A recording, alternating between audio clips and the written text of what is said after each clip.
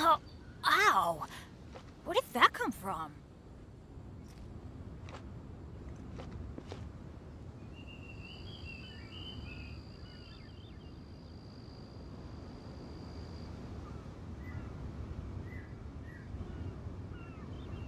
Let's go find some treasure!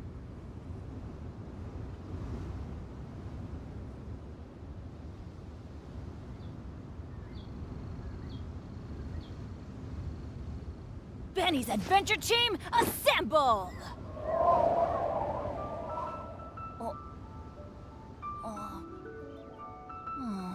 Or not.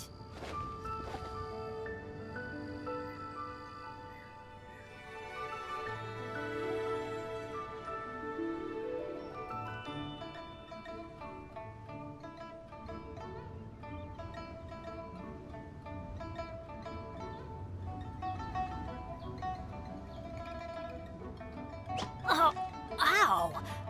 Where did that come from?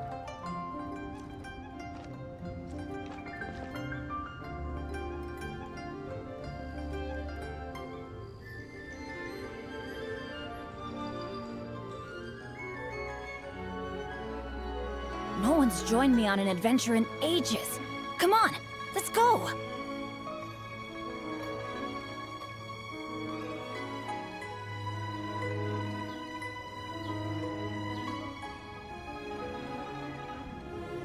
Benny's Adventure Team, assemble!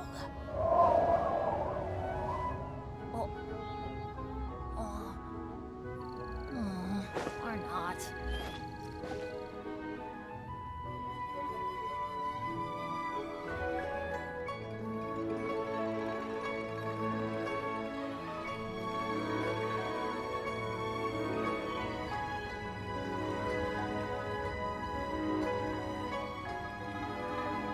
Let's go find some treasure.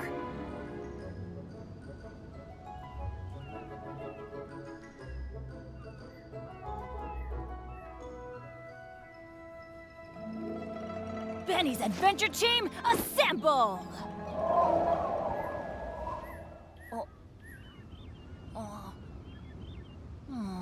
Or not.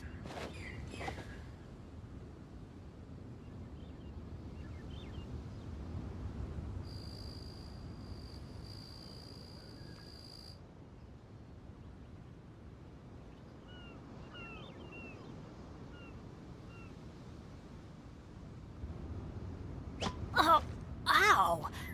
Where did that come from?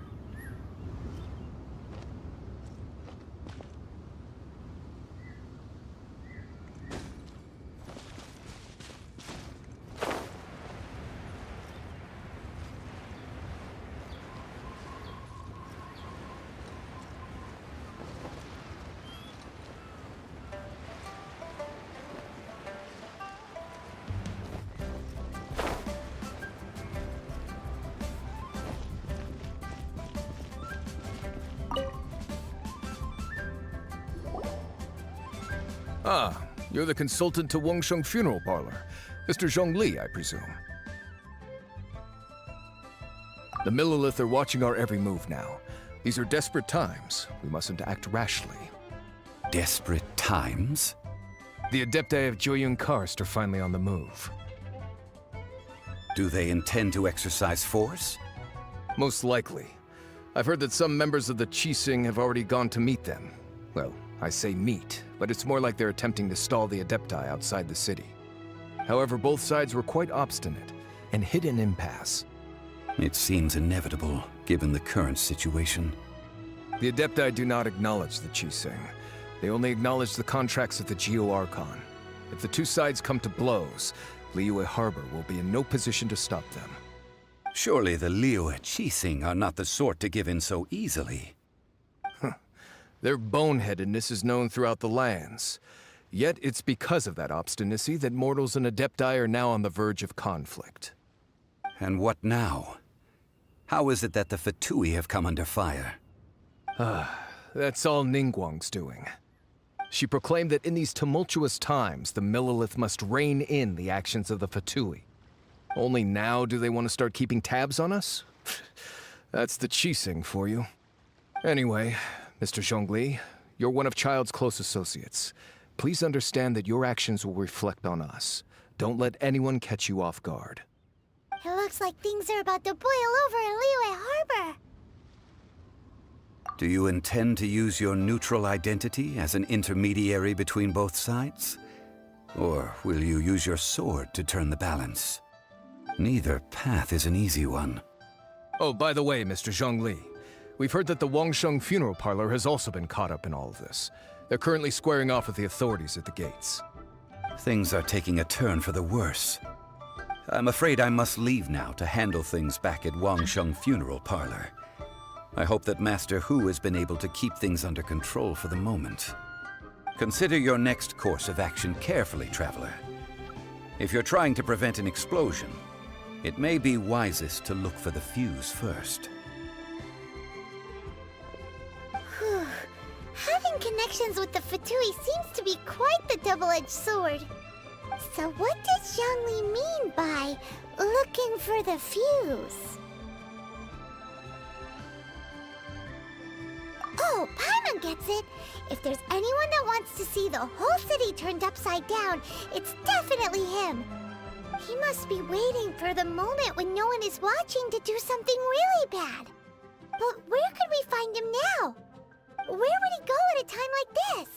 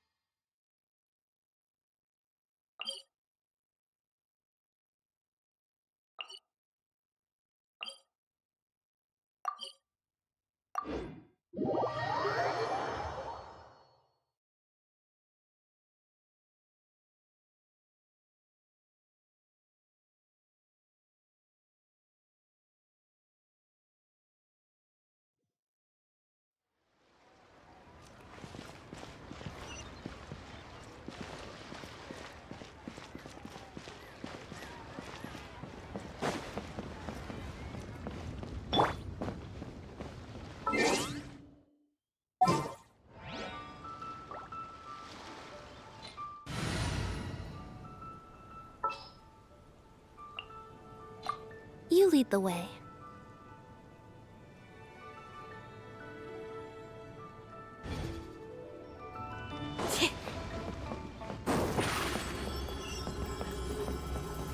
Step on up!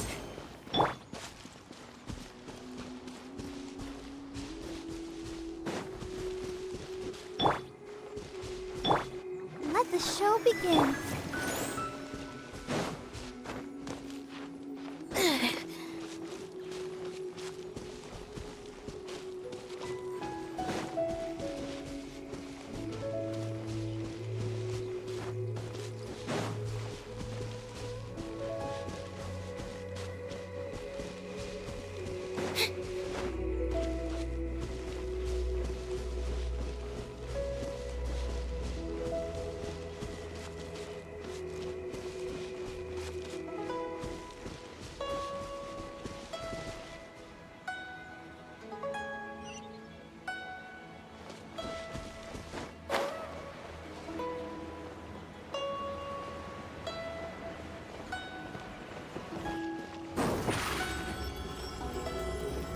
Over here!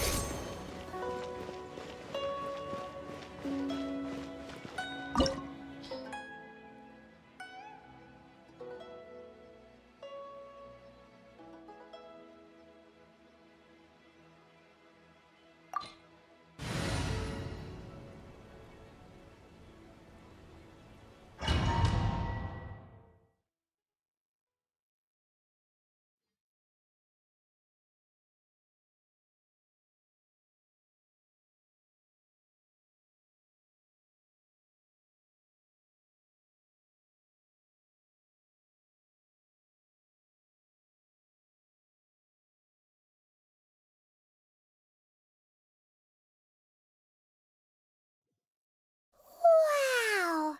This is the Golden House?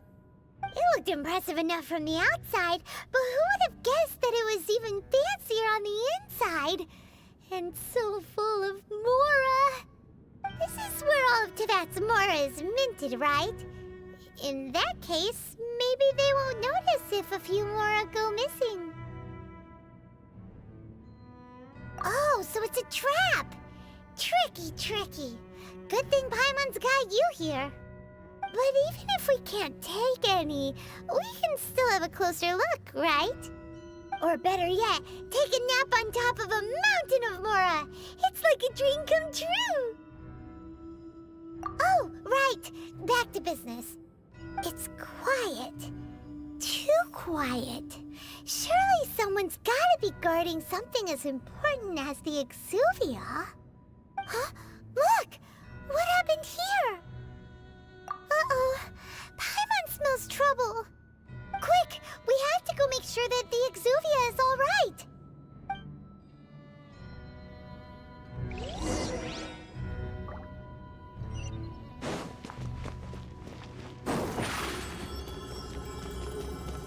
Surprise!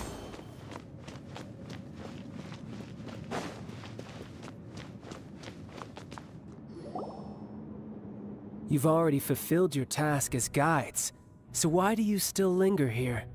Haven't you already seen enough trouble for today? Huh? Who's there? If you were Fatui, I imagine that you would be entitled to a generous reward from the Tsaritsa herself. But now, you're nothing but dross, and you're in my way. Although I'm deeply grateful to you that I was able to effortlessly find this secret location, don't you think that trying to stop me now would just be wasted effort? Stopping the Mora Mints, hiding away the Exuvia. The Chising are really pulling out all the stops this time. So you've been planning to take the Gnosis from inside the Exuvia all along? As one of the 11 Fatui Harbingers, it's my duty to see the will of the Tsaritsa fulfilled. She will get that which she desires. I'm not asking for your blessing, and there's nothing you can do to stop me anyway. The time for discussion and diplomacy has already passed. I mean, if it were up to me, I would have skipped that stage to begin with. But I'm willing to do as the Tsaritsa deems fit. Either way, we now come to my favorite part. A simple pleasure, and one that I am oh so delighted to be sharing with you. The battle. Battle? So you're the type that goes looking for trouble, huh?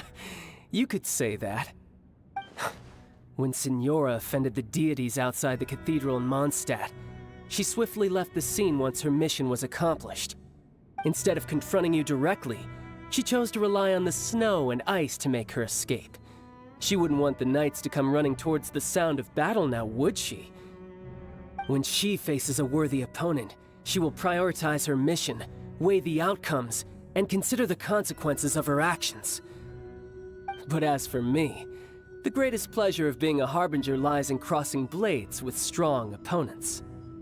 We won't let what happened in Mondstadt ever happen again!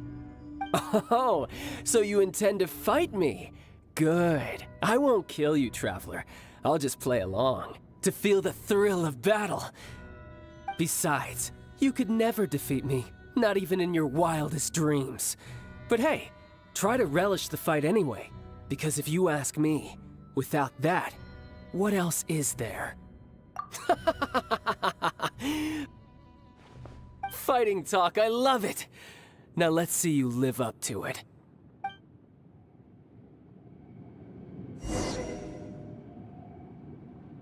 This chance is hard to come by, so show me all you've got.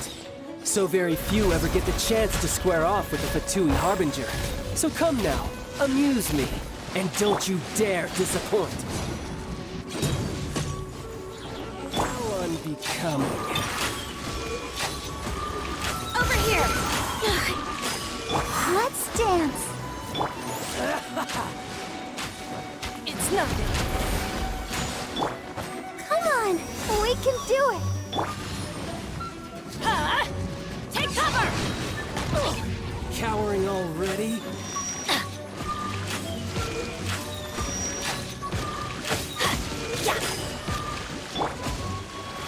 Give up.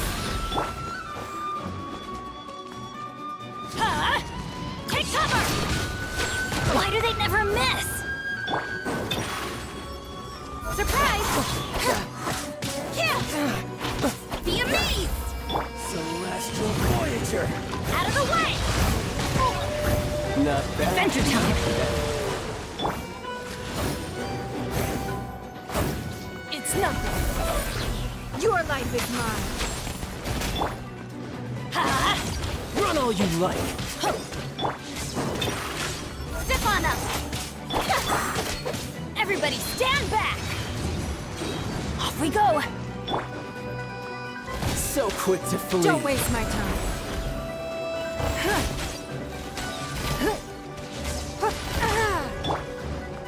Let's light it up!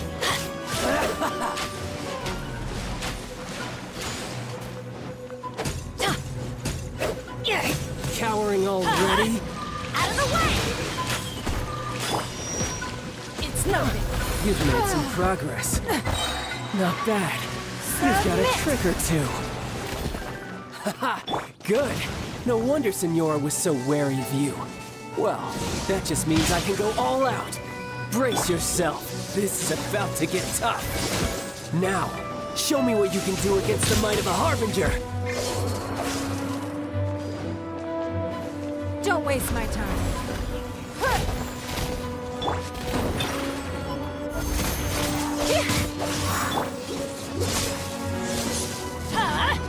Take cover! Give up.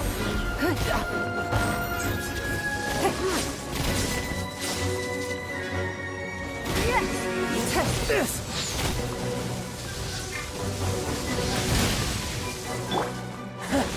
You've got some skills. Get out of here! Take cover! Don't waste my Raging tide! blood. Goodbye. Over here!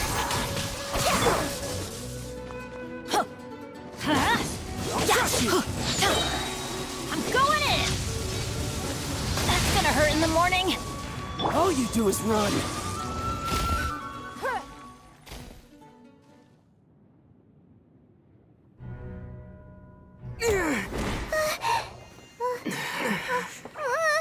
Not bad. Your swordsmanship is quite impressive. But that's about as far as you'll get.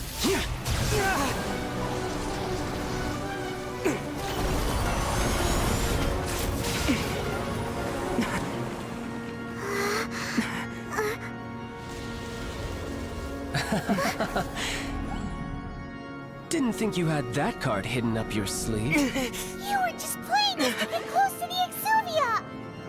Oh, quiet down. Stop acting like some wide-eyed recruit. You've seen this world. You of all people should know. This should have been expected!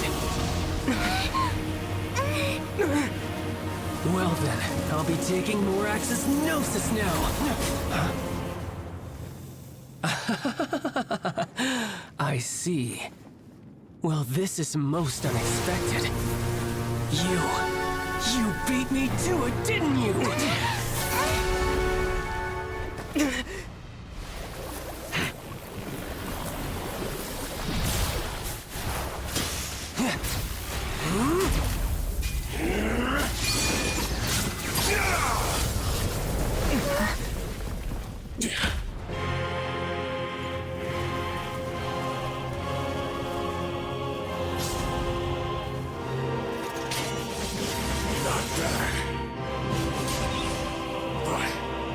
This is going to cost you!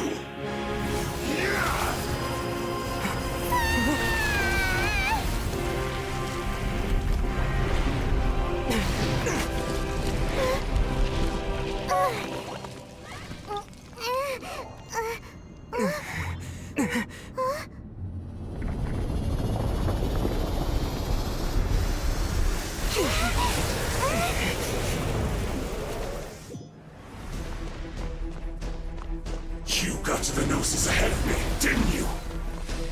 Did you simply move faster?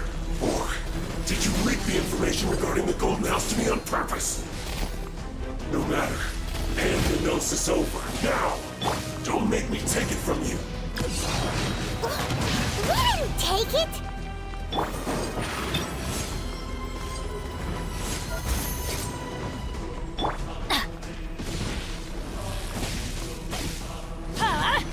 Take cover!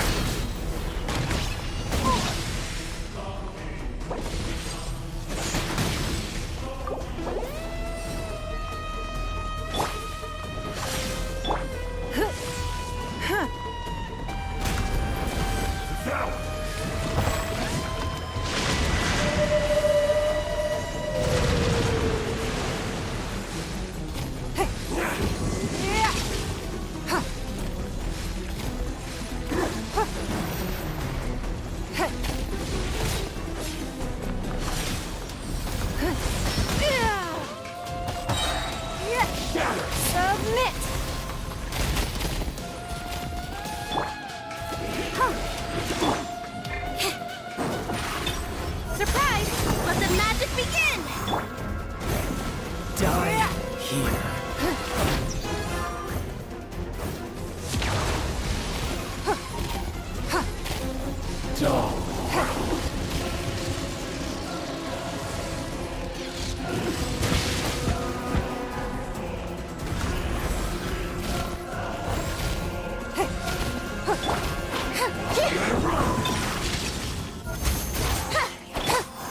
I'll protect us.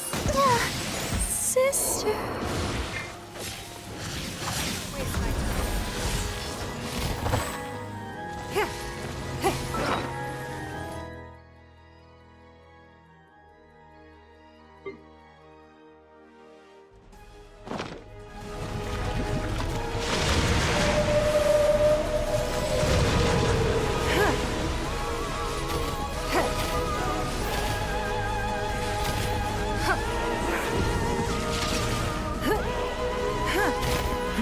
Give up.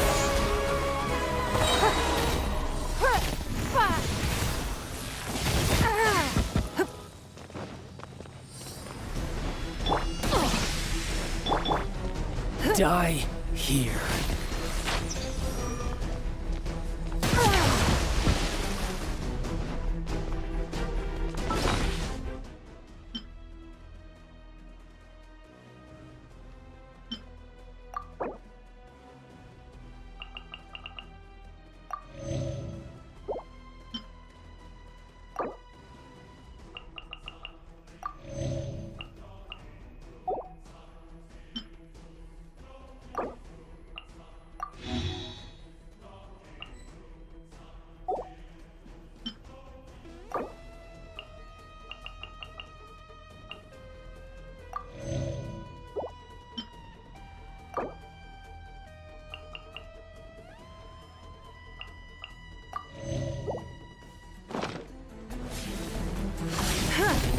Don't wait.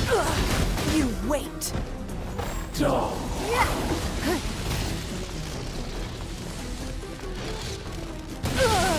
The victor has been decided.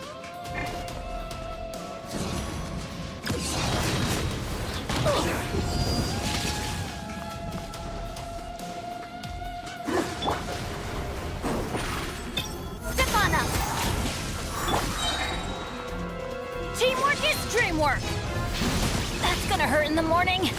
Get out of here!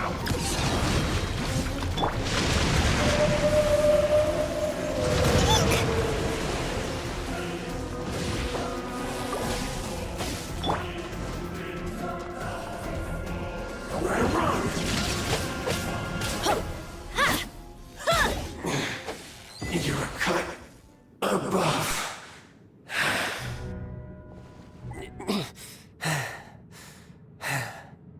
Look! Child's back to normal again. Well then, time to cool off. It seems the burden of the foul legacy transformation was too great for my body. I lacked the opportunity to think this through. And now that I consider the matter more carefully, you never had any chance of beating me to the Gnosis. You had no connection to the Gnosis, no matter where it had been taken. That's what we've been trying to tell you. We didn't take it. Your show of ability today far surpasses that of Signora's initial assessment of you in Mondstadt. Tell me, how could that be? You already know the answer, don't you? I can see it in your eyes. But if that is a secret you wish to keep, I guess I'll just have to curb my curiosity. This battle has already left me satisfied.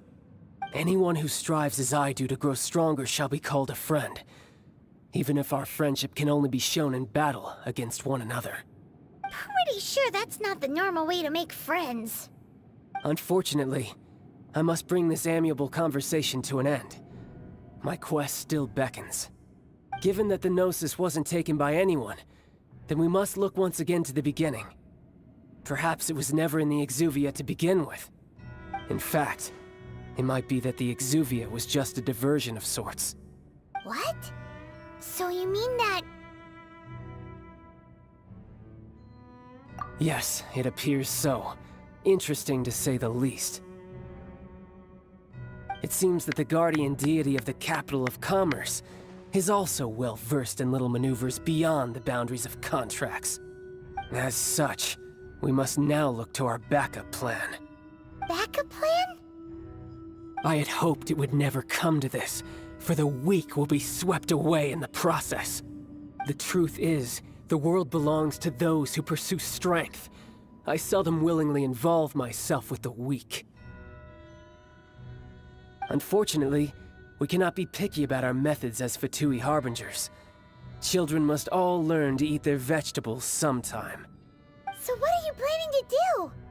I will awaken the god that lies dormant beneath Guyon's stone forest. A god? Osial, overlord of the Vortex, who was defeated by Morax, the Geo-Archon in the Archon War, and who has remained pinned beneath the waves by the Geo-Archon's stone spears ever since. If such an ancient god were to be unleashed upon Liyue Harbor, defenseless without the protection of its deity, do you think the cunning Rex Lapis would just stand aloof and watch the ensuing destruction? But the Archon War ended 2,000 years ago. How can an ancient god appear in a world now overseen by the Seven? Simple. I've already prepared the means to awaken it. Hey, those are sigils of permission! Oh, Paimon remembers now. The Fatui have been researching them. Indeed. The one that was given to you was just a byproduct of our research. With the power of so many sigils of permission concentrated in one place, along with that which was bestowed upon me as a harbinger by our Tsaritsa, breaking the subduing might of the Geo-Archon spears for a time should be no obstacle. Using the powers of ancient gods in such a situation fails to interest me, and is largely against my principles. But knowing that such an action will not only force the Geo-Archon to show its hand, but you as well, that makes matters a little more intriguing.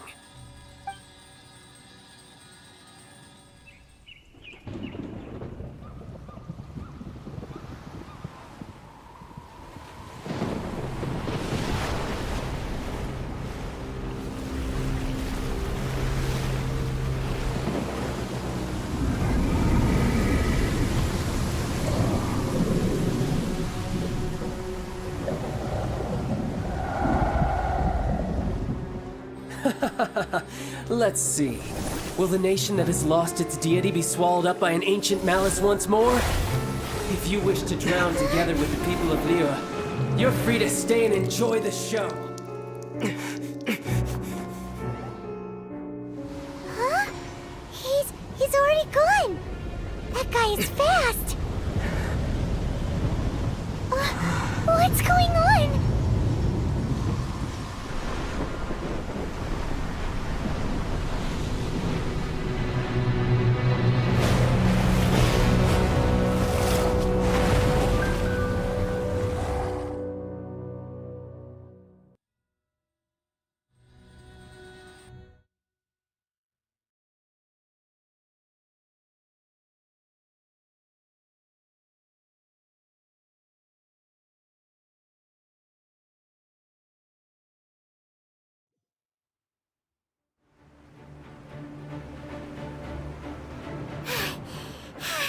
Paimon's exhausted.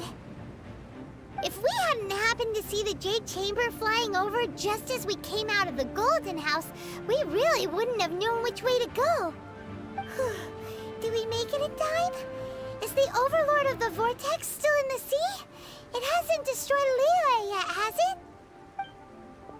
What are you doing here? Huh? Hold on. It's the Adepti.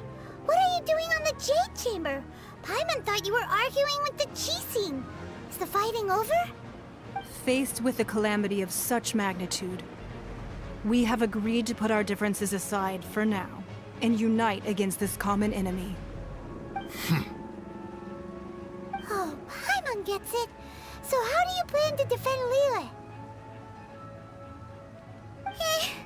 Just seeing this Overlord of the Vortex guy puts a pit in Paimon's tummy, even from all the way out here. It's not just you. We've got new Millilith recruits who can't even stand at attention without shaking. The force of an ancient god's presence seems to be too much for ordinary people to handle. Which is why we must stop that monster before it gets any closer to Liyue Harbor.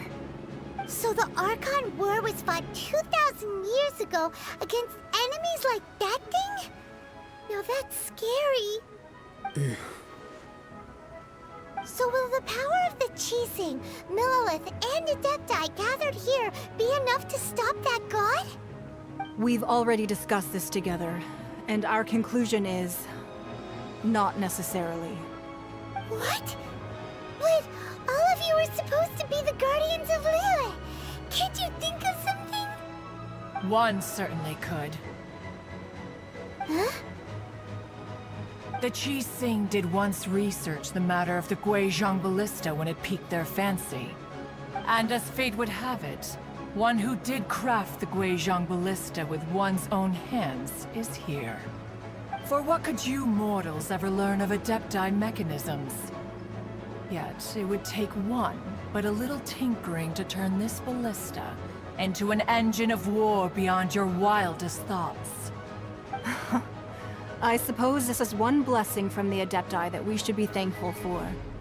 So be it. We shall use the upgraded Guizhong Ballista to fight off that god. All the Adepti here can lend their strength to man it. We haven't a moment to spare. Our battle begins now. Yep.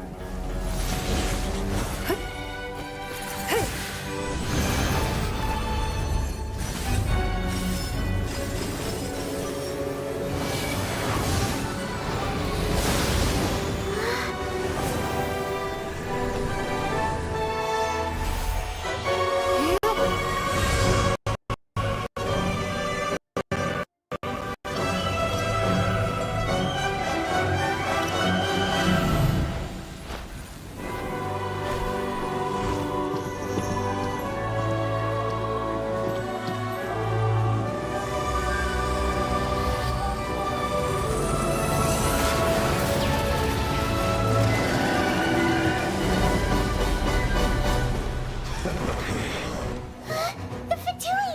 They're attacking the Guizhong Ballista!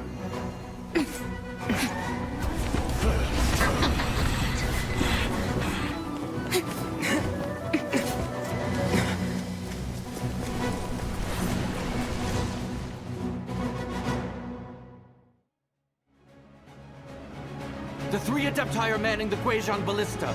Do not let the Fatui disturb their work! All able Millelith, with me! Let's go help too! We Adepti have not faced a god in several millennia. Let one see what you're made of then. What strength remains within you, one wishes to witness. It's nothing.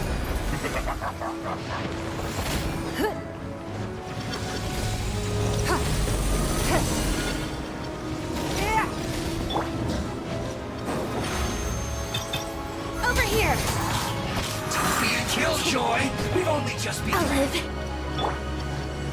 Get out of here! Take cover! Off we go! Let the show begin.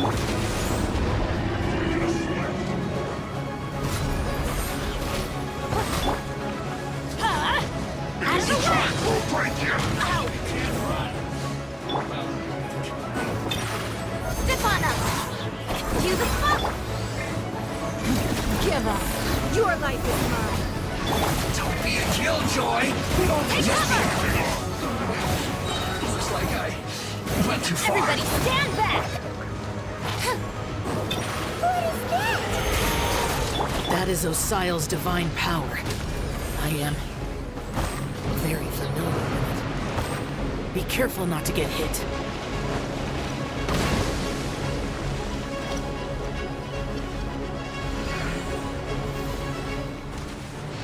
The Fatui! Their attacks are unrelenting! How daring. Snezhnai's diplomats will answer for this afterward. Every last one.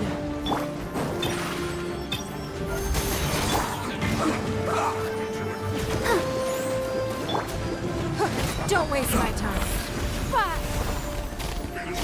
The ancient god's attacking again!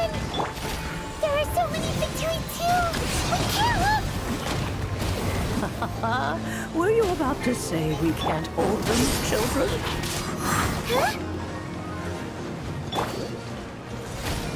Don't lose heart. Here, take this. This is adeptal energy. That light from your body. It's like the time in Julian Cars. Wow, it's Madam Ping's shockwave. This gray is really strong.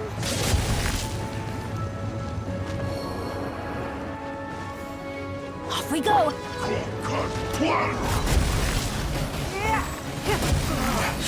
Looks like I'm not going anywhere. Let's light it up! Oh, let's dance.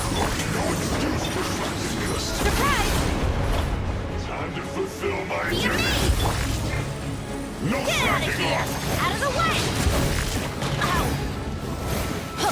My duty.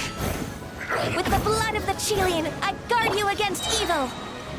Cast your fear of injury by the wayside, and fight with all your might! I too did this during the Archon War! So this is what Ganyu's like in a fight. My name means swiftness. Take my power and run as I do. We're going too fast.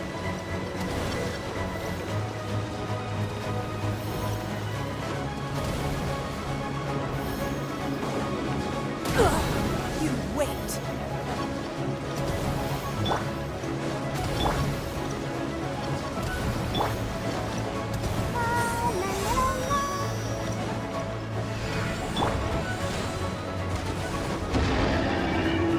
Child, you are strong in body and spirit. Perhaps you can withstand 3 forms of adeptal energy at once.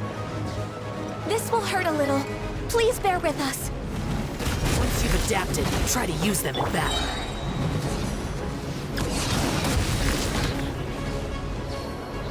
I'm going in! Off we go!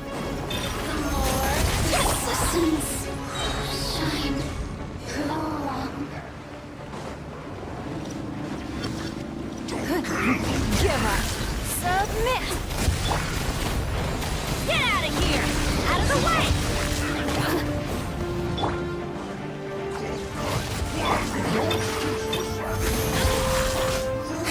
Yeah! Cue the spotlight! Exercise caution. I fear that the god's power has reached its peak. In other words, if we hold here, there's nothing worse to come, right?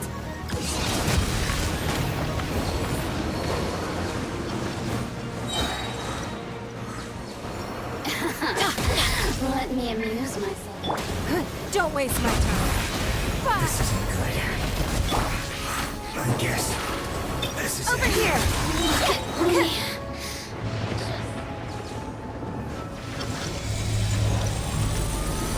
Let the magic be...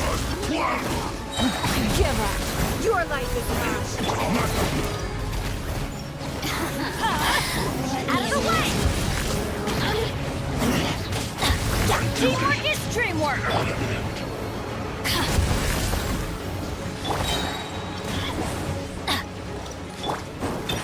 Step on up! Frozen descent.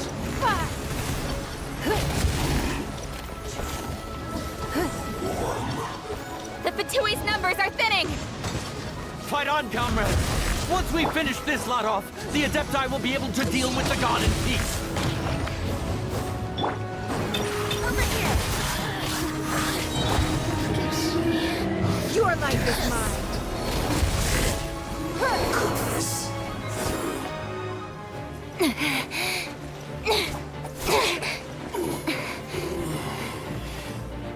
The interlopers are no more. Now we may commit ourselves fully.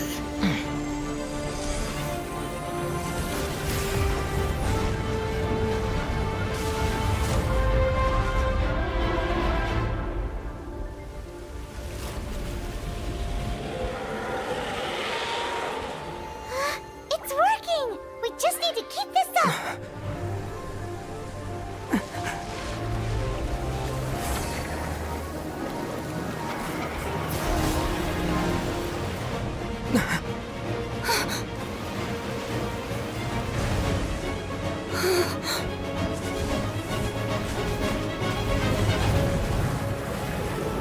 Be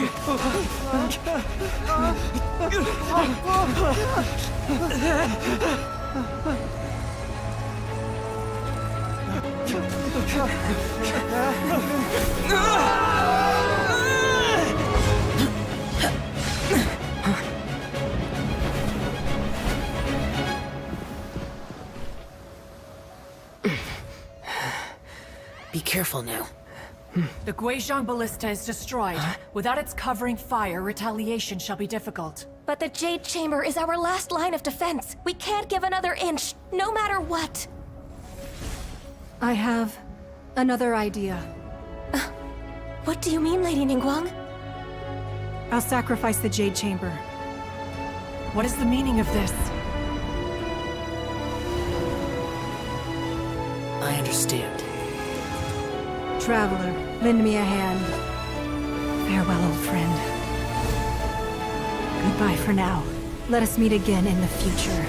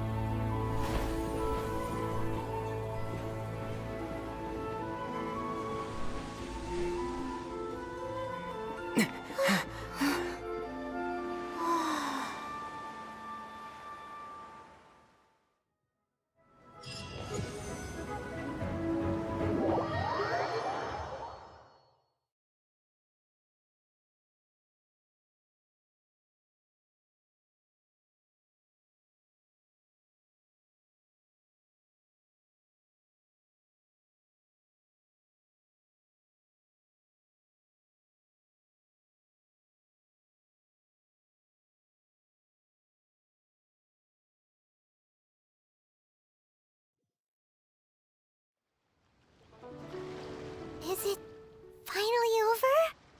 The ominous aura of that monster has indeed begun to fade. The effects of the Sigil of Permission last but a short time. It will be some time before the Overlord of the Vortex can make any waves again. We are indebted to you for your assistance. If the Adepti hadn't happened to be here, the future of Liyue Harbor would surely have been in great jeopardy.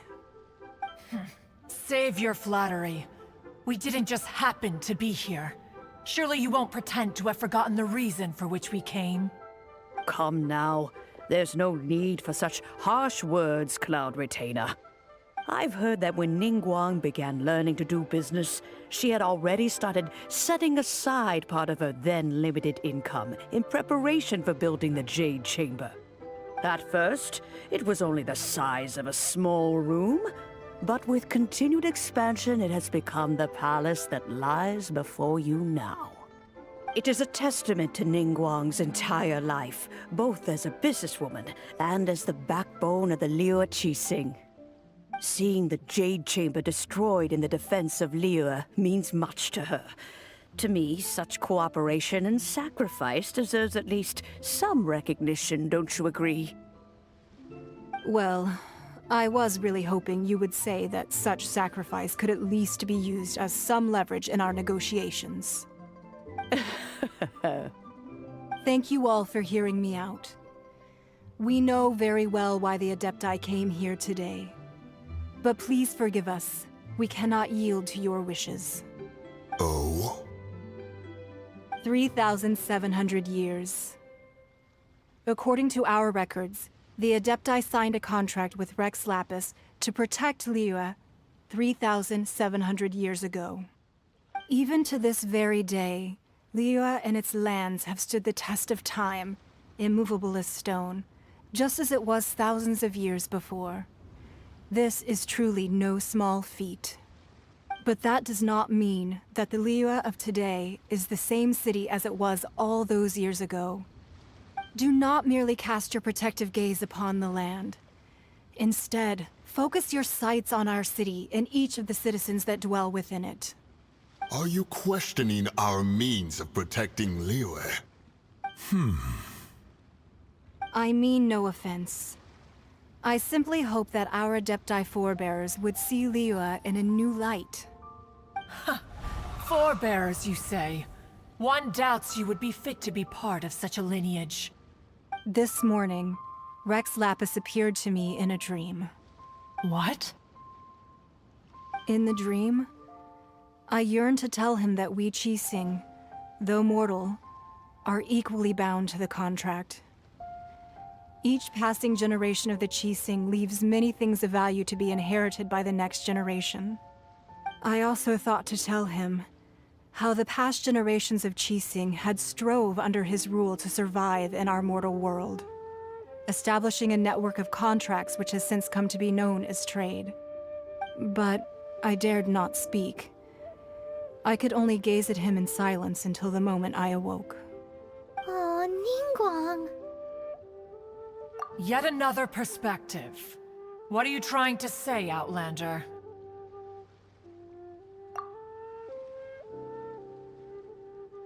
Right!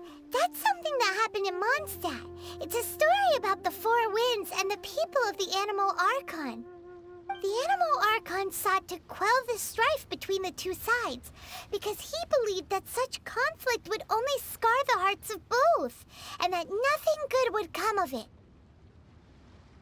Each of the 7 nations has its own scars from the past. Though your point is the very height of simplicity. As Adepti, we've become a laughingstock, to be chastised thus by an outlander who has lent us such succor. All right, all right. Didn't Ningguang suggest that we should focus on the city and each of its citizens? I know I already have, so why not see for yourselves? I apologize for appearing in full armor. I am afraid I cannot show the proper courtesies. And who are you? I am Feng Yan, a sergeant of the Millelith. I have come to extend my thanks to the Adepti. I thought this battle would perhaps be my last.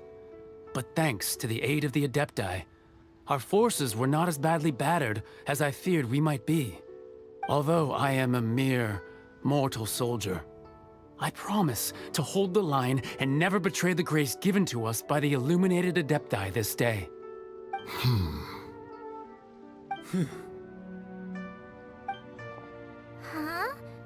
Why does everyone look so down? Didn't we just beat that big monster? Weren't you frightened, dear? It was quite the predicament. I wasn't afraid. All the strong Millelith guards were there, and those powerful heroes with their visions were there. Everyone was there. When danger is near, everyone always protects me. And the rest of the time, they make fun toys and tasty snacks and loads of things that make the harbor so pretty. Thanks for protecting Liyue Harbor. Please come visit us for the next lantern rite. Unfortunately, we wouldn't be able to participate. Huh? Because we are Adepti. Oh, okay.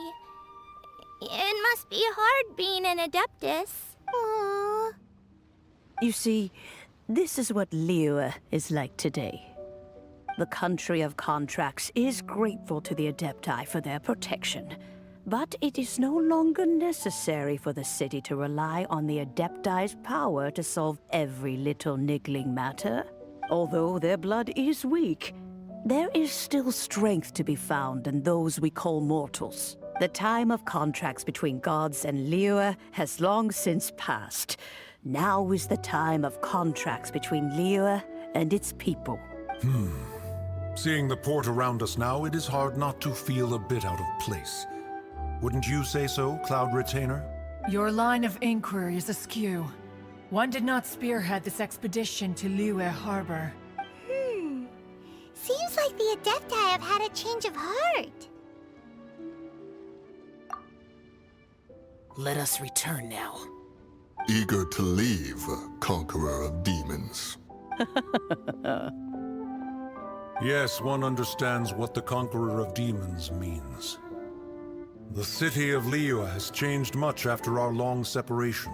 One fears that by the time one finally grasps the new contracts of Liyue, you humans would have once again changed the place beyond recognition. Fair enough. Away we shall, and return whence we came. Since we Adepti have consensus, then one shall persist no further. But how will we ensure that the Liyue Qixing will not simply exploit their power once we depart? In my view, that is still a thing to be guarded against. All right, Mooncarver, you needn't worry. It seems to me that this right of supervision is best left to the people of Liyue. Looks like the conflict between humans and Adepti was avoided. All's well that ends well, huh? Oh, right! It's nice that we've got peace and all, but we're forgetting one thing. Child wanted to unleash the god so he could lure Rex Lapis out. But we were able to handle the Overlord of the Vortex on our own. So Rex Lapis never showed up. Oh, and speaking of that, don't we still need to get to the bottom of that Archon's death, too?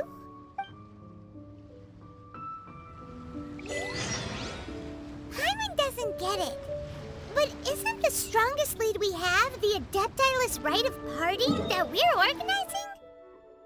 No idea where Zhongli's gone. Let's ask for him at Wangshen Funeral Parlor.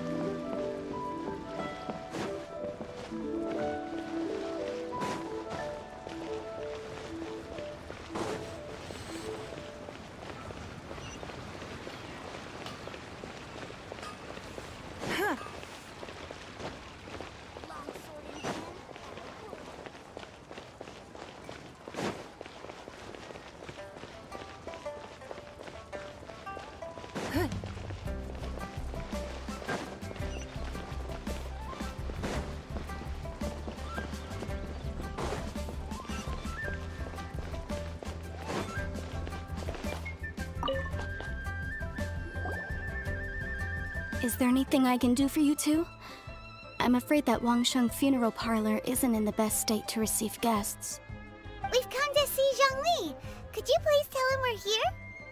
Unfortunately, Zhongli isn't here at the moment. It seems he went to Northland Bank. Doesn't the Northland Bank belong to the Fatui? Last time we saw Zhongli was before we went to the Golden House. Do you think he doesn't know about the attack on Liyue? Visiting the Fatui at a time like this could only mean more trouble. We had better go and make sure that everything is okay.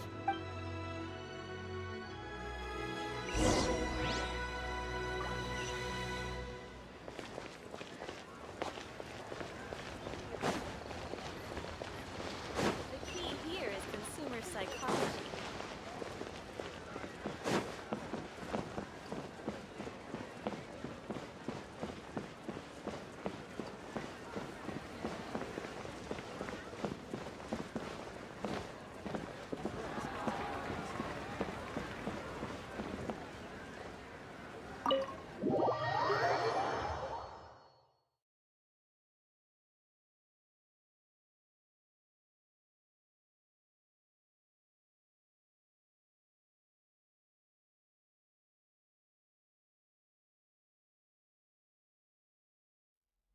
You call this cooperation between Harbingers?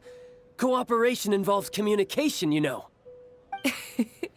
Don't take it to heart, child. Besides, aren't you happy that you got to skip the formalities and bring chaos to the land? I'm sure you must have enjoyed that. Oh, it seems that some of your friends have arrived. Hey, it's Zhongli and Child. And you! You're also one of the Harbingers? It's you two. I believe we've met once before. In the city of Bards, was it? I'm glad you still remember my name. Ah, right. I imagine that it must have been rather hard to forget watching helplessly as something precious was snatched away from your friend. Well, if it isn't you two. This is our first time seeing each other since Liyue was nearly wiped off the map. This is certainly a bit awkward, wouldn't you say? Paimon knew that we should never have trusted a Fatui Harbinger. Oh, now don't say that. Sure, I may have misled you, but I never had anything against you personally. Besides, I thought we were getting along quite well together, didn't you? Except for that little tussle we had at the end. Nothing personal. We just have different views, that's all. Of course, you may very well hold this against me, but that's up to you. The real deceivers here are Senora and Zhongli. Curse them for leading me on. So actually, I think... Stop wasting time, child. There'll be plenty of time to chat once I'm through here. You remember the agreement, Morax. Now, if you would be so kind. The Gnosis, please. What in the world are you talking about? The contract is fulfilled. That which thou seeketh is now bestowed unto thee. For my promise is solid as stone.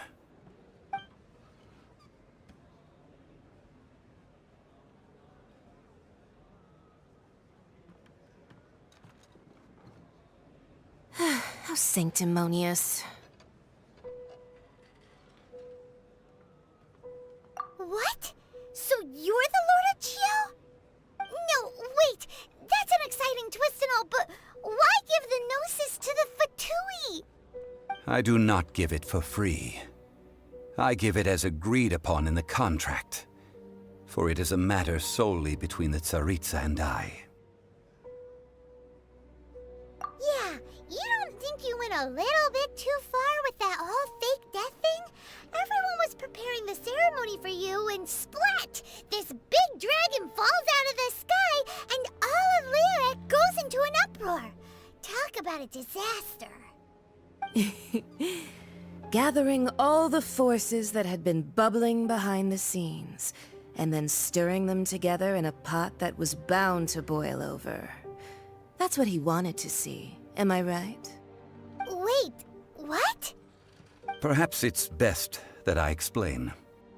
As you know, I've dwelt upon this world for more than 6,000 years. It is now 3,700 years ago that I founded Liyue together with the Adepti. Even boulders that can withstand whirlpools will erode with the passing of time. I kept convincing myself that cracks had not begun to form, and that the end of my time had not yet come. Until one drizzly day, as I was strolling along the harbor, I heard a merchant tell one of his workers, "You've finished your duties. Go ahead and call it a day." I stood motionless among the crowds, asking myself, have I already finished my duties? Oh, Zhongli. But as I began to consider relinquishing my divine role, I soon discovered that many reasons still remained to not hastily depart. Was Liyue, the city I had dwelt in for so long, already prepared to enter its next age? I decided that a test was needed in order to reveal the answer. So I feigned my own death, and gathered the cast of Child, the Adepti, and the Liyue Qixing to play their roles together on the stage that was Liyue. Indeed I was. The Gnosis, which I had kept for so many years, suddenly seemed to have lost its meaning. That's right, which is why I continued to safeguard the Gnosis until now. So you mean that if the chaos ever reached the point of no return, you would simply appear and use your divine powers to bring Liyue back under control? Of course, and it would have been all too easy for him too. Just as a child quickly matures after losing their parents, so has Liyue matured when faced with the death of its deity. In the end, The resolution to all that has transpired was even more satisfactory than I could have hoped for. Take the Adepti, for instance. Owing to their years of seclusion, they were the least informed. Yet when faced with a crisis, they commendably showed the greatest amount of restraint possible. Not only did they manage to cooperate with the Qixing, but in the end, they even made efforts to understand the hearts of the people. Credit is also due to Signora, the emissary dispatched by the Cryo-Archon to fulfill our contract. At my request, she kept everything she knew in strict confidence. This despite the eavesdropping ears of her colleague, Child. This meant I could remain as Zhongli, even having the chance to fulfill the age-old traditions of Liyue in this mortal form. Thank you for joining me on this journey, Traveler. All of these things turned out as I had planned. There is only one thing that I had not anticipated, and that was the conduct of the Liyue Qixing. I had expected them to do no more than the Adepti, to come to the defense of Liyue. But when all was said and done, they seized the opportunity to supplant Liyue as divine protectors, and used the subsequent power vacuum left by my death to quickly gain complete control of Liyue. Huh? That doesn't sound good at all! On the contrary, I think it is excellent. I had always feared that it was too soon for them to take over from me. And it was also that which I longed for the most. As such, this is the best parting gift anyone could have given this god of old. Hey, what about me? Doesn't anyone feel the least bit of remorse for deceiving me? You've practically kept me in the dark! I think that thanks would be more appropriate. You certainly played no small part in all of this, wreaking havoc and turning the city upside down. The Lord of Geo ought to thank you for your performance, if anything. If you hadn't created the pressure of a battle between mortals, Adepti, and a god, the lump of coal resting in the hands of the Geo-Archon, Liyue, would never have been able to become a dazzling diamond of a city. Huh?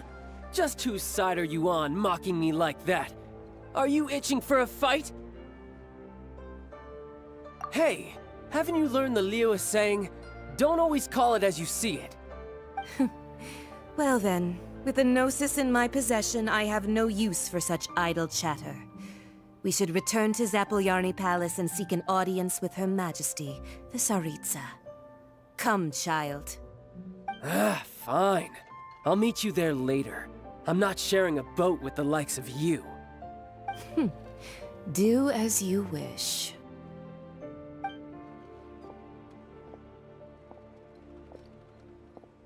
Now then, is there anything else you wish to ask me? Right! As Zhongli always told us, a good trade is a fair trade. Paimon has no idea what could be a good trade for a Gnosis. Realistically speaking, there is no such thing. Huh? However, I am the god of contracts. For thousands of years, I have made countless contracts. If the deal was of no benefit, then I certainly would not be inclined to agree to it. My agreement with the Cryo-Archon will be the last of my contracts as the Geo-Archon. My contract to end all contracts. As for the bargaining chip that the Tsaritsa used to balance the scales, uncover that answer for yourself in your future journeys.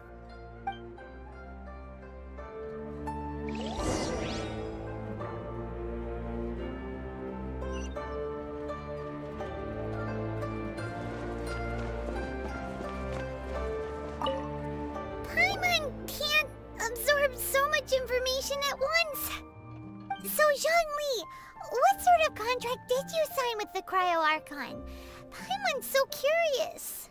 One of the clauses of our contract was not to divulge any of its contents. Ugh, you're so petty.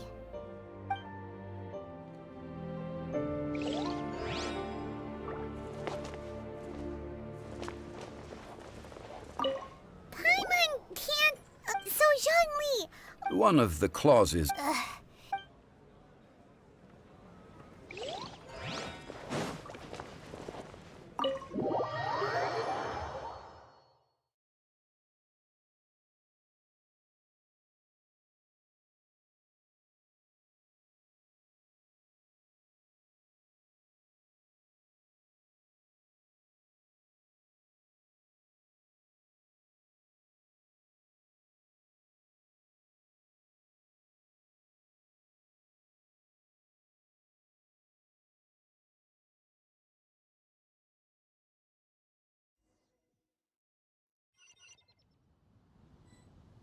Today's the day of the rite of parting. Although the star of the show is fake, we've spent so much time trying to organize it, it would be a real shame not to go there now.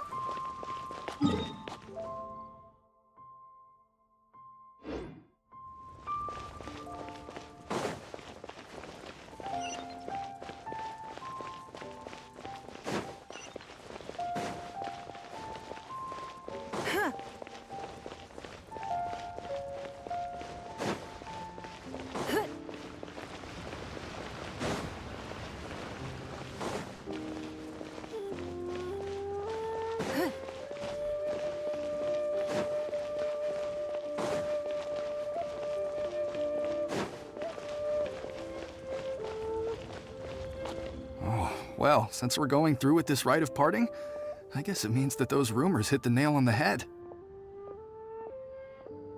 So Rex Lapis is really... But they didn't catch the culprit, did they? Oh, come on. Do you think that the assassin could have been a normal person? You know what I think. I don't think any of the gossip on the streets you hear from those shady types is worth anything. There's only one real possibility in my mind. I've heard that the assassin was that Fatui fellow. Youngish, pretty high in rank. I think they called him Child. The Fatui? They certainly are very suspicious. Shh! Lower your voice. If the Fatui catch you in their sights, Rex Lapis won't be around to protect you this time.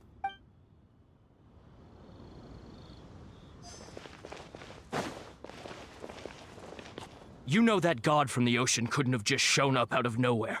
I mean, it's been 2,000 years since Rex Lapis subdued it.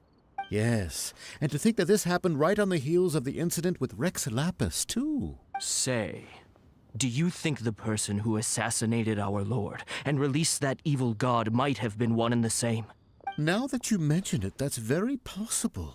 Yes, it's very possible indeed. I mean, it all fits together.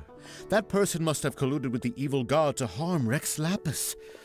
Oh, that wicked, black-hearted scoundrel. Still, what sort of supernatural prowess must this person possess to be able to do such things? I have never heard of such a person in all my years. Ah, forget it. Guessing's no use to us. Look, the Millilith over there looks like he's about to make an announcement. Let's hear what the Ministry of Civil Affairs has to say first. What if Master finds out? Please be mindful of your personal safety.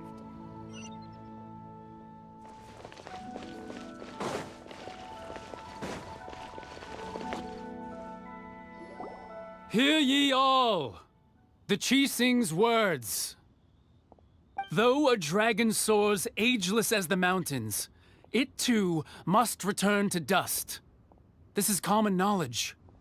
Gods and Adepti live glorious lives, but both light and shadow have their season. So too must they face divinely appointed trials. Rumors and hearsay abound on the streets that Rex Lapis was murdered. Now, let the truth be revealed. Having been thwarted in his trial, Rex Lapis's soul has recouped the celestial heights. He beseeches the people of Liyue to grieve not and to let not their hearts be saddened. Nor are they to believe street-born rumors or indulge in baseless speculation.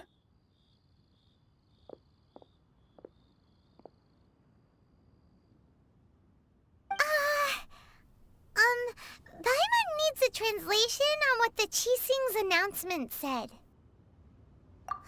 So that's how they're spinning it. Something feels off. Why would they suddenly give up looking for the murderer? Not to mention how this excuse sounds like something they just made up on the spot. Could the Qixing already have known that Rex Lapis wasn't dead? But Zhongli said that neither they nor the Adepti knew anything.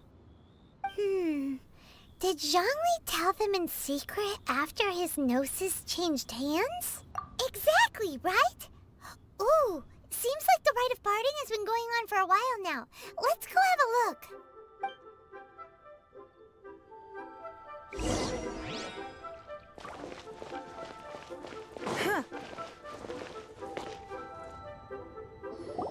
Look, it's Ningguang and Keqing. Are they saying something? Are there speeches over? As said previously, Rex Lapis's soul returning to the heavens is the end of the contract. And it is also the end of an era. 3,700 years of contracts burnt and reduced to ash. We, the people of Liyue, were indeed prosperous. But blinded by our prosperity, we forgot that time can be pitiless. The long, unending dream of our Archon walking among us. Now that we have awoken from our dream, we must learn to say farewell. Will you stand with us as we re-establish our contracts? As we build a new age of prosperity? So concludes the words of Her Eminence the Tianquan. Does Her Eminence the Yuheng have anything to add? Huh? Is she looking this way? Traveler. Yikes! She really is looking our way! Is that the traveler who they say defeated the ancient god? So young. The Liyue Qixing always repay their debts. And as you have heard, our eyes see far and our reach is long. Name your price. You deserve that much. Whoa!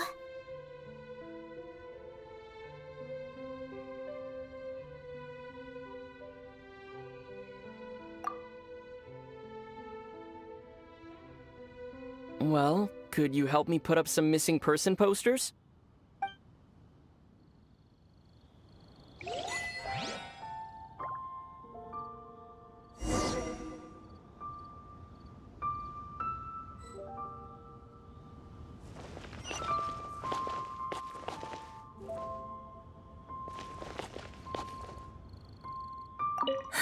And to think I'd put my best perfume on before coming here, thinking you'd like it.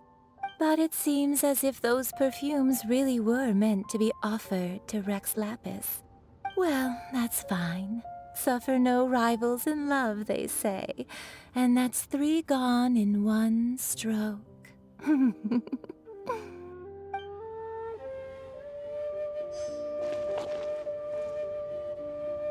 As for the mortals and Adepti of Liyue, what shape shall our relationship take from now on?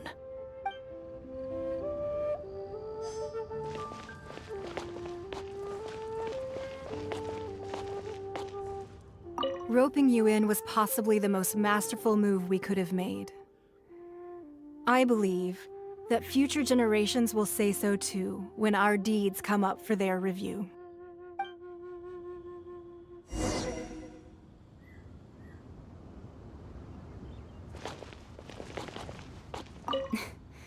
Why, you... Were you just trying to look cool earlier, or are you really that selfless? If you were looking for someone, you could have just told me that in private. The cleanup of the premises, managing the crowds as they exit, making an account of the rite. There's much that remains to be done. I didn't miss anything, did I?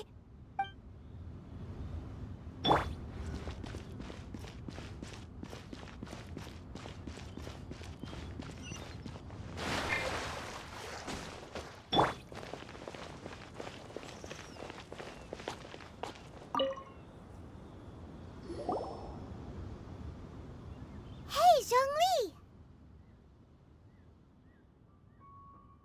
Look at this. Everyone in Liyue is caught up in their emotions, thinking that they'll never see Rex Lapis again. And here you are looking all relaxed. Why would I not feel more at ease after laying down the burden I have borne for 3,700 years? Right. If the 2 of you can spare the time, I should treat you to a meal at the Shenhe kiosk. Ha! That sounds like big talk, Zhongli. Paimon might have believed you if you were treating us to some 3rd-round knockout, but you'd have to pay out your nose just to stand inside Shenhe kiosk. Are you sure you can afford it? You're right. I do lack the Mora. But why would Morax lack As the Rex Lapis Morax, I can easily create Mora. But since I have chosen to walk this earth as the mortal Zhongli, I should abide by the same rules that mortals do. When I was journeying with you, though I still had the Gnosis in hand, I knew that I must soon retire from my role as an Archon, so I had to rehearse a little for my new life. Oh, no wonder! Paimon gets it now. You didn't look at the price tags when we were spending because you've never had to. But since you weren't used to not being able to just make more Mora as and when you wanted to, you had to try becoming a parasite to society who lives off of other people's credit. Well, we were only spending Fatui money. You don't have to say it like that. In the City of Commerce, we do not merely exchange money or goods. We also exchange knowledge, memories, and foresight, as well as positions, roles, and lives. The Archon Morax could never experience life as the true mortal Zhongli could, no matter how many times he descended to be with his people. I must thank you for that. I will treasure the memories that I made as Zhongli, traveling the streets of Liyue with you. That is true. But there is no journey that does not end.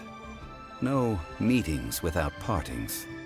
Paimon thinks that we should make a move and continue our search for the Seven. I fear that continuing your journey may be difficult. The nation that neighbors Liyue by sea, Inazuma, is presently closed. Yes, the nation has been closed by order of its deity, the Electro-Archon Ball. And just as the people of Liyue preferred to call me Rex Lapis, she too goes by another name among locals in Inazuma. Paimon thinks we've heard that one before. Raiden? That is the case. And since Raiden is also the Shogun of Inazuma, people call her the Raiden Shogun. That said, though people at the wharf were saying that the situation in Inazuma is very tense, Paimon doesn't remember that always being the case. It wasn't that bad last year. Zhongli, since you're Rex Lapis, shouldn't you know something about what's happening there? Just how did Inazuma become a closed nation? It's because of visions. Visions? When faced with circumstances beyond their control, humans often bemoan their lack of power. But if a person shows true strength of will at a desperate and fateful moment in their life, the gods will look upon them with favor. This is what visions are.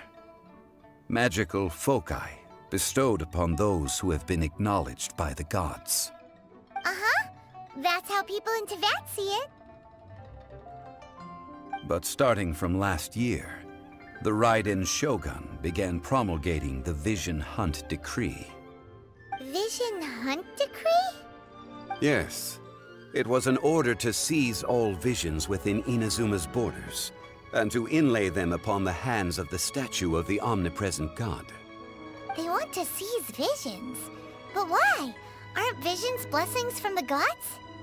I should think that in the Raiden Shogun's eyes, it is precisely because they are divine blessings that they should be under the sole dominion of divinity. Whoa, that's harsh. The Animo Archon is the god of freedom, and the Geo Archon is the god of contracts. For her part, the Raiden Shogun is the god of eternity. It seems as though she has finally decided to eliminate any unstable elements that could pose a threat to her eternal realm. The fact that even I, the oldest of the seven, have now passed away, will only strengthen her resolve to pursue eternity. Knowing her, she must have again quoted that adage she is most fond of when proclaiming that decree to her people.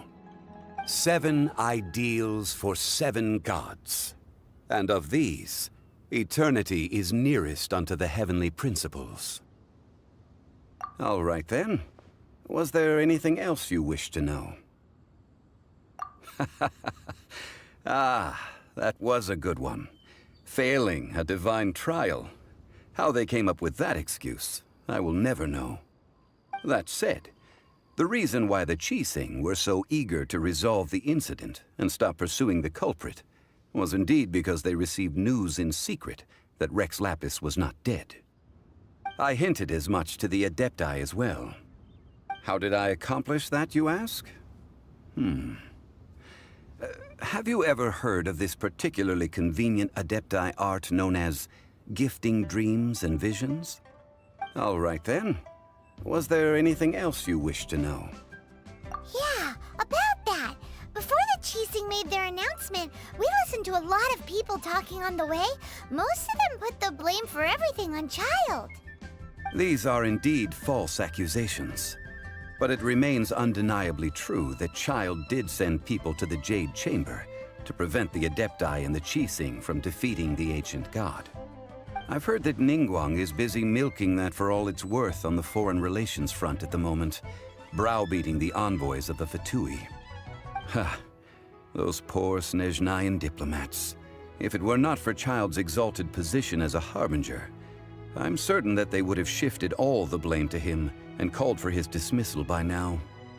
All right then. Was there anything else you wish to know? The time of the Adepti has long passed. If even the Liyue Qixing don't want to face that truth, then what future is there for Liyue? Kuching is absolutely right in saying this.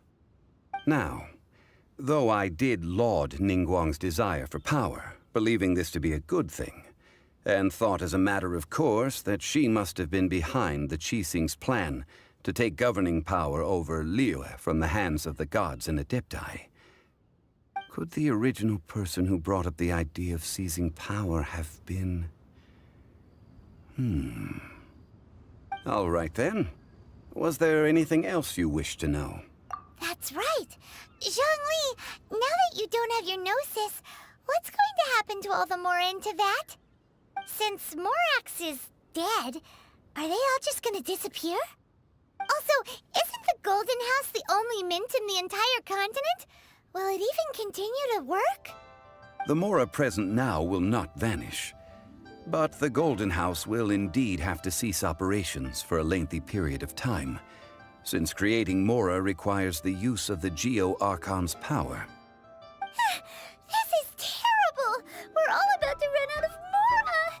The world is coming to an end! Yes, this is indeed a major issue from a financial standpoint. Well, I suppose we'll just leave such troublesome matters to the Liyue Qixing to debate. Then, did you at least set some private funds aside for yourself? Oh, a private fund. This does seem like a good, logical, common-sense idea. It's a shame. What's a shame? It's a shame that I didn't think of it at the time. All right then. Was there anything else you wish to know? Well then, I suppose you'll have to find a way to get inside this closed nation. Have patience. I suspect that some serendipity must first come into play.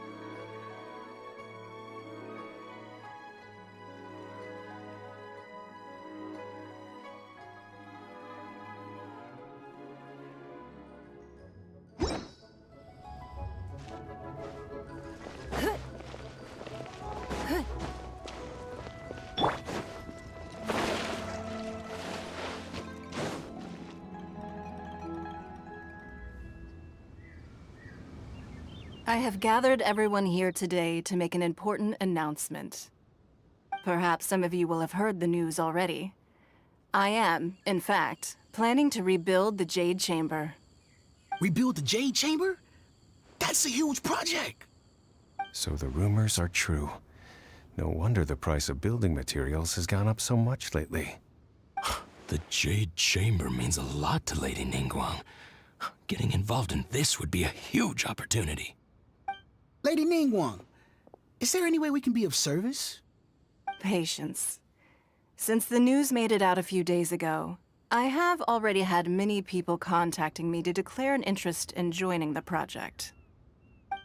Nevertheless, I do have a few matters I should like to entrust to you here today. The building site has been chosen, and most of the materials have been assembled. 3 key items are, however, still outstanding. They are as follows: Sunset Vermilionite, Wonder Cores, and Adepti Sigils.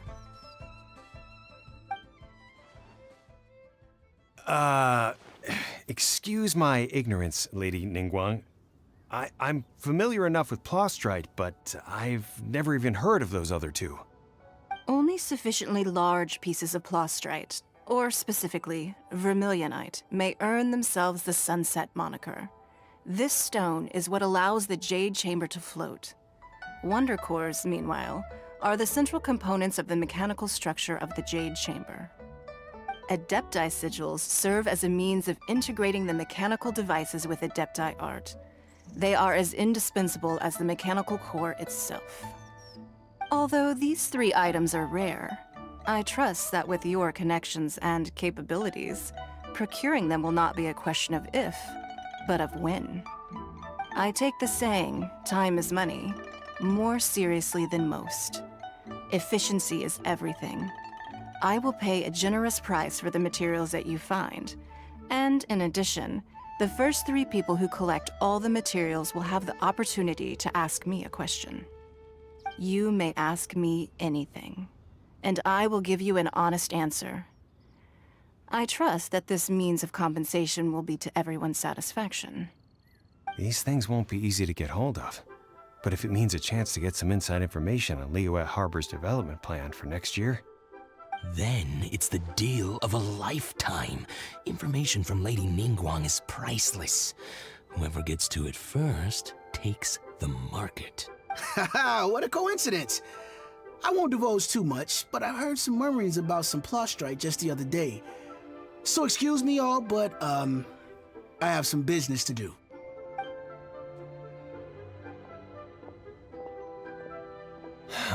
No. We better move quickly, or this opportunity will be snatched away from us. Ningguang's rebuilding the Jade Chamber? This is a huge deal! Let's get involved! So you heard my announcement, did you? What do you think? Interested? Yes. Providing the question pertains to something I am knowledgeable about. Really? Ooh, then Paimon will ask you about how to run a business! Then we'll never be short of Mora ever again. Of course. But how much information I share with you will depend on your performance. The construction of the Jade Chamber requires a great deal of space. The abandoned mine outside the Golden House has been selected as the building site. Once you have collected the materials, please take them there. I have other business to attend to now. Otherwise, I would gladly escort you to the site in person. When you do arrive, please seek out my secretary. Remember, this is a race against the clock. A rare opportunity presents itself to you. Do not let somebody else snatch it from your grasp. Ningguang seems super busy. Come on, we'd better get going.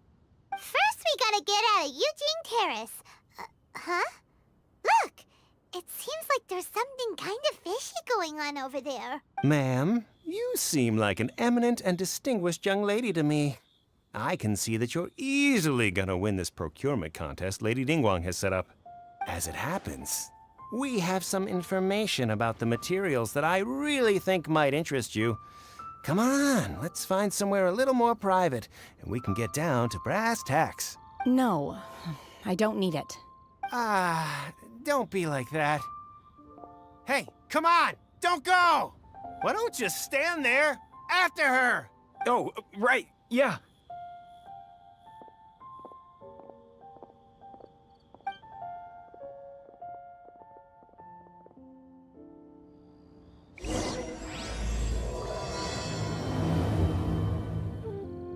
Did you hear that? They said they had some useful information. Information's just what we need right now. Let's follow them and see what we can find out.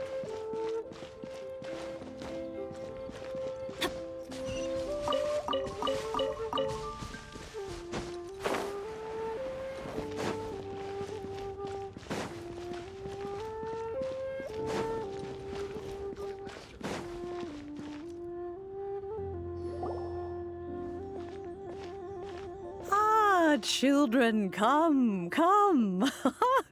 You've arrived at just the right moment.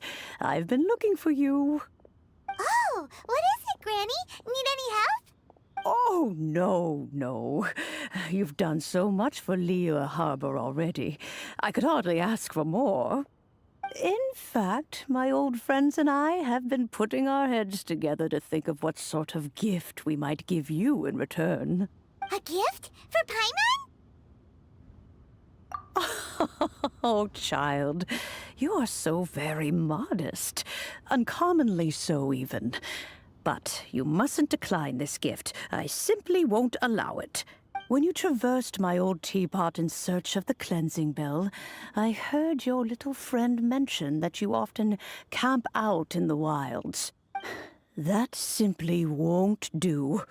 Especially since I imagine you still have a very long journey ahead of you.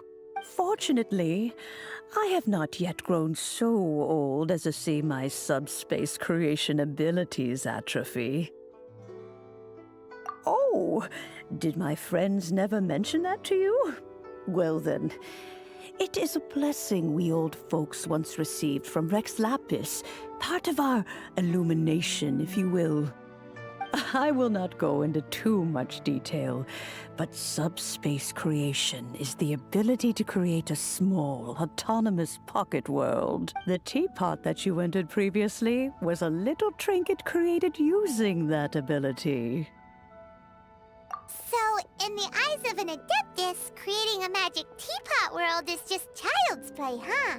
Oh, indeed, the teapot is nothing to boast of. One such as myself must depart from this realm to create a world of one's own. Rex Lapis, on the other hand, moved mountains and seas. That is what one might call an exercise of true power. But that's enough nostalgia for now. The gift that I have prepared for you just requires a few final materials to add the finishing touch. That's right!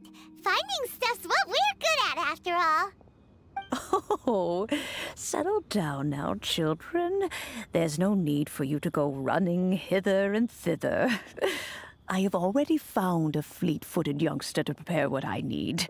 What's more, I doubt that you would know how to find the materials I am searching for. Some of them are very rare indeed these days. Well, for starters, I require some shimmer soil from the banks of Dihua Marsh. Back in the day, it could only be found where the glazed lilies thrived most profusely. You would have to dig downward, following the roots of the glazed lilies, and if you were lucky enough, you just might find a small patch of shimmer soil there. But almost no one has been able to find shimmer soil in this manner since Dihua Marsh came to be the way it is today. Even more difficult to find is smaragdus jadeite, which must be chiseled from the rock of the chasm. Or so it used to be. Ever since the Blackcliff Forge opened for business, they've slowly but surely stripped the mines all but completely bare of it. In any case, Smaragdus Jadeite is an Adepti treasure, and the Adeptal power within is not something that most humans can withstand. Extended contact with it is, in fact, harmful to humans. Goodness knows if that child will succeed in finding these items. Well, since you're an Adeptus, Granny, the person you asked for help, they must be an Adeptus too, right? Yes. I suppose she does count as an Adeptus. She counts? How come there are so many Adepti in Liyue Harbor? We seem to bump into them all the time.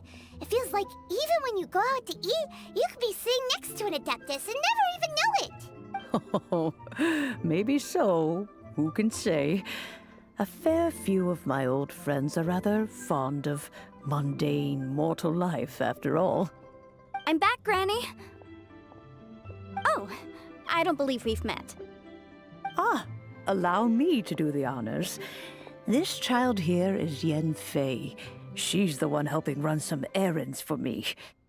Yenfei, I believe you already heard of the Traveler and his traveling companion. Of course, who hasn't? Much has been written about you in the Millilith's records. You became one of Liyue's most wanted after the Millilith marked you as a suspect following the incident at the Rite of Dissension. After which, you fought off the Millilith at Julian Karst and made contact with the Fatui, before finally defeating an ancient god together with Granny and her associates, and subsequently being cleared of any and all suspicion by the Qixing. What a shame. A shame that we didn't meet sooner. If we had, well, I can't say that I would have been able to clear you of suspicion immediately, but it certainly would have been less, embarrassing for you. Allow me to introduce myself once more. I'm Yenfei, a legal advisor.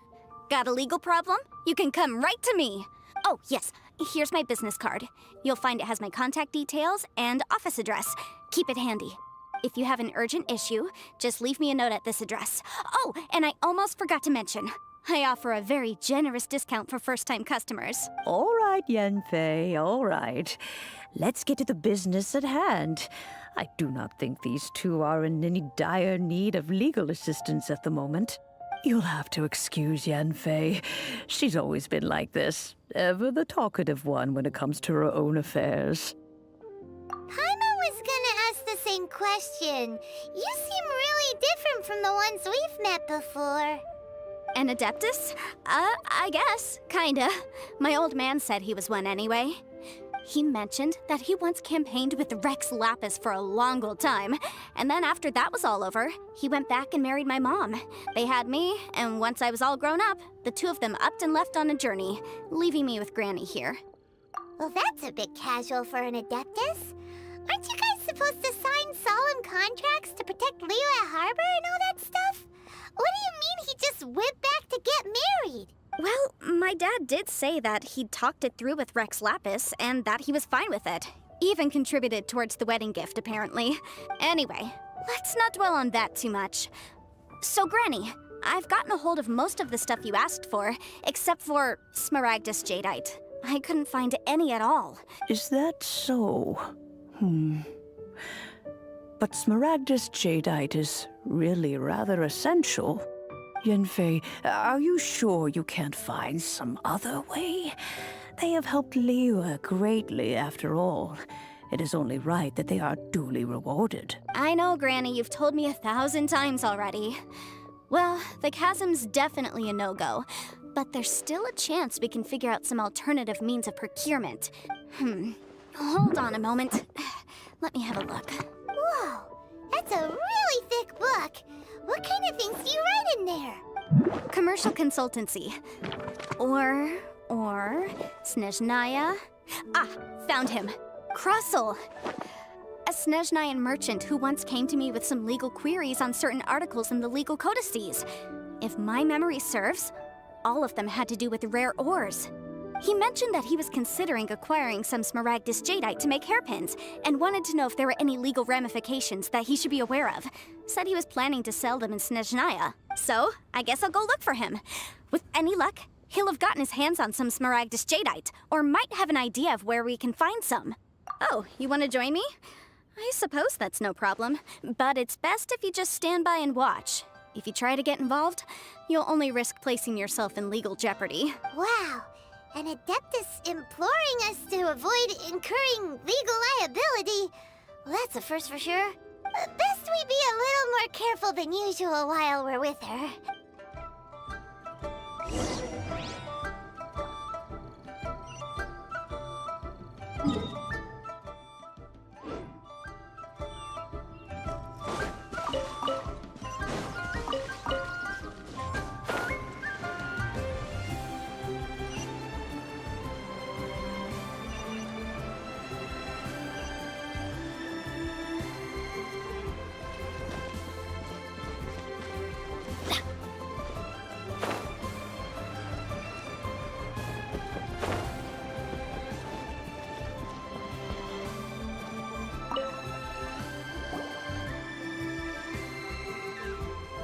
Hello, Mr. Crossell. How's business been? Oh, good, very good. All thanks to your advice, Miss Yanfei. What brings you here today? You're too kind. I was simply doing my job. Now, I believe that the last time we met, you mentioned that you were looking to source some Smaragdus jadeite to make hairpins. Have there been any further developments on this front? Well, yes. As a matter of fact, in the end, I did acquire a small piece of Smaragdus jadeite and had it fashioned into a pair of hairpins. Miss Yanfei, might I presume that you have an interest in the hairpins? I must apologize. I've already rented them out to a lady named Zhi Qiao. If you'd like to inspect them, you may have to wait quite some time. Wait, isn't Smaragdus jadeite really rare? Aren't you worried about the hairpins getting damaged or lost while they're being rented out? No, I'm not worried in the slightest, because I signed a contract with Miss Zhi Qiao before renting them to her. The contract makes it quite clear that if she loses or damages the item in question, she must compensate me for its full original value. In return, I included a clause that guarantees the Smaragdus jadeite is genuine, with a penalty of 10 times the item's value payable by me to Miss Zhi Qiao in the event that it is shown to be a fake. Guaranteed genuine, with 10 times the value payable if this claim is shown to be false. Yes, these terms are very clear indeed. Of course. This way, both the client and I have the assurance we need. To ensure fairness, each of us has retained an original copy of the contract. In that case, might you know where Miss Zhi Qiao lives? We'd like to pay her a visit and have a look at the hairpins. Oh, of course. She wrote her address down when we signed our contract. Here, I'll mark it on your map for you. Thanks a lot, Mr. Crossell. We'll be off now.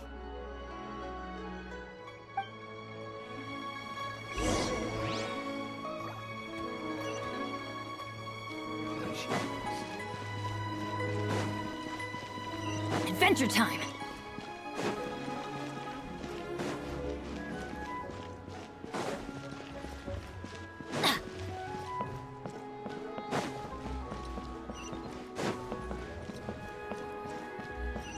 Off we go!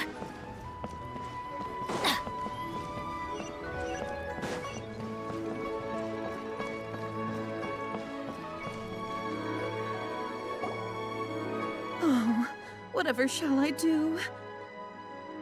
Yes, that's me. Is there something I can help you with? How do you do, Miss Zhi Qiao? We understand from Mr. Crossell that you recently rented a pair of hairpins from him. My associates and I are very interested in them. Would you mind letting us take a look at them? The hairpins?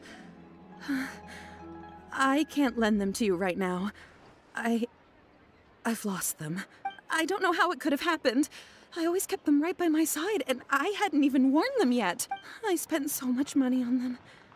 If I have to pay their original value, there's no way I could come up with that amount of money on such short notice. My family is in the ore business too, but business has been suffering ever since the chasm was sealed off. We now have a backlog of paid-up orders just sitting around, so we've been having to purchase some stock from other ore merchants to complete them. A big banquet is coming up in a few days, and several ore merchants I know of will be there. I need this opportunity to mingle and discuss prices. That's what the hairpins were for, to keep up appearances. I can't have them looking down on me, but now that I've lost the hairpins, what will I do? Why does Paimon have a sudden strong sense of deja vu? Would you really? I sent a commission to the Adventurers Guild, but I haven't heard anything back from them yet. Hold on. Don't run off looking for the hairpins just yet. Miss Chow, would you let me have a look at the rental contract you signed? Huh? Well, I mean, sure, I have it right here. Here you... Let me see.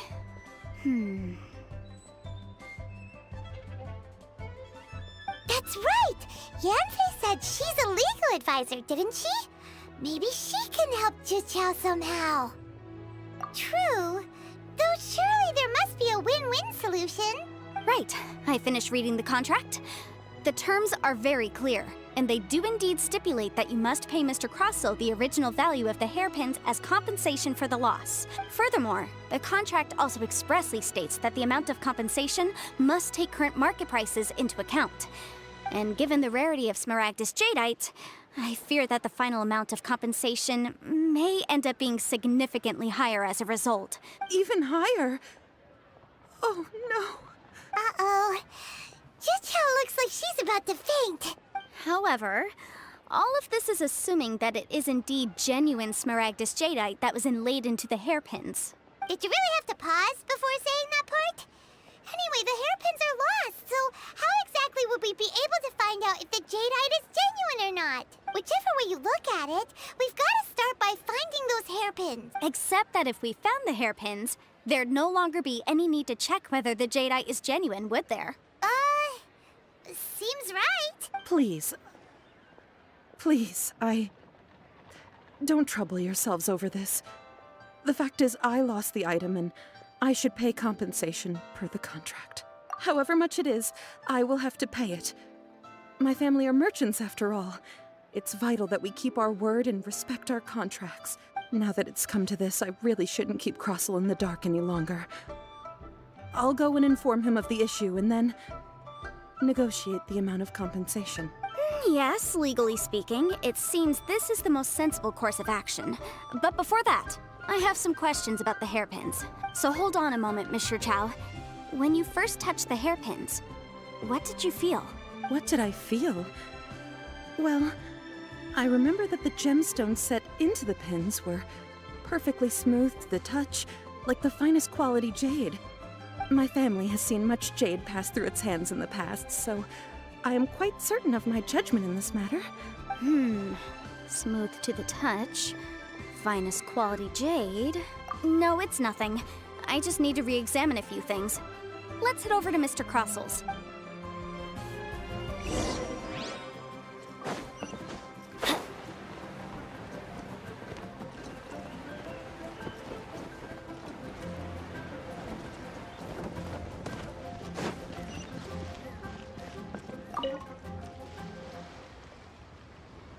Ah, Miss Yanfei, you've returned. With Miss Juqiao in tow, too, I see. How are the hairpins? I trust you're quite satisfied with them? About that.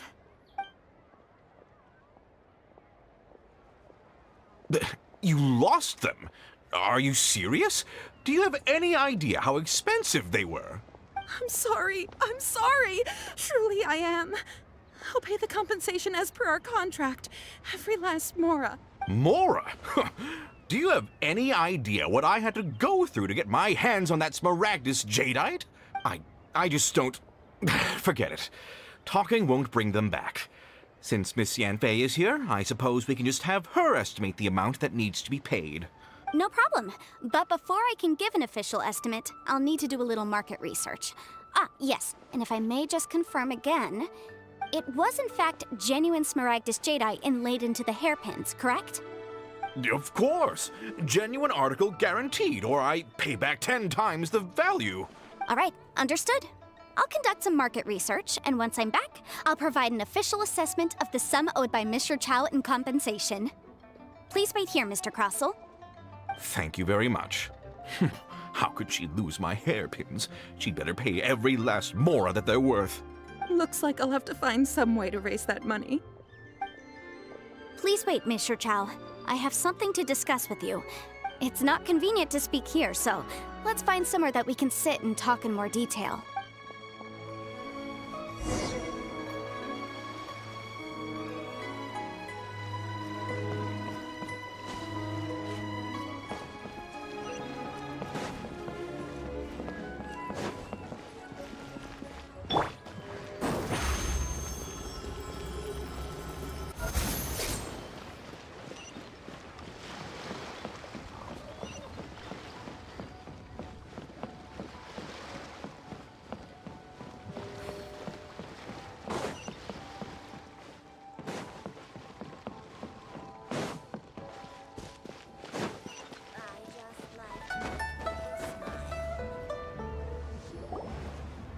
Miss Yenfei, what is this about?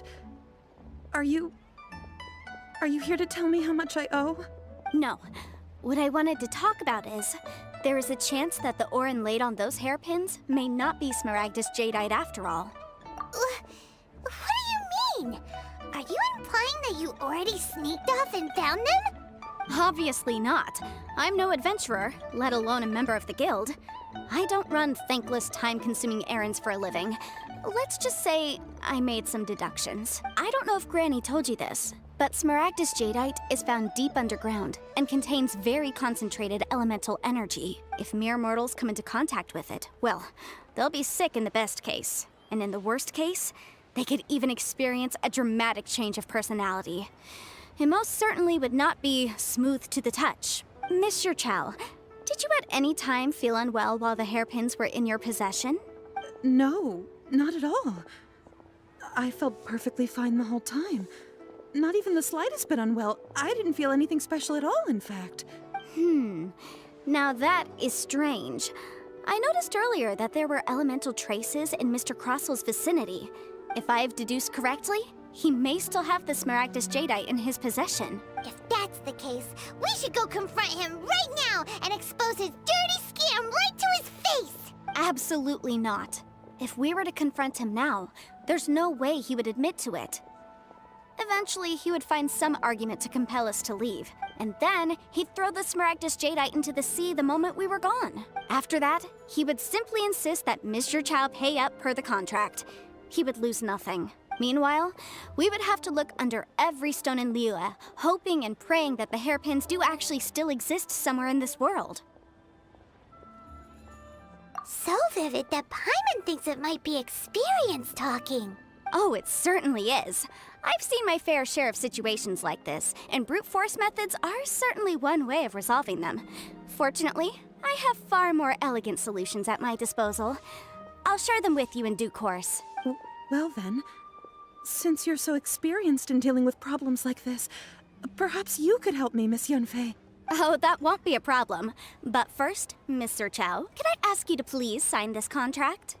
Huh? Does there have to be a contract for everything? Paimon can't even keep track. It feels like Yanfei is even more concerned with them than a certain someone else we know. These are my formal terms of engagement. Everything prior to now has just been pro bono advice. But for me to investigate any further, I require a written contract. Any work commissioned but not bound by a contract cannot be relied upon. I understand. Then I will be glad to place this matter into your capable hands if you will take it, Miss Yenfei. No problem. Just sign here, and I'll sign too. Okay. Now write your address here, and then sign on this page as well. And I'll also need your signatures on pages 5, 7, and on the very last page. Finally, if you could just use this ink pad to make a handprint over here. This contract has so many pages. Paimon's all out of brain juice again. All right, that should do it. My fees are the same as always, and they're written in the contract. Have a look through and let me know if you have any questions. I've had a read through. Everything checks out. Well then, here's your copy of the contract. I will retain the other copy. Not for now, no. Despite how intractable this problem might sound, it will actually be quite straightforward to resolve, once we've got some things squared away. I don't believe you have been part of an investigation like this before, in which case, hopefully this should be quite the experience. Miss Yenfei, I have to ask, why are you helping me? Because, as it happens, I'm currently trying to acquire some Smaragdus Jadeite myself.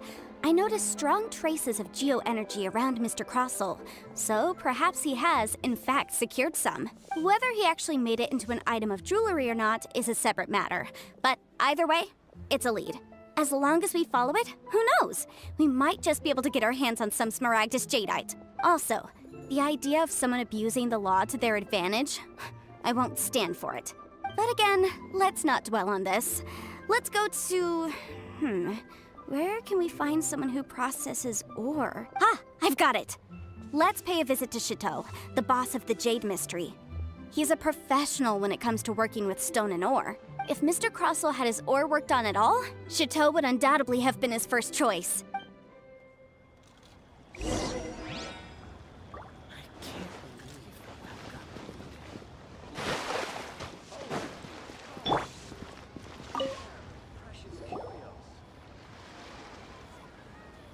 Why, hello there, honored customers. Welcome to... Oh!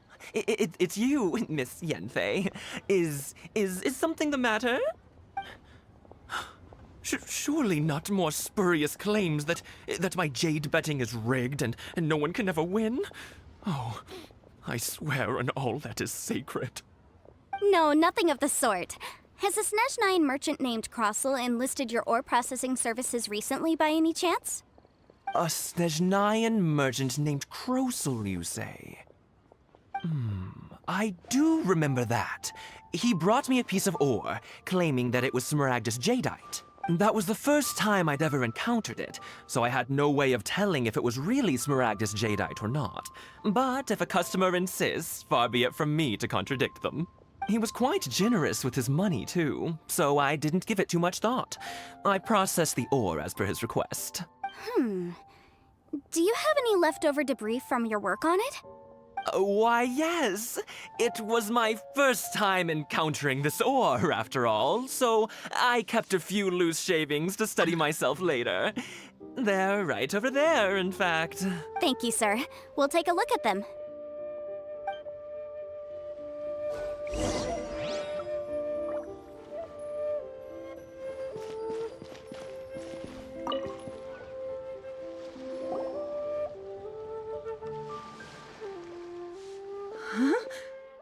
If my eyes don't deceive me, the cross-sections and patterning suggest that these are Smaragdus nephrite shavings.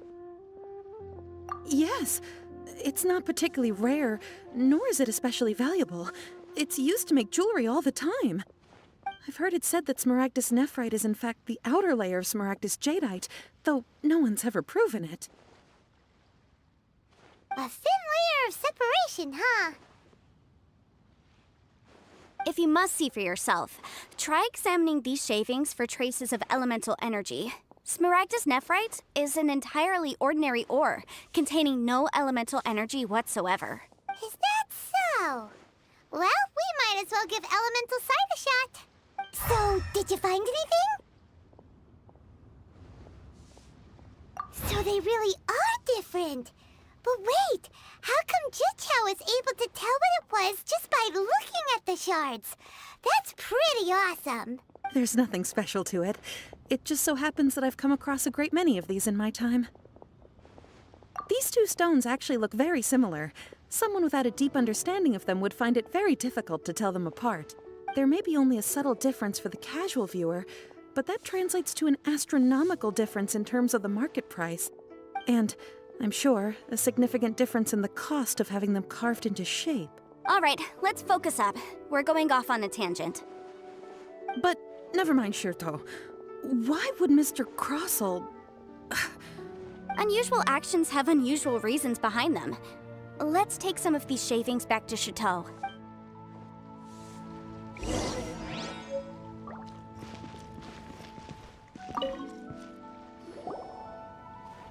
Miss Yenfei? Might I be so bold as to inquire, If you could just confirm for me once more, sir. Mr. Crossel did indeed claim that the ore he brought to your store was in fact Smaragdus jadeite, did he not? Yes, that's right. I still have a record of the job with me, in fact. Here. It says quite clearly, 1 chunk Smaragdus jadeite, uncut. Then I have no further questions. but could I borrow the processing record and these stone shavings? Of course. But might I ask why you need them? Oh, I have my reasons. Yes. Please sign here on this affidavit. This document shall serve as signed proof that these stone shavings originated from the, ore that Mr. Crossell brought to your store. Please read it carefully. Yes, I see. Forgive me for asking again, Miss Yanfei, but might I know the nature of the incident on this occasion? I wouldn't say there's been an incident, just a minor issue. Thank you, sir. I'll take these with me. With this hard evidence to back us up, Crossell won't dare try to deny what he did. On the contrary, this is far from sufficient to build a case. We need to find something a little more compelling. If you want to make jewelry, you need a professional jewelsmith. Let me think. Jewelry. Nope. Aha! Got it! Sinxi. She often helps people to find a jewelsmith. Let's go pay her a visit. Well, that was quick. How come you know so many people? Because lots of people come to me for legal advice every day. As you know, Liyue Harbor is the city of contracts. And contracts, well, I should say laws, are very important to us. But the amendments made by the Tianquan to our laws are unnecessarily complicated. How can I put this? It just seems like they're hard to understand and impossible to finish. As such, legal advisors like myself provide quite the popular service indeed. So you help them make sense of the law. But didn't you say that it's hard to understand and impossible to finish? Yes, well, that's no obstacle because I've memorized all the legal codices. You memorized them? You sound surprised. Knowing the law inside out is a legal advisor's bread and butter, you know? Oh, this has nothing to do with being an adeptus. I just like reading things. Again, with that casual tone. Well, that's that then. Let's go look for Sinxi.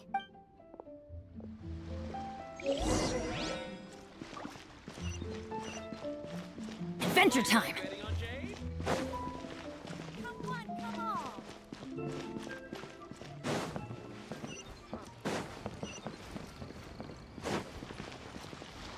Off we go!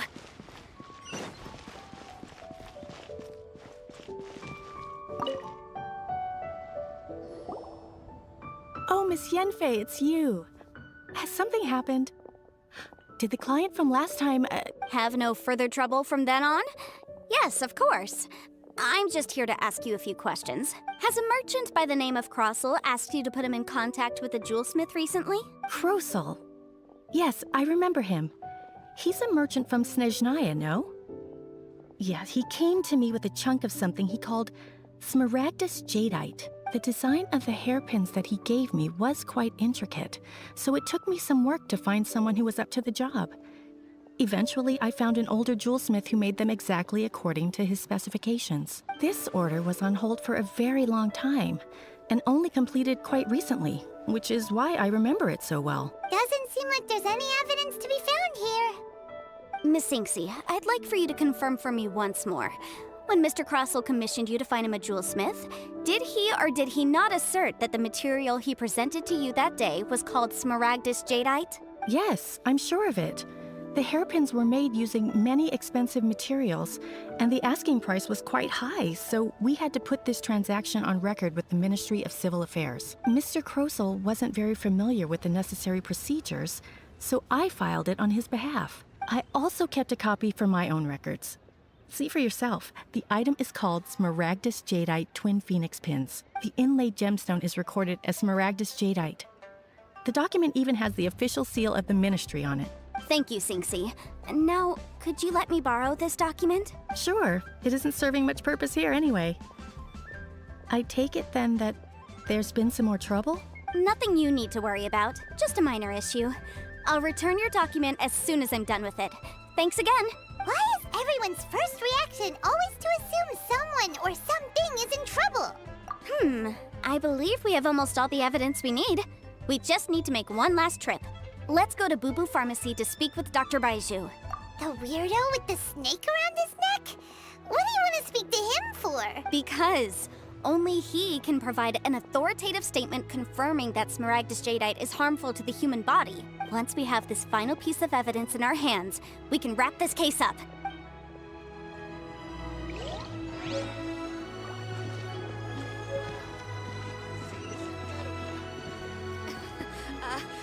Join the Adventurers Guild. You'll have a blast.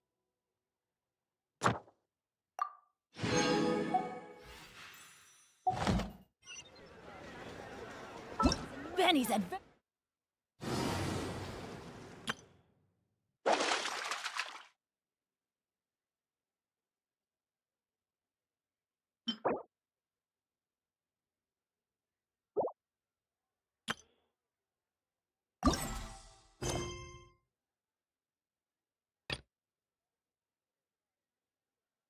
Team, assemble!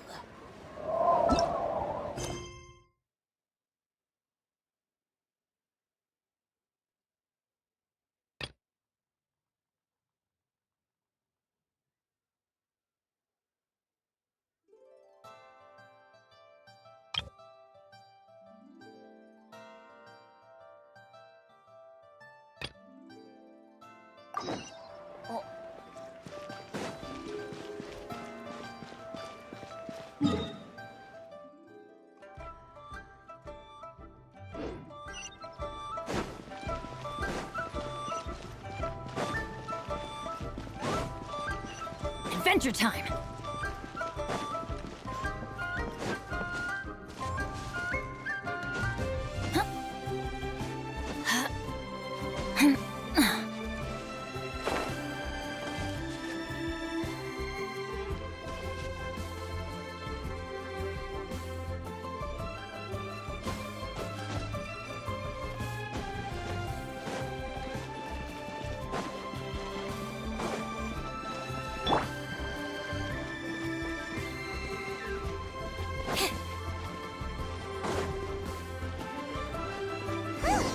They're not here.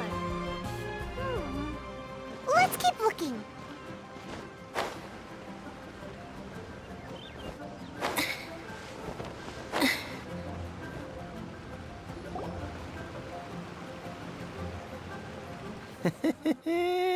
Well, will you look at that, ma'am? Nowhere left to run. Don't worry, we're not bad guys. You give us some mora, we give you a little info. Everybody's a winner.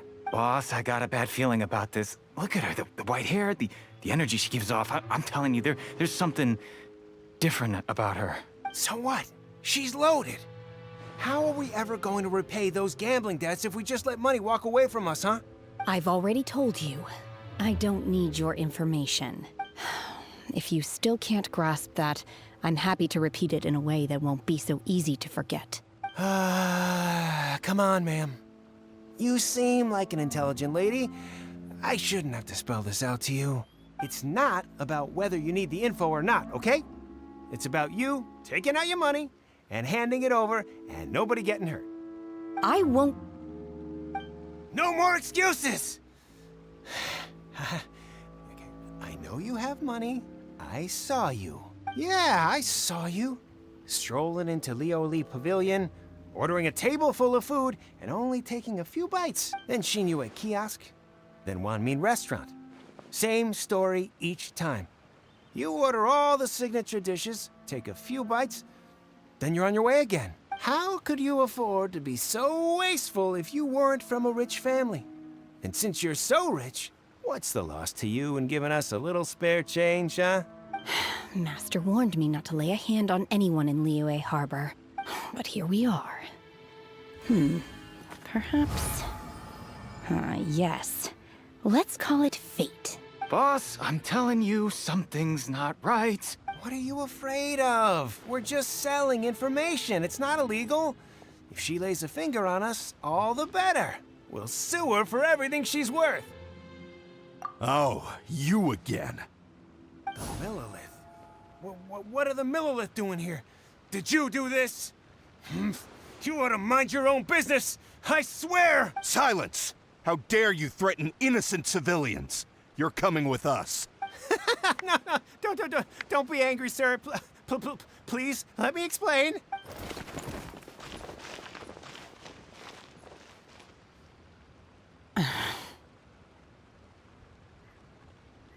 Shenhe.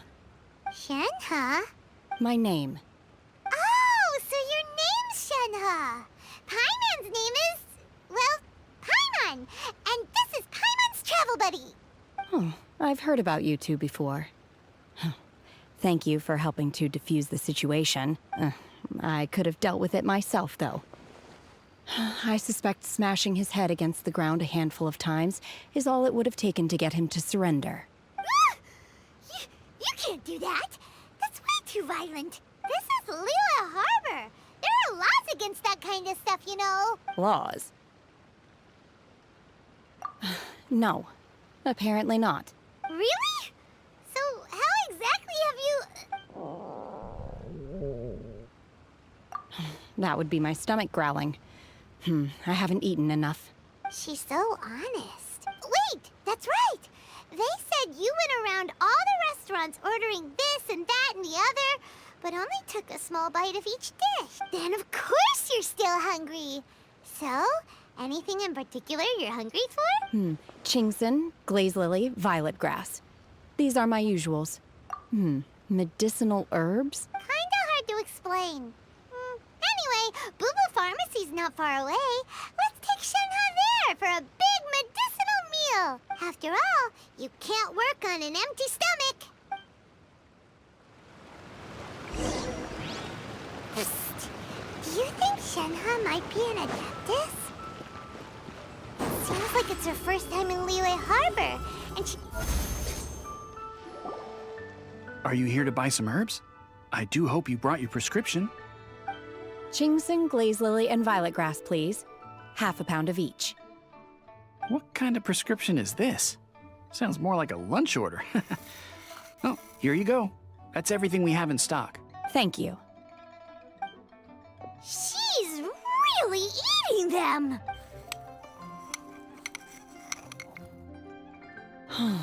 My hunger has now abated. Thank you. Rather awful. Though they were not completely devoid of sweet fragrance. After consuming a large quantity of them, bitterness is all that remains. So, how come you chow down on these and barely touch the restaurant food?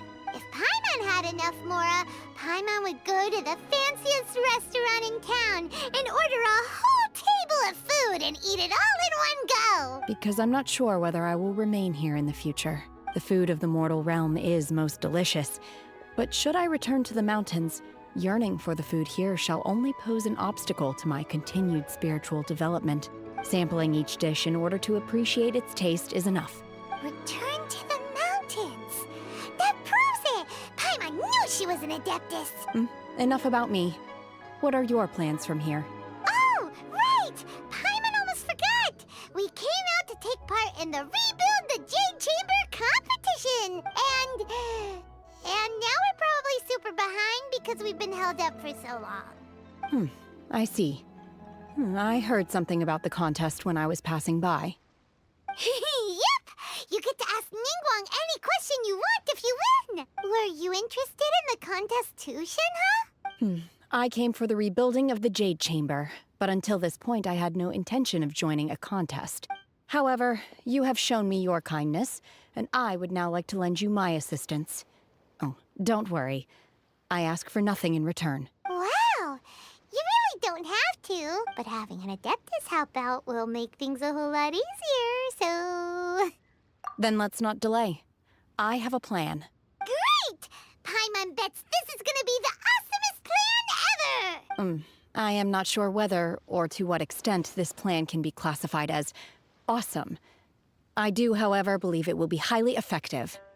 We simply need to dispose of everyone who is currently ahead of us. Then, we alone shall become the victors. Veto! That is not acceptable! Not by a long shot! Really? But I hear that competition is in essence about conflict and one-upmanship. Look, we want to win this competition fair and square, okay? Sunset Vermilionite, Wonder Cores, and Adepti Sigils. Let's start at the top of the list and work down. So, for Plastrite... I was wondering who I could hear arguing over there. So, it's you. Baiju? What are you doing out here? Lady Ningguang wishes to purchase a large batch of wound dressing. We're running low at the store, so I came out to fetch the ingredients personally. Huh? How come Lady Ningguang needs so much wound dressing all of a sudden? I'm not too sure. I did hear she's looking to rebuild the Jade Chamber. Maybe for its first aid on site? I didn't ask, though. Far be it from me to pry into my customers' personal affairs. Oh, and she also borrowed Chi-Chi. Meaning Boo Boo Pharmacy is very short-handed right now. I don't suppose any of you are looking for part-time work by any chance? No, we've got other stuff to do. While you're here though, you seem to know a lot. Have you ever heard of something called Sunset Vermilionite? Ah, the variety of plostrite used in the Jade Chamber, yes? There is some mention of it in the Seven Mountain Treatises. When activated, Sunset Vermilionite rises up all the way into the clouds. It's very rare indeed. As far as the records show, virtually all Sunset Vermilionite in existence has been mined and taken possession of. But the Feiyun Commerce Guild would know far more about this than I do. Okay then, let's go ask at the Feiyun Commerce Guild. Thanks, Baiju. You're quite welcome. Good luck to you all. And if there's anything further you need from me, just come to the Boo Boo Pharmacy.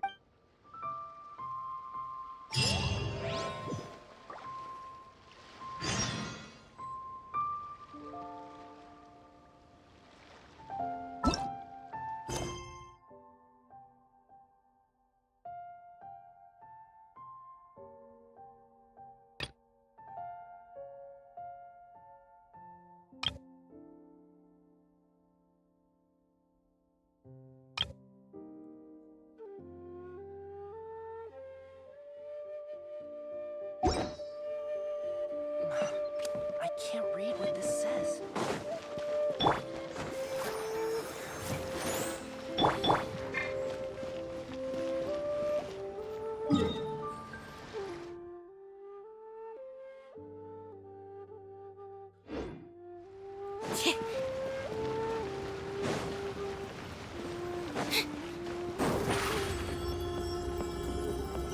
Over here!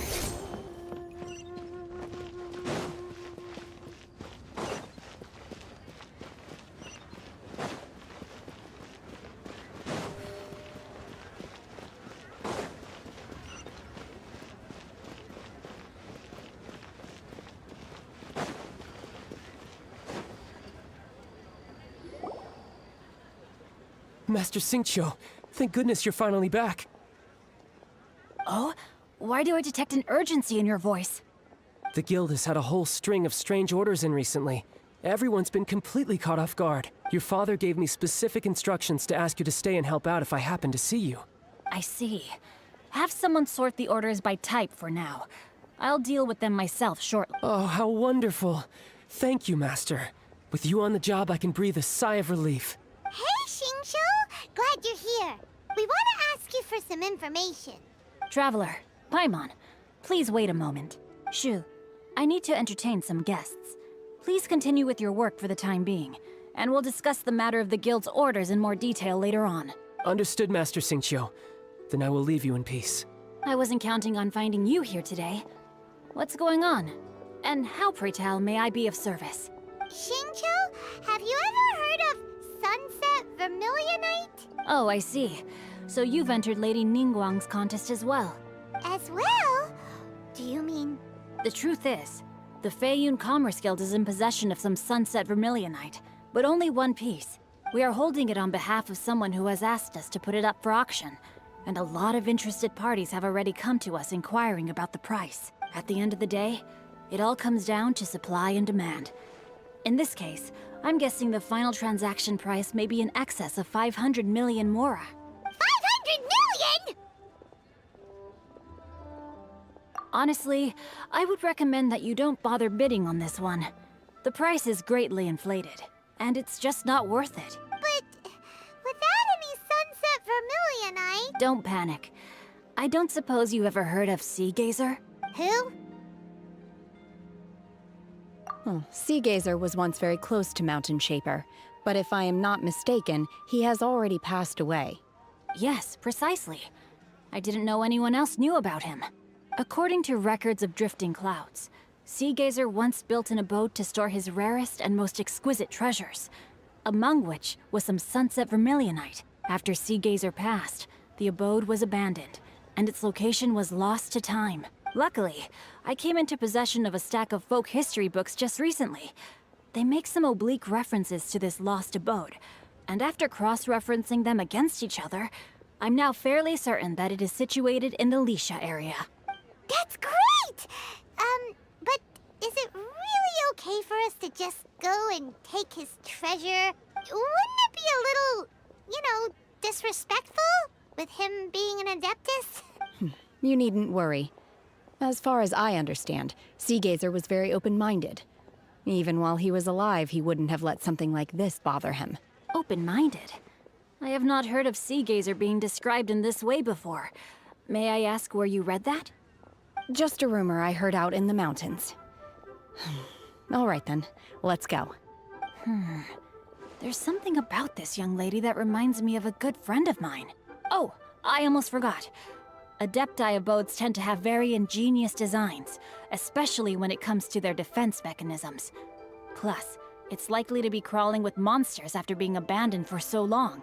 So please, be very careful. Okay, we will be.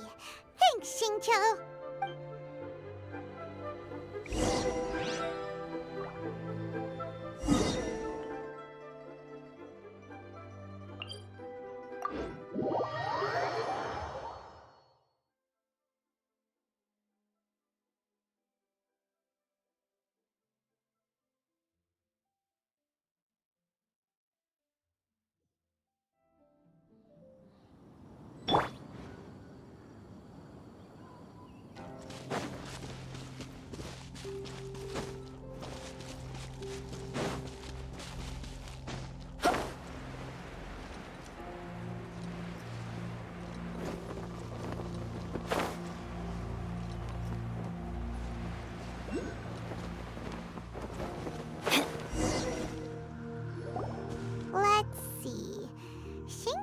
It should be around here, but Paimon doesn't see anything.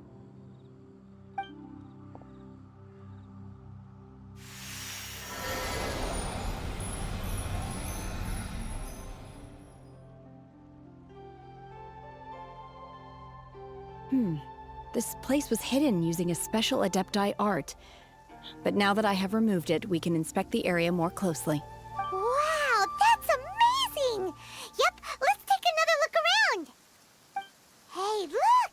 Is that a new Sealy over there?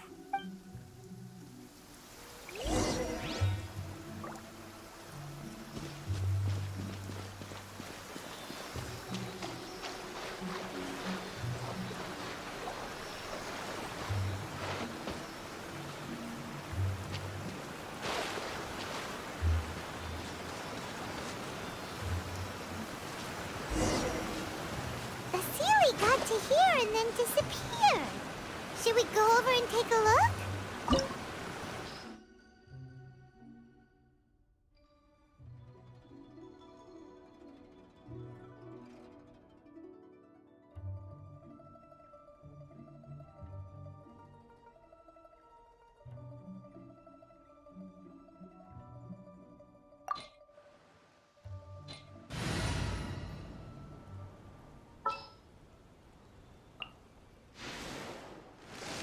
Ooh, you're taking me out?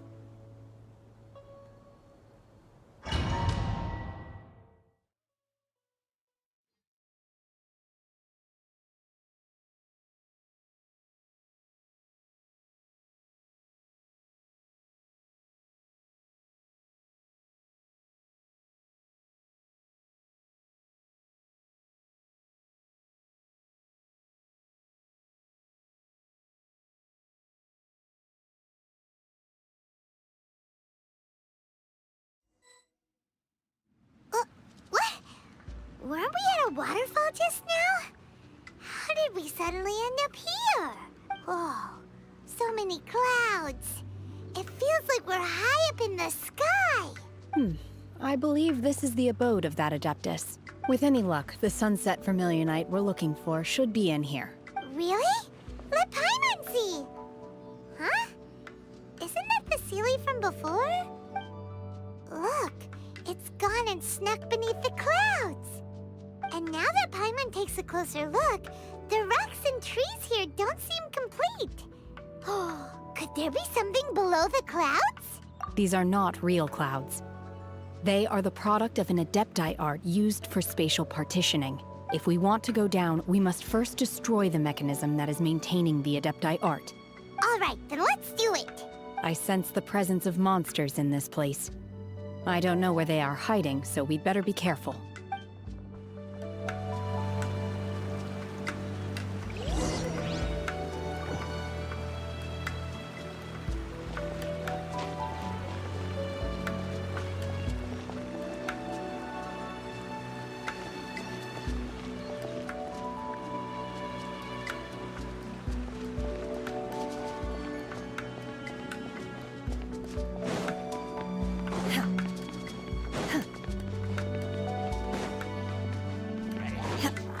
Transfiguration! Ha! Xia, ja. Jia. Ha! Xia.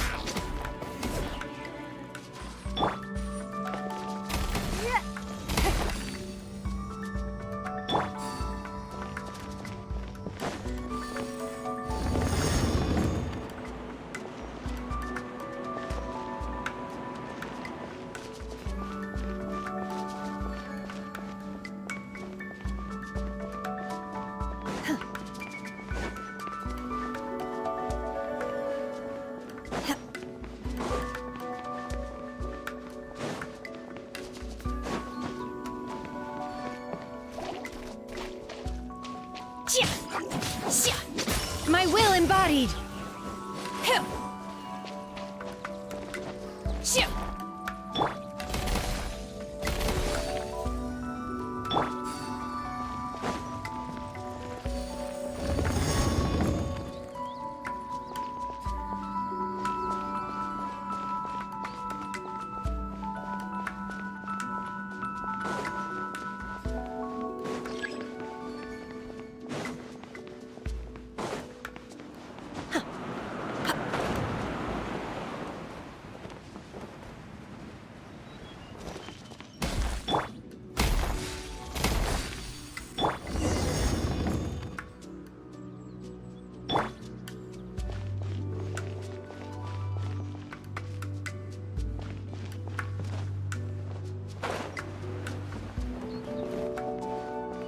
It appears that we've been taken for intruders.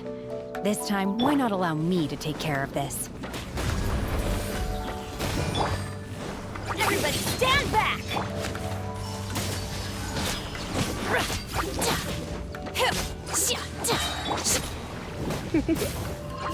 Try not to enjoy this too much. I'll protect us.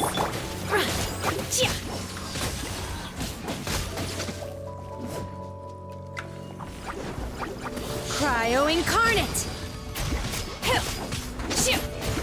The core of the mechanism is exposed. Now's our chance.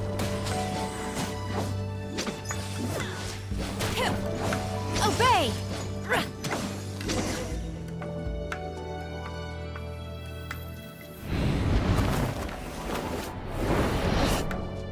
Whoa! We're gonna fall!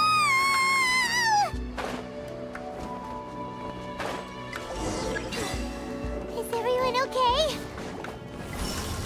Look! The Celia's disappeared beneath the clouds again! It looks like we need to go further down. But before that, let's destroy the guard mechanisms on this level first. You're in for a little shock.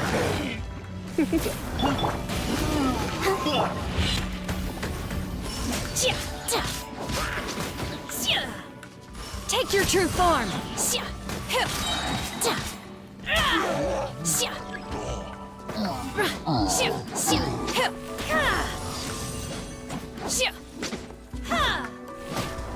Do your master's bidding!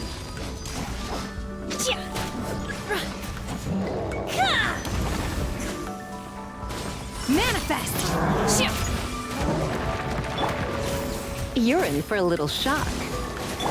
Go, Bark, let the show begin. Give up! Submit! Get out of here! Take cover! That's gonna hurt in the morning. I'm going in!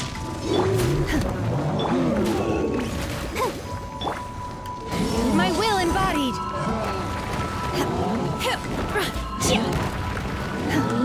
Take your true form!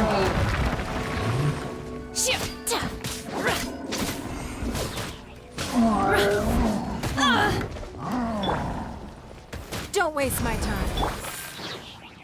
Surrender and I'll be gentle.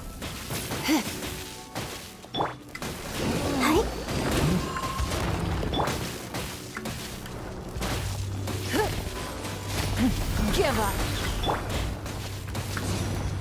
Take cover!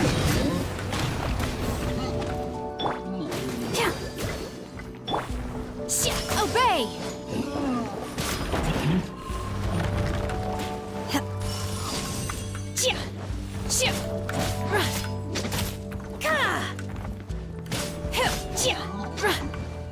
Transfiguration!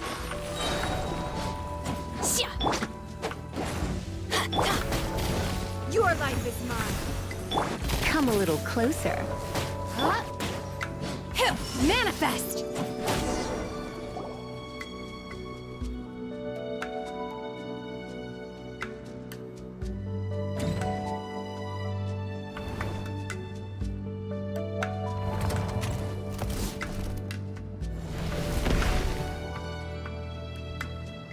We're gonna fall. This time, we're really gonna fall. Ah! So high. Luckily, there was a pool of water at the bottom. Otherwise, that could have ended very differently. Hey! That Sealy's on the move again. Let's catch up with it.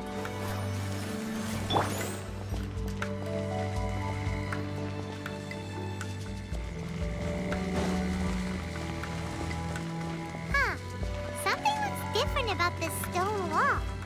Let's take a closer look.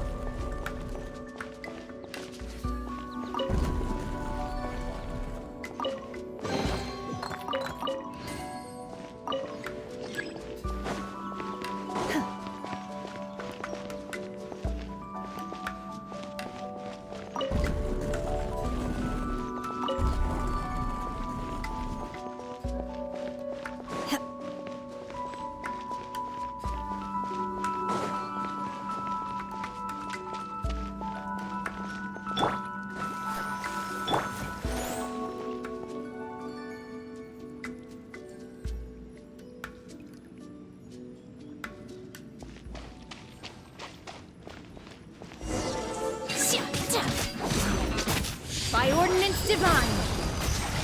Obey! It's nothing!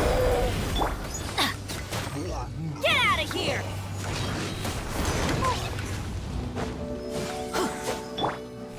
Manifest!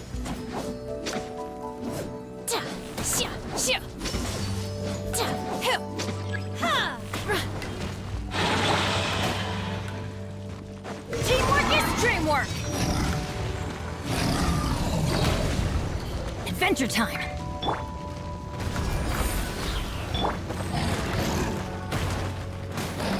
Let's dance.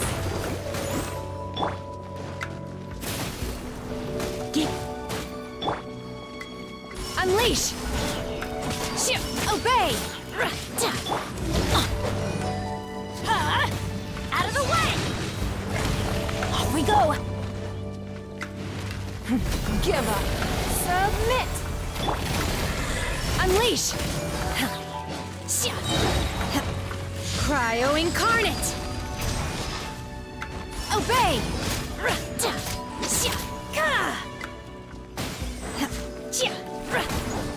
Manifest!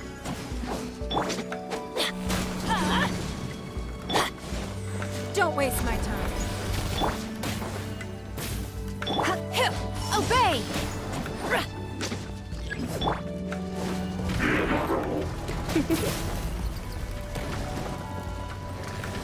Come a little closer. Unleash! It's nothing. Get out of here! Out of the way! You're in for a little shock. Oh no. Come on, we can do it. Don't waste my time. Your life is mine. Let's spark things up a little.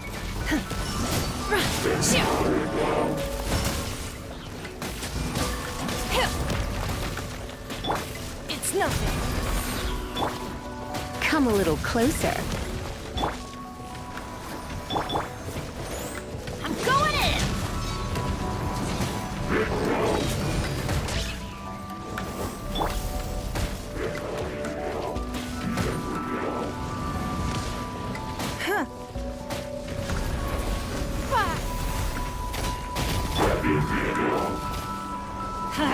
Off we go! You're in for a little shock. Come a little closer. My will embodied! By ordinance divine, you will regret this! Obey!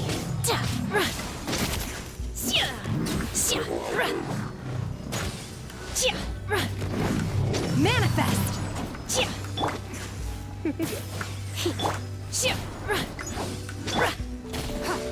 Don't waste my time.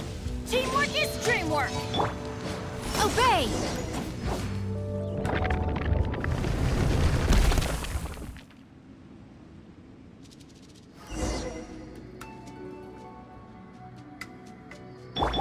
I'll protect us.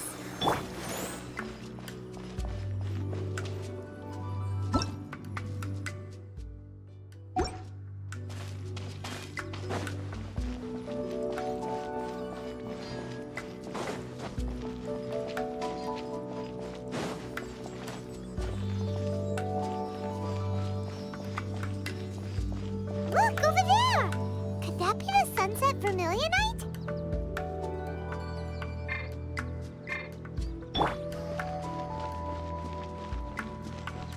Let's dance.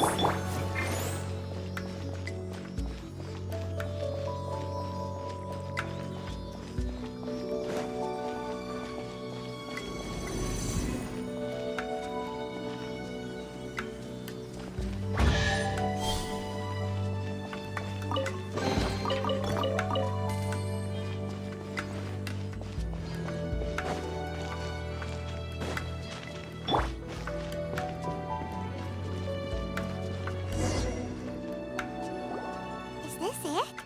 Is this the sunset vermilionite? It's so huge! That's true, but then again, why isn't it floating? Plaustrite doesn't float until it's activated. It may look different from most ordinary stones, but it weighs around the same amount. Only after being activated does Plaustrite reveal its true nature, breaking free from the shackles of the mortal realm and ascending up into the heavens. Wow, Shenhe, you seem to know everything about this. Only because my master is fond of chatting about these things. The moment she has some time to spare, she'll come straight for me and start telling story after story. I don't care for her stories most of the time. I certainly didn't expect them to ever come in handy like this. Hold on a sec! Paimon just realized something. If we activate it here, there's no way we'll be able to get it back to the site, right? Heck, we'll be dragged up into the sky too! But if we don't activate it, how else are we gonna lift it? This rock must weigh well over 1,000 pounds, surely! Don't worry. I can handle the weight quite easily. Are you sure?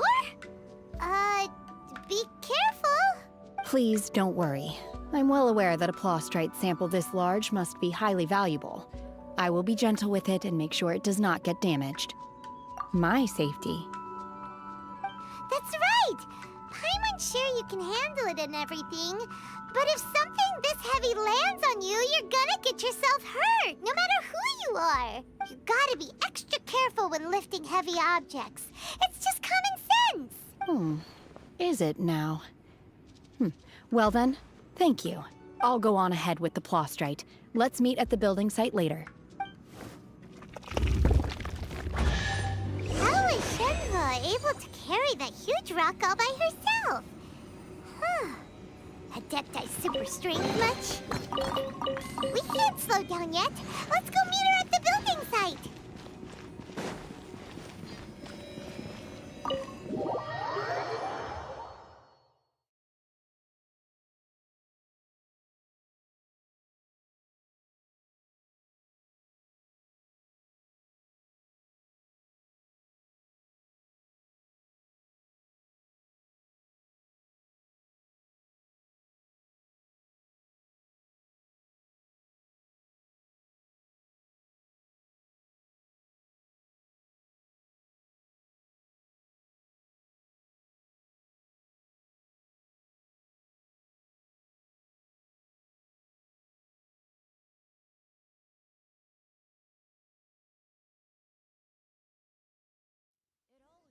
When I go on an adventure.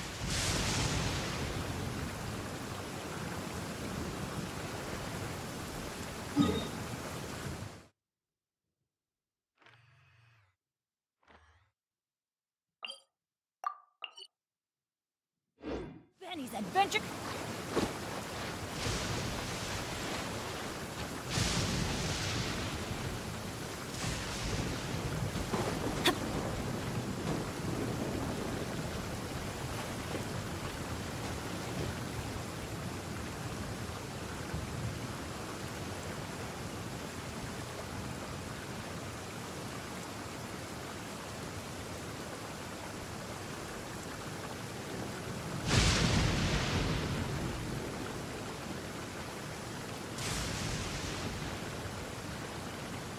No one's joined me on an adventure in ages.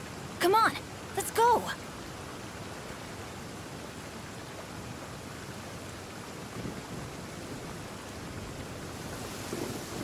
Oh, ow!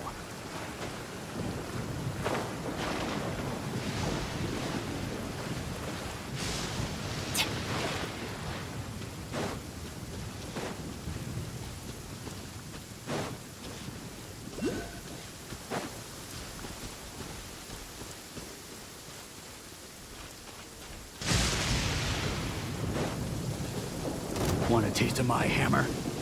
That tingle?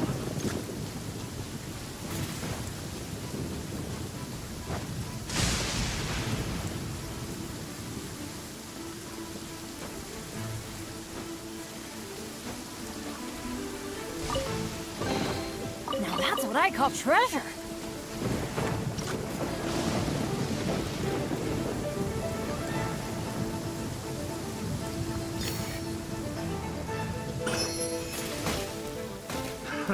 Another test subject. Fry! I'll protect us.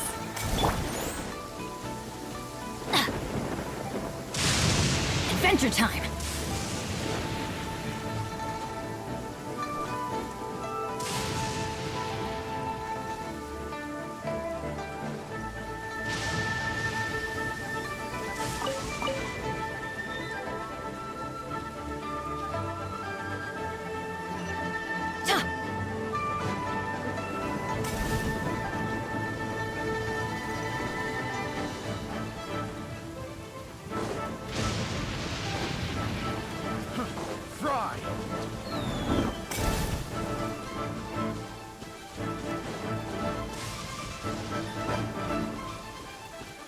Off we go!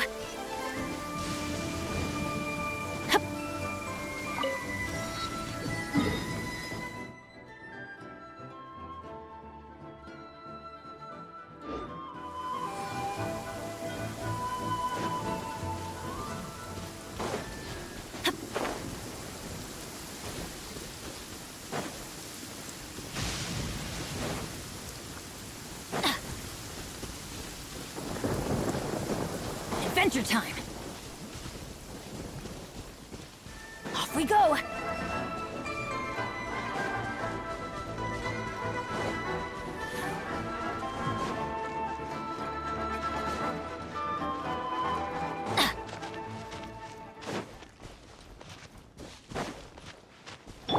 Come a little closer.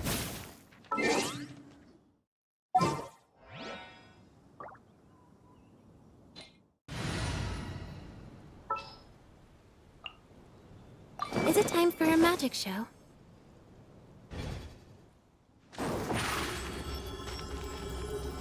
Surprise!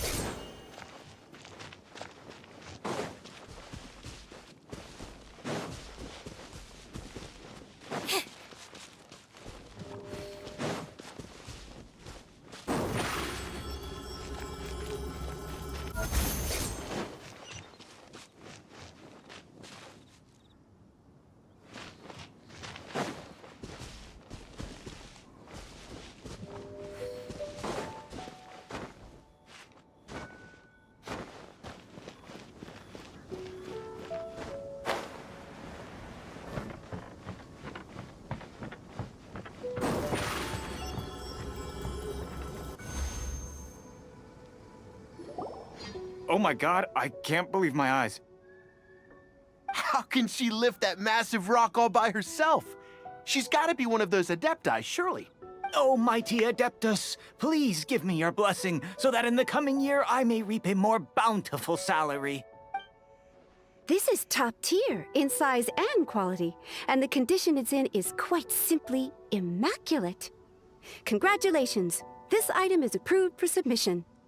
I'm going to award you full marks for the Sunset Vermilionite item. May I take your name? My name isn't important. I'm not even here to compete. I was just delivering this for some other people. They should be here any minute now. Shenhe! And Ningguang's little helper! Ah, so you're the ones behind this. No wonder. The rarest talent turns in the rarest plostrite specimen. But I have to correct you on one point. It's not helper, it's secretary. Okay then, Miss Secretary, what do you think of the rock we found? Pretty amazing, right? In truth, it is the finest piece of plostrite we have received so far. If everything goes according to plan, we will use this piece in the foundation of the Jade Chamber, which will enable us to proceed to the next stage of construction. As a side note, Lady Ningguang has rented some dwellings in the nearby area to serve as accommodations for the contestants. If you need a place to rest, you are welcome to stay there. Now, please excuse me. As you can see, there is still a lot of work to do on the building site. Shenhe! Shenhe! Just now on the way over, pretty much everyone was singing your praises! Oh, really? What kind of reaction is that? So strange. Aren't you happy about it? Whenever Paimon gets praised, Paimon can't help but hold their head up high and break into a big smug smile. I've had similar compliments before. They call me an Adeptus, treat me with great deference and respect, as if I'm set apart from the common folk. Yeah, 'cause that's how Adepti are. At least the ones we've met are pretty unique and reclusive, too. Way different than normal people. But I am not... Shenhe? I'm fine. I've been exerting myself quite a lot ever since we set foot in that abode. I'm just a little fatigued. Well, Byron said that there are some makeshift hotels we can use, right? Let's go check in and take a rest. No need. I simply need to find myself a secluded place in the wilderness to sit and meditate in silence. You can't do that. It's dangerous out in the wild on your own. When you're hungry, you go eat something tasty. And when you're tired, you go lie down in a nice, comfy bed. Okay. If you insist. Great! Now we're talking. Let's head to our hotel.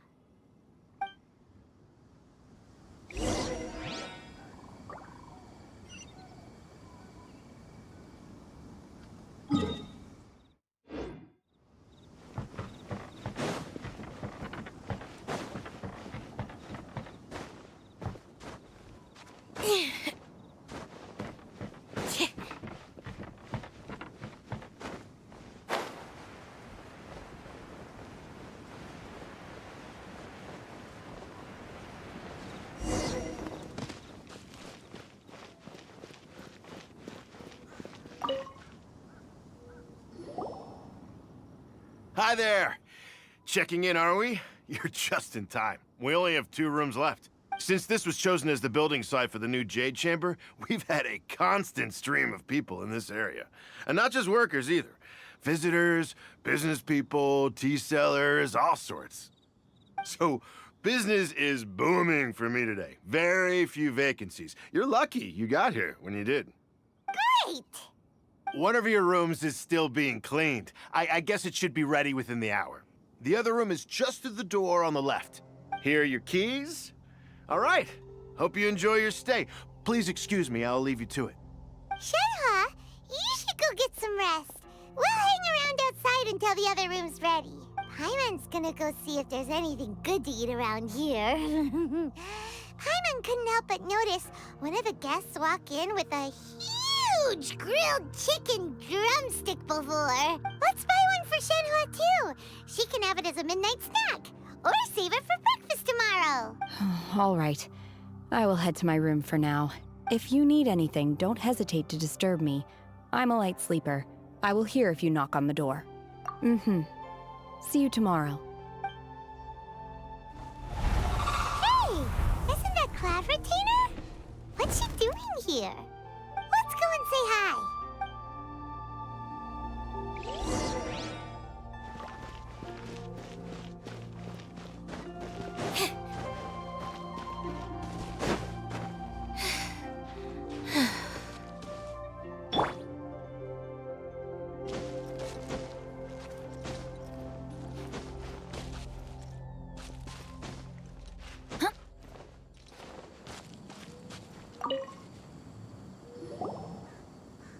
One trusts you have met Shenhe. So, are you getting along quite well?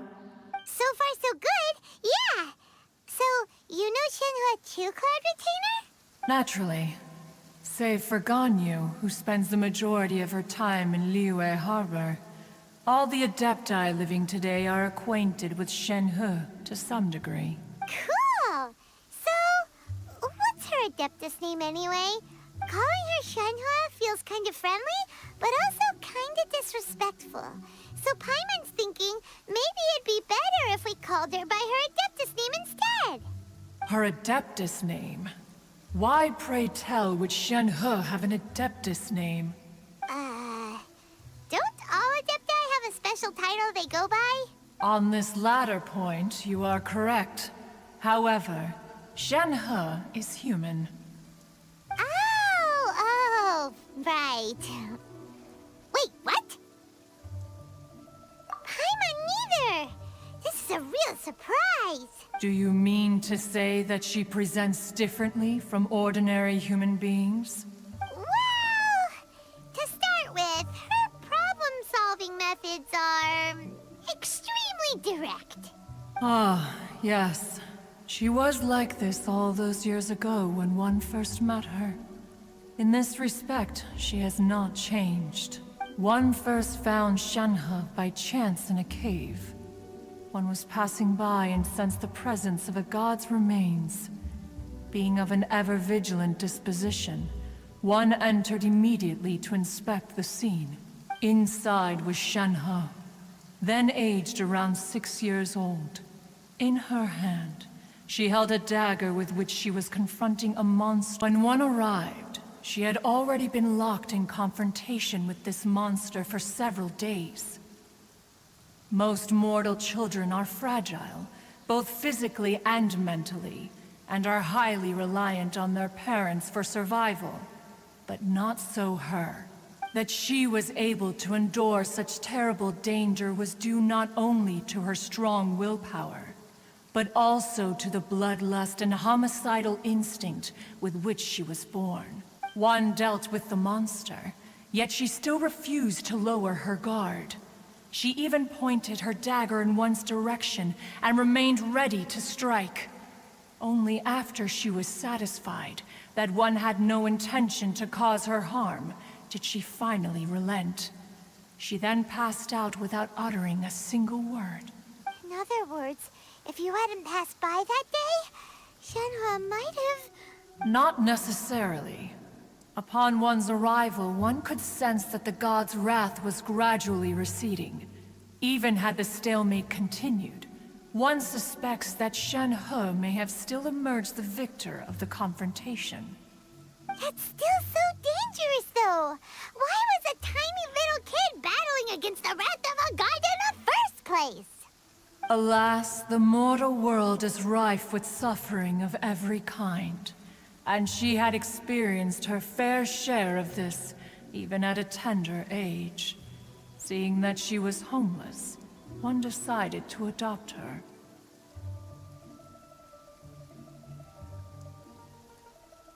Indeed, it is one to whom she refers. Shenhe has an extraordinary constitution, making her well adapted to practicing the Adepti arts. All the Adepti cherished her talents, and so we were willing to train her. However, her homicidal urges did not subside with age. Rather, they grew stronger day by day. Mooncarver once performed a divination for her. He declared that her fate is to bear the curse of calamity. Consumed by malevolent energy, she is prone to bring harm to those around her. Such is the magnitude of the danger this poses, that her soul must be bound with red ropes to keep her homicidal instinct at bay. The red ropes have indeed served to keep her calmer and more content. They also seem to have rendered her somewhat inexpressive. Perhaps the red ropes are so powerful that they have suppressed some of her other emotions as well.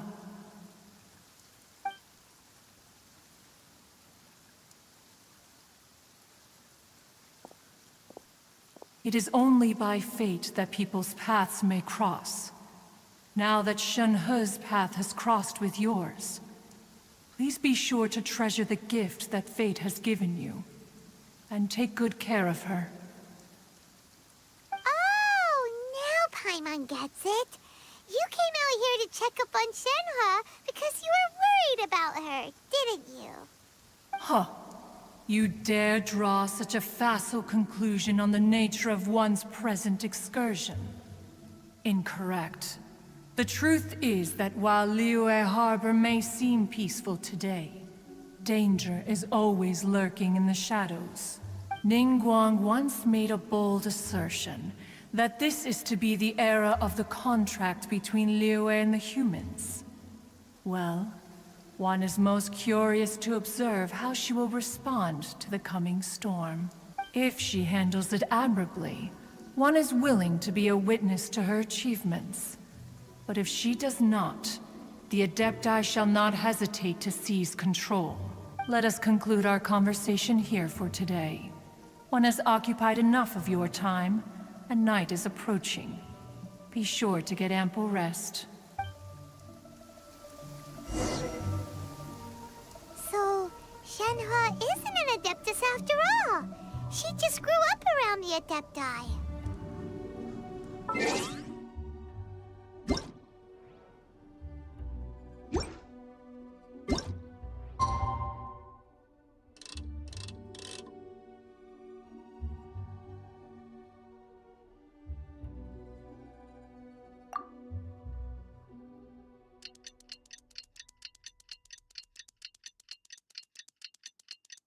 Ow!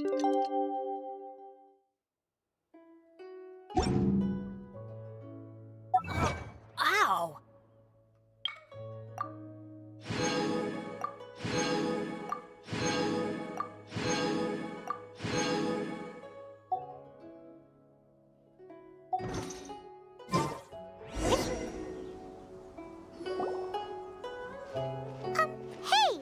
So, Shenhe... Master has relayed my situation to you, I take it. Oh?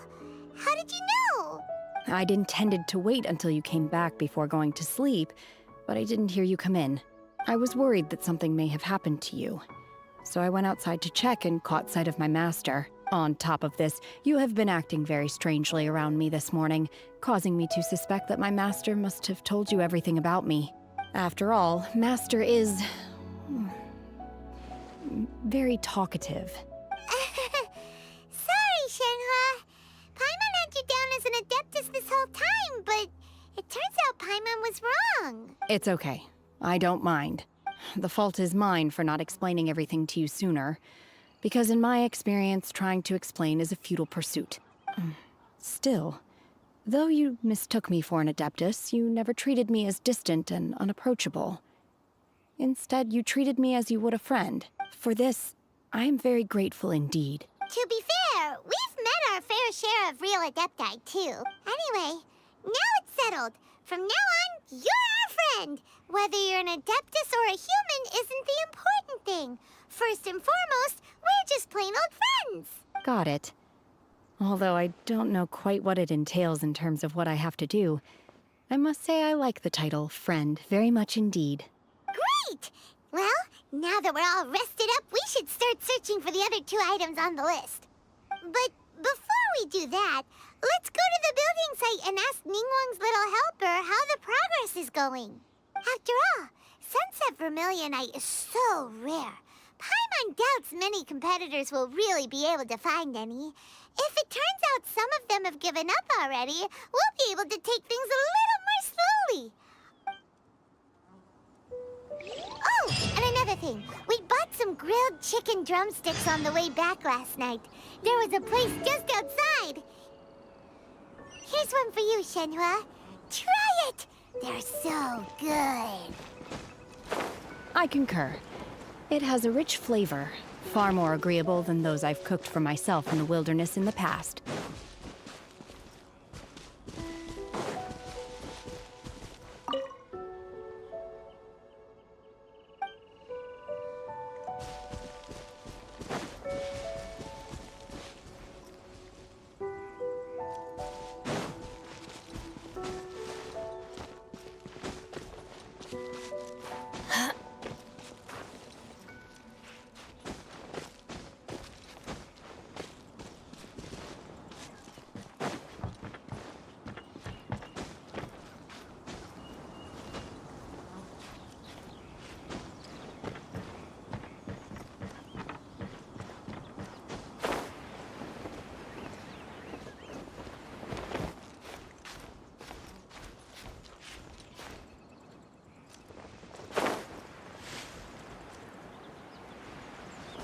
Off we go!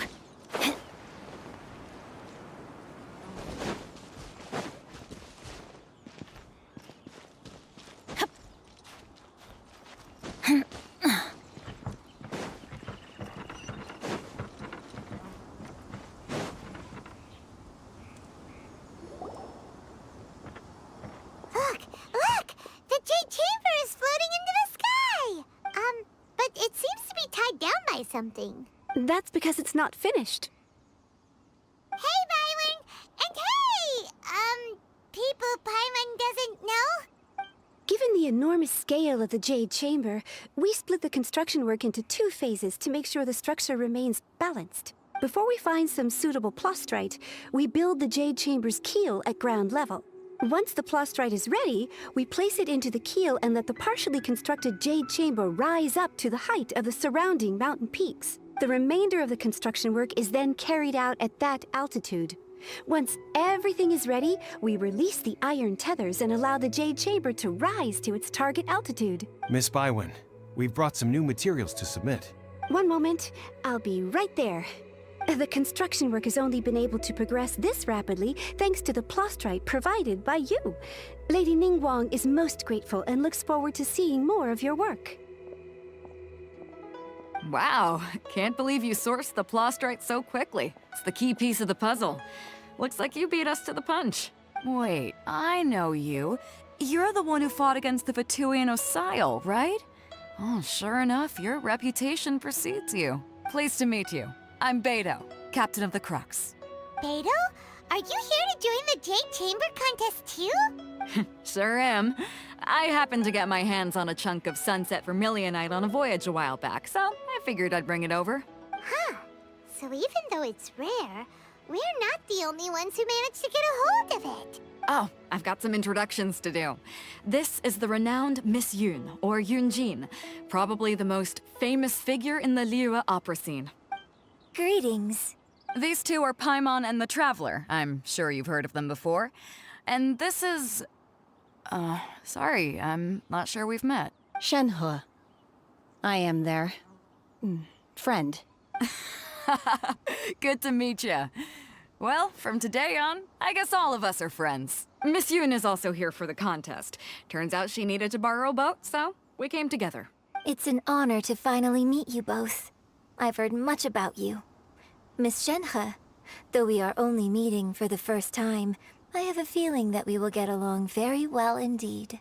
To be honest with you all, I am in great need of this opportunity to ask Lady Ningguang a question. That's why I joined the contest. Thanks to my father's connections, I was able to acquire a specimen of the plastrite required.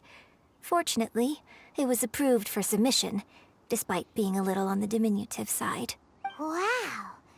So it looks like the three of us are competitors now. Excuse me for prying, Miss Shenhe, but are you competing as well? No, I don't have any questions for Ningguang. I just wanted to help him win. In that case, I have a proposal to make. Lady Ningguang said that the first 3 contestants to procure all 3 materials will be awarded the chance to ask a question. Well, there are 3 teams here. We can split the prize between us. Instead of competing against each other, we could work together to secure the top 3 places between us. What do you think? Sounds great, but how does that change things exactly? I think I see where you're going with this, Miss Yun. The plastrite was the most difficult item to source by a long shot. Luckily, all 3 of us managed to get our hands on it. The 2 remaining items aren't quite so rare, so as long as one of us finds a way to source it, the other 2 can hop on the bandwagon. How'd I do? Is that what you had in mind? Precisely. Huh. Interesting approach. Okay then. All right, I'll go first. I have some leads on these wonder cores. From what I've heard, the core itself is really not that difficult to make. The hard part is getting hold of the ore used as raw materials. I'm gonna head back to the ship and ask Suling if he's heard of them. You guys... We will head into town and seek advice from Master Zhang of Hanfeng's Ironmongers. Thoughts? Wonderful. We'll split into teams then, and whoever makes progress first brings all of us a step closer to victory. I'm gonna take off. See you later. Okay, let's go! By the way, what question are you gonna ask Ningguang Yunjin? I'm looking for a venue to host the performance of our new opera. Lady Ningguang has excellent judgment, so I would like to hear her opinion. Ooh, what's the opera called? Paimon wants to go see it. The opera is a labor of love by my father. He wrote it based on a popular urban legend about an evil spirit and an adeptus. It's called The Divine Damsel of Devastation.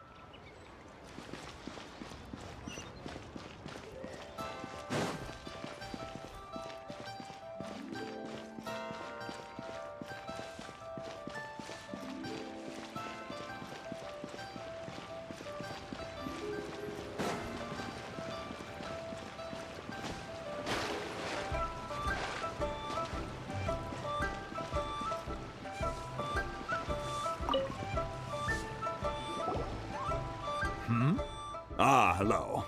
Are you here for something off the shelf, or do you need something forged? Excuse me, Master Zhang.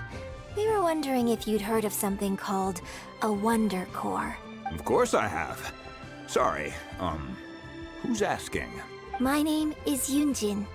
Perhaps you don't know me, but I believe that you forged some weaponry for my father in the past, for stage use. Yunjin? Stage use? Oh, so you must be Miss Yoon. Sorry, my brain's finally caught up. It's not used to doing much beyond bashing a hammer all day. Everyone's heard of you, Miss Yoon, even folks who don't make it to the opera all that often. Like myself. So, you're here to ask about Wonder Cores, huh? As it happens, I do know how to make them. Matter of fact, I made some for Lady Ningguang back when she was building the original Jade Chamber. The types of ore needed to make Wonder Cores are a little hard to come by. Lady Ningguang supplied them herself last time. I don't suppose you've brought any yourselves? No? We were gonna ask you what kinds of ore we need. Sure. Well, you'll need two kinds. Star Splinter Iron and Subrosium. If I remember correctly, Lady Ningguang sourced her Star Splinter Iron from the Mount Tianheng area. They say it resonates with visions. It could take some work, but if you stick with it, you'll find some eventually. As for the Subrosium, though, that's trickier. It's all but unheard of on the market. I'm really not sure. Sorry.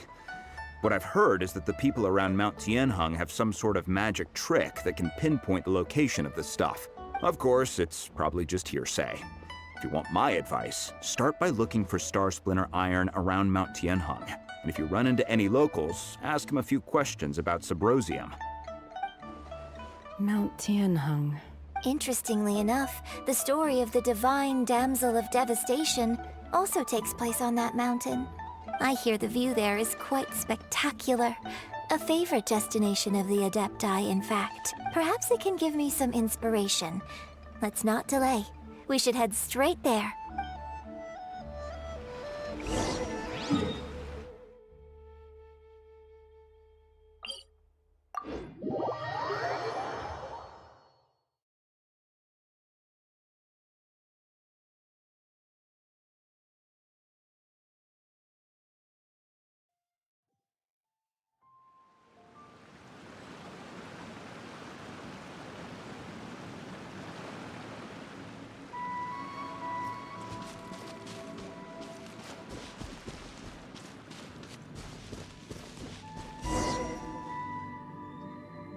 I came to Mount Tianheng once with my father as a child.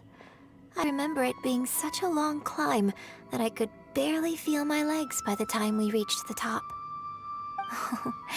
This is quite a trip down memory lane for me. Look at these majestic, towering peaks, and the gently flowing streams. It's like setting foot in paradise. No wonder the legend of the divine damsel of devastation is said to have taken place here. Adepti wander oft where mortals seldom stride. Indeed, this looks like a place that one might expect to be frequented by Adepti. The Divine Damsel of Devastation is your upcoming opera, right? And the story takes place in Mount Tianheng. Huh. Seems like you have a real connection with this place. What's the story about, though? It's the story of a girl becoming a hero. Cool! A hero story? They're Paimon's favorite! The legend first arose in this area. It is said that there used to be a prosperous village on the mountain. In that village, there was a loving couple who were completely devoted to one another. One day, a terrifying monster appeared.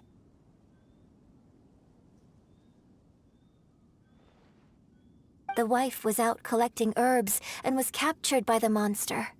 Her husband was so distraught at the news that it broke his spirit and drove him to madness.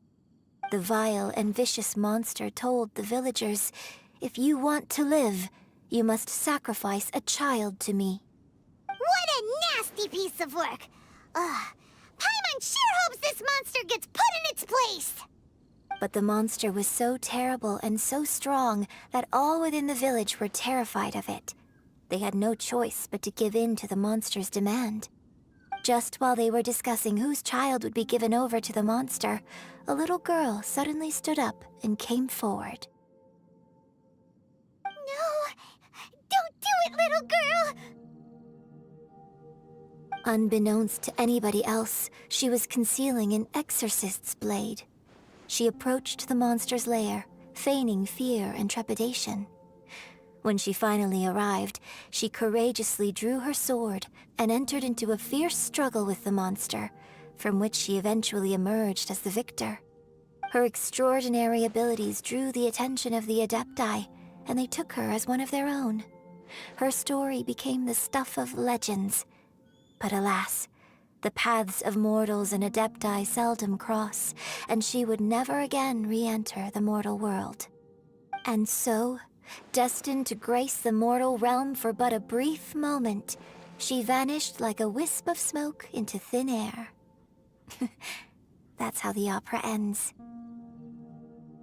I really like this story. But I personally think that perhaps the little girl was not as brave as the opera makes her out to be. I'm not sure she deserves all the praise she is given.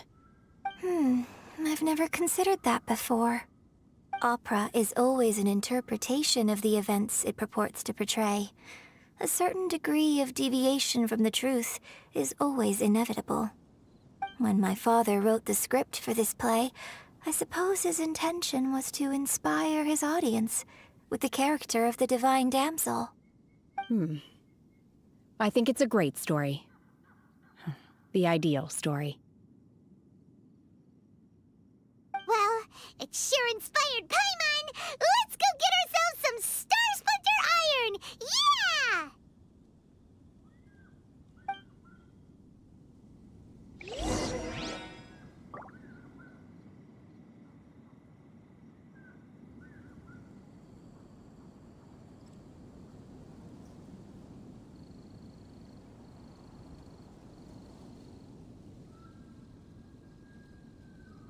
Benny's Adventure Team, assemble!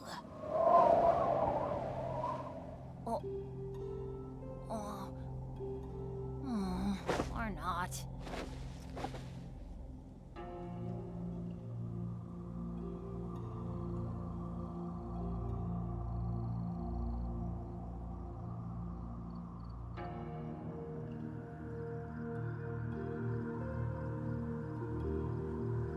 Oh, ow!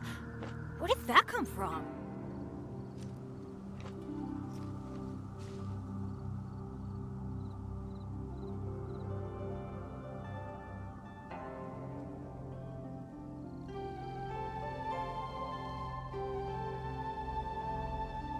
Good things come to those who don't wait around. That's what they say anyway. Knowing my luck, the opposite is probably true for me.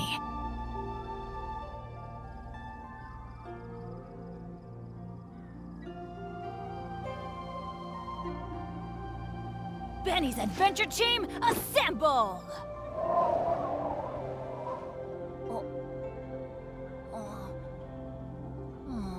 Or not.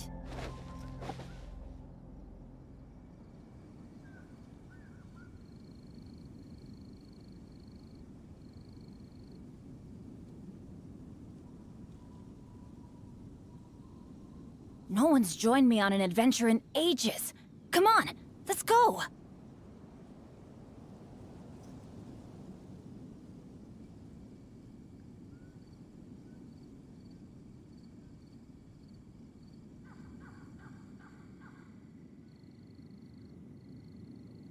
Oh, ow! Where did that come from?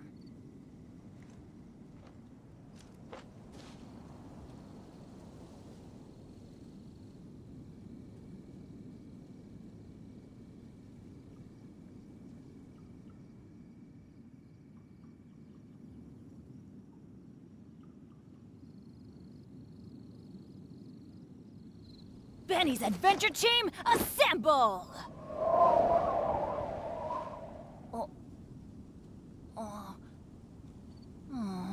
Or not.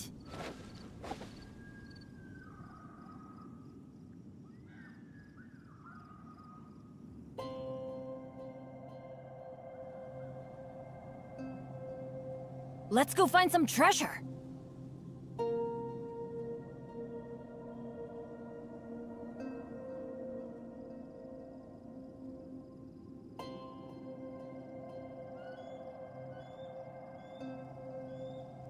Benny's Adventure Team, assemble!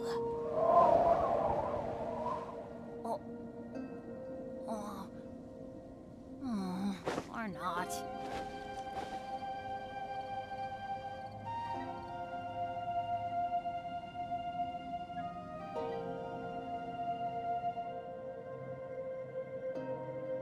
Oh, ow! Where did that come from?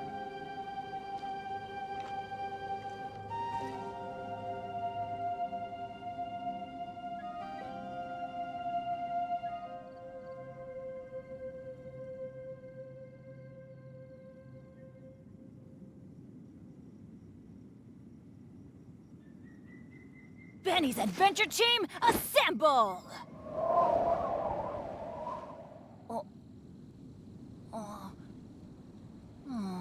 Or not.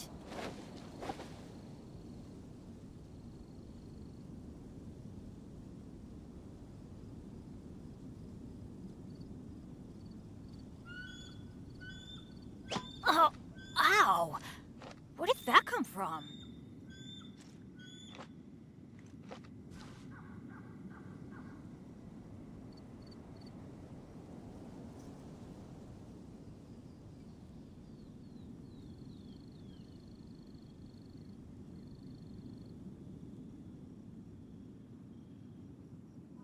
Good things come to those who don't wait around. That's what they say anyway. Knowing my luck, the opposite is probably true for me.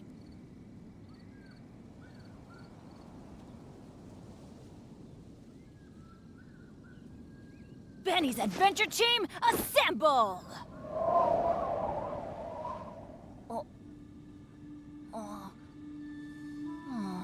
Or not.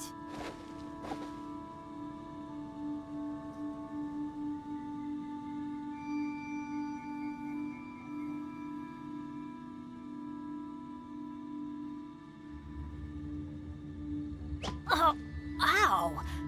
Where did that come from?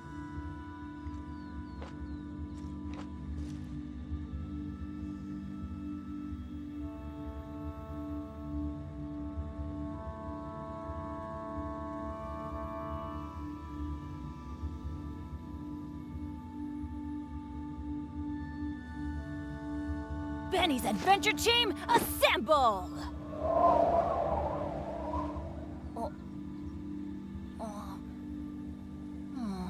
Or not.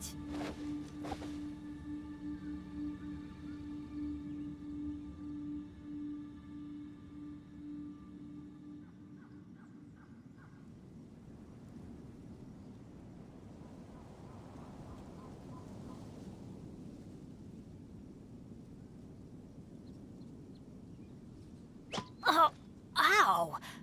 Where did that come from?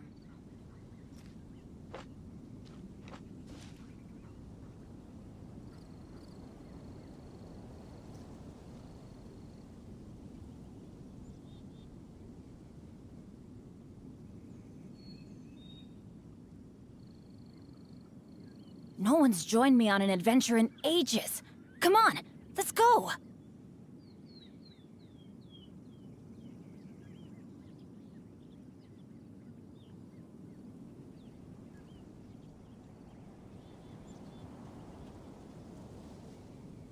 Oh, ow! Where did that come from?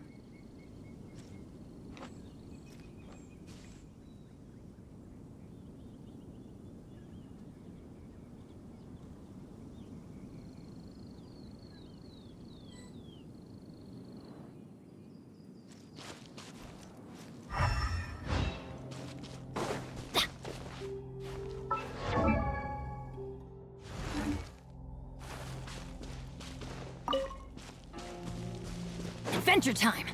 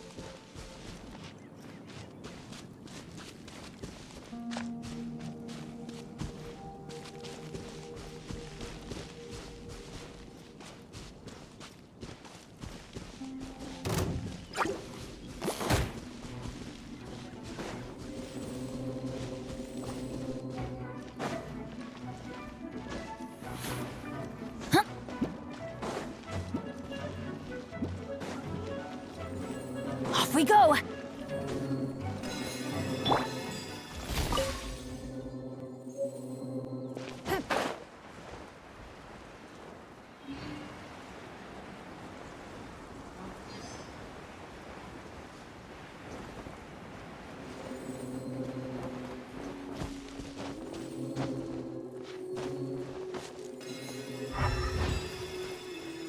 This should be enough Star Splinter iron.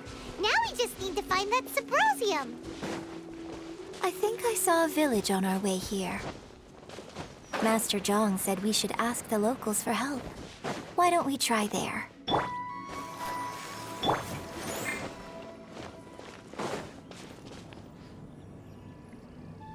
Hey, there really is someone here.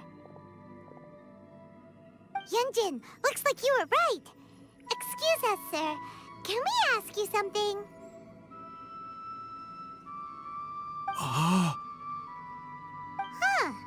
He didn't seem to catch that. Hello, sir. We were just passing by and wanted to ask if you happen to know anything about Subrosium. Is he trying to tell us to look for clues in the village? Well, whatever. Guess we're on our own here. Shenhe, Yunjin, let's have a look around. Sorry, you can go ahead without me. I'd like to have a word with this gentleman.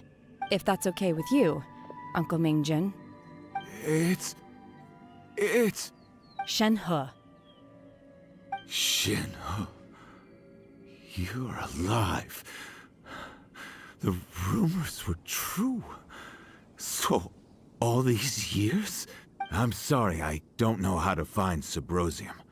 But I think you can find some information in the village. This place is deserted now. No one ever comes here. So you can rummage around all you want. Huh? You know this guy, Shenhe?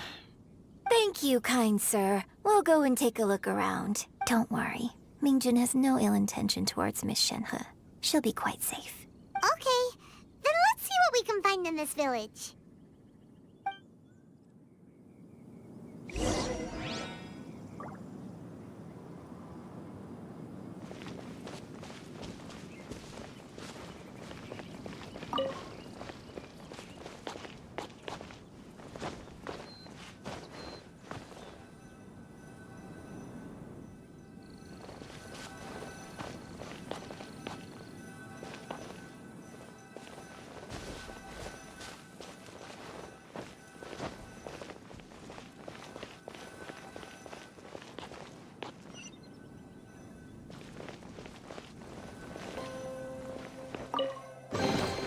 We can't have treasure unaccounted for. Huh. What's this?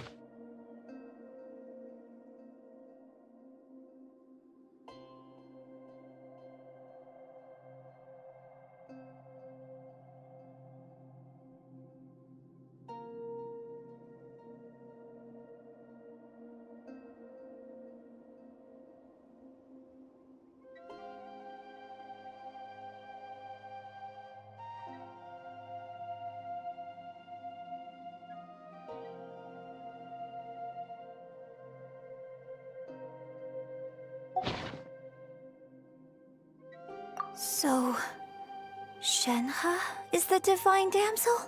Now that I think about it, she does behave rather like an adeptus, and she is about the right age. So that's why I've been getting the strangest feeling whenever I chat with her. I should have noticed it earlier.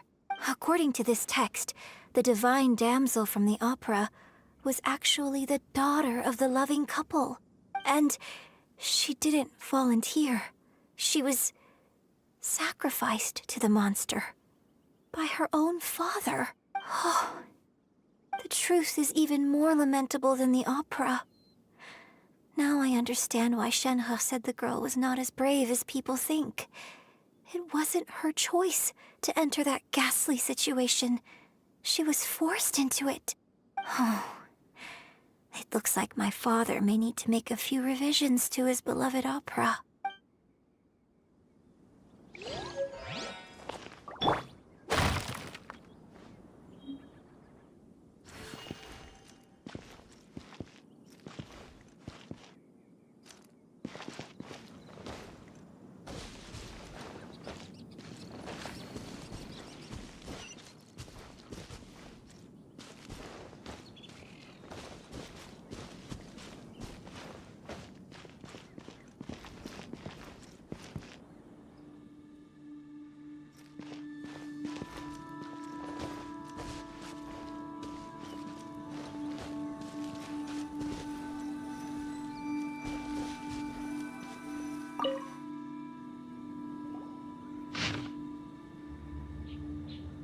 So it seems that Shenhe's father thought he was summoning a benevolent deity using a magic incantation.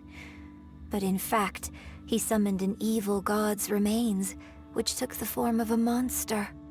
His obsessive yearning for his deceased wife led to a terrible tragedy. The villagers moved away in fear, without ever learning the truth. And now, this place is deserted.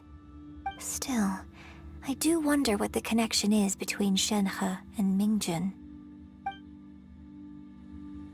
We've looked everywhere, but still no mention of Sabrosium. Let's have a look over there.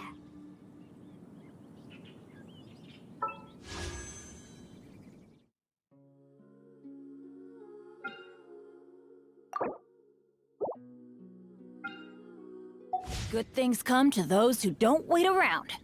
That's what they say anyway. Knowing my luck, the opposite is probably true for me.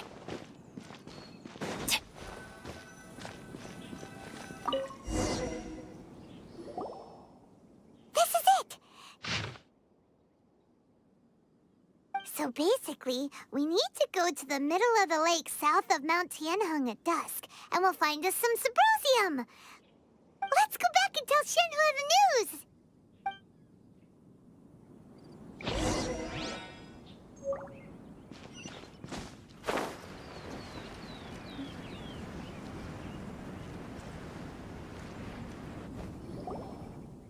One year when I was back visiting, I heard a story about a white-haired adeptess from a merchant passing by. I never imagined it was you. I was a very close friend of your father's. I could have stopped him from performing the summoning ritual. I had plenty of chances, but I couldn't bring myself to stand up to him. I just let things happen, let it all escalate. And, well, we all know how that story ended. I bring flowers back here every year. And each time I wish I had a chance to apologize to you. Apologize for what? If you'd stopped him, he'd only have found another way. There is nothing he wouldn't have done for his true love. Nothing. Do you still hate him? I don't know what I feel. I'm told my fate is to bear the curse of calamity, so my master bound my soul with red ropes to curb my aggression. But it also dampened my emotions, making me dispassionate, like the Adepti. So if you ask me how I feel about the past, if I hate my father or not, the truth is, I feel nothing at all. It must have been so tough for you all these years. Shenhe! We're back! Oh, then I will leave you all in peace. Shenhe, it brings me some solace knowing that you are okay. I'll tell you more about the old times next time we meet. Thanks, mister. We found some info in the end.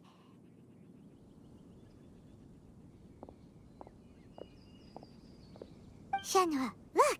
This tells us how to find Sabrosium. All we gotta do is go to the middle of that lake! Let's go then. Miss Shenhe, there's something I'd like to talk to you about. Just now, in the village, we found your father's diary. It turns out that many of the details in the Divine Damsel of Devastation are not true to the facts. So I'd like to change them. Why? I know I say that opera always deviates from the truth, but now that the main character is standing right here in front of me, I cannot simply dismiss your lived experience in favor of my father's fiction. It's okay. I like your version. Huh? My master once said that the day I learn how to use my strength for the good of others is the day that I can truly become part of human society. So, I hope that one day I might be brave enough to stand up and protect others, just like the girl in the opera. But I've never thought this way before, and I wonder whether I will continue to think in this way. Don't worry. I believe you will. In fact, I think maybe you've already started to become the person you aspire to be. You just haven't had the opportunity to see it for yourself yet. Shenhe! Yunjin! Cut the chit-chat! Let's go! We can't let someone else beat us to it!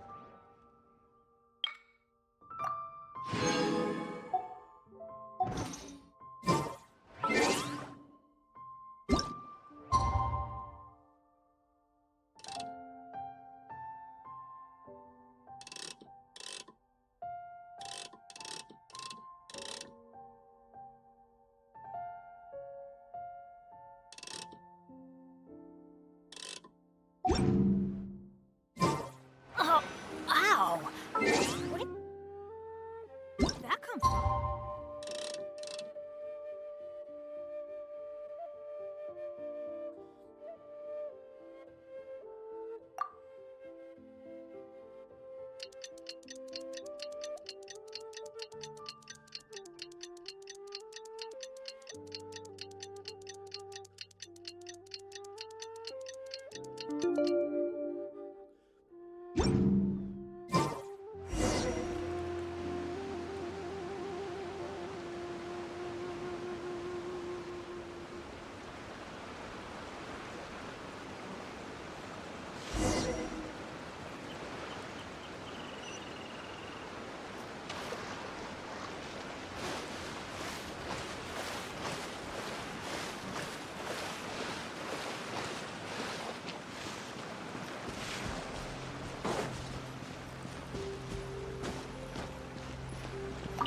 That's everything we need! Let's head back and report in!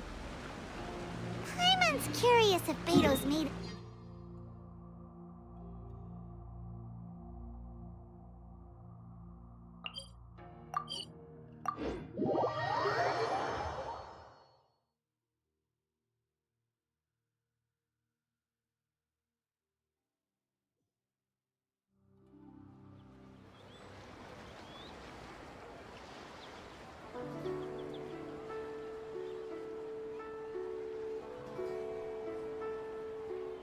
Let's go find some treasure.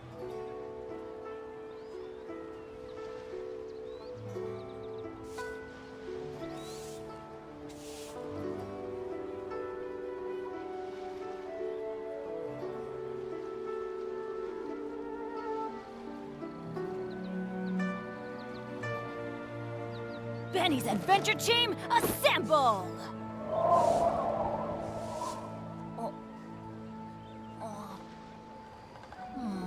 Or not.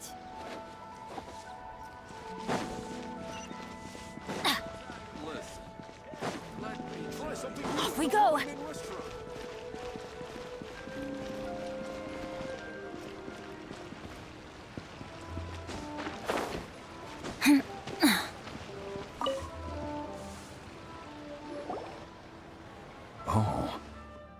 goodness. So, are they okay? This is some top quality ore you found. I think I'll get a good end product out of these. Guess now it's my time to shine. Hey everyone, how's the A-team doing? I ran into a bit of a brick wall on my end. Suling's never seen a Wonder Core before, and says it'd take a lot of research for him to get up to speed. Leave the Wonder Cores to me. I'll work on them while you go about your business. Don't worry. It won't take me too long. Much obliged, Master Zhang. We should look into the Adepti sigils next, but where should we find items relating to the Adepti? I'll sort that out. Oh? You got this then? Yes. I have been training with the Adepti for years. I know a thing or two about making sigils. When we first met, I told you I came for the Jade Chamber, not the contest. In fact, I came specifically to deliver Adepti sigils. Master heard that Ningguang was planning to rebuild the Jade Chamber, so she sent me to deliver some Adepti sigils to her. Master also said she hoped that I can take this opportunity to rejoin human society. But now that I'm here, I wonder if I've been removed from the world for too long. There's so much basic knowledge that I lack. Maybe it won't work for me to stay here after all. But either way, I'm very glad to have met you.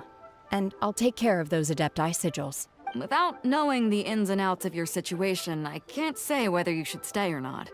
But now that our paths have crossed, we'll always have a connection. So if you're ever feeling down, come find me on my ship. There'll be a drink waiting for you. Thank you. So, Master Zhang, I'll need to use your facilities to make the sigils. Fine by me. I'm actually curious to see how the Adepti arts work. Maybe I'll learn something.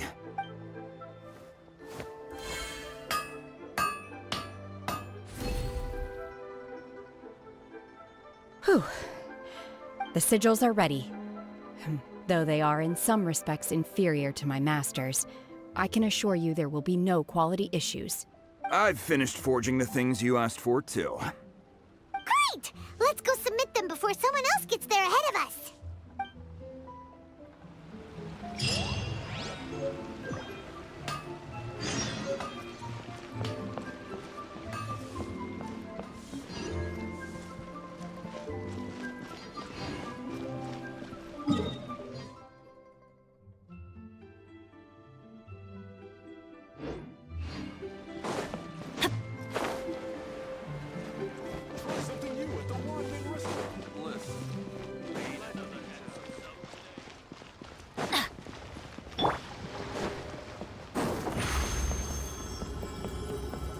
Over here!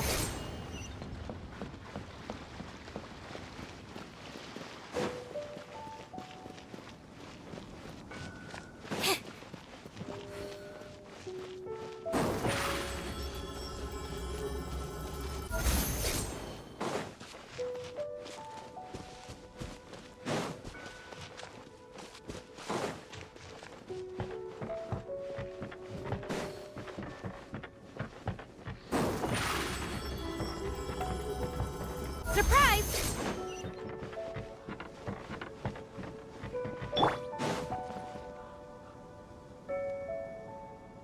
Ningguang's little secretary! We found all the materials!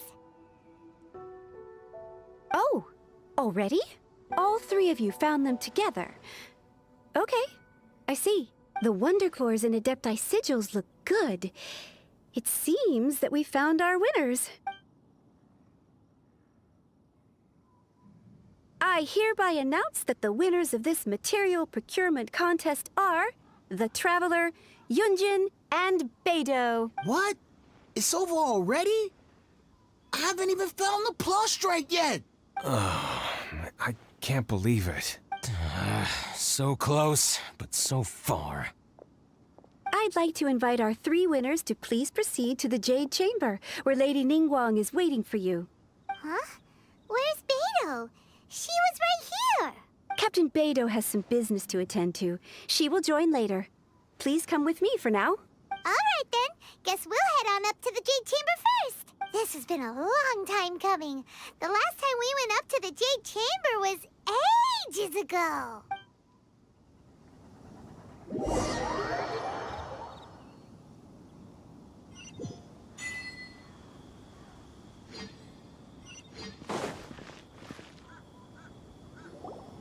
Combine the Adepti sigils with the Wonder Cores and insert them into the Jade Chamber's control compartment. The construction of the new Jade Chamber is now officially complete.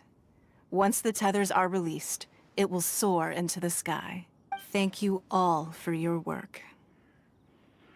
Now it is time for me to fulfill my promise. Yeah! Miss Yun, I've already heard something about the reason for your involvement. You are looking for a venue for your new opera, aren't you? That's right. Lady Ningguang, I would like to hear your opinion. The unveiling of Miss Yun's grand new opera surely requires a venue of equal grandeur. So what would you say if I proposed that we stage your first performance right here, in the newly built Jade Chamber?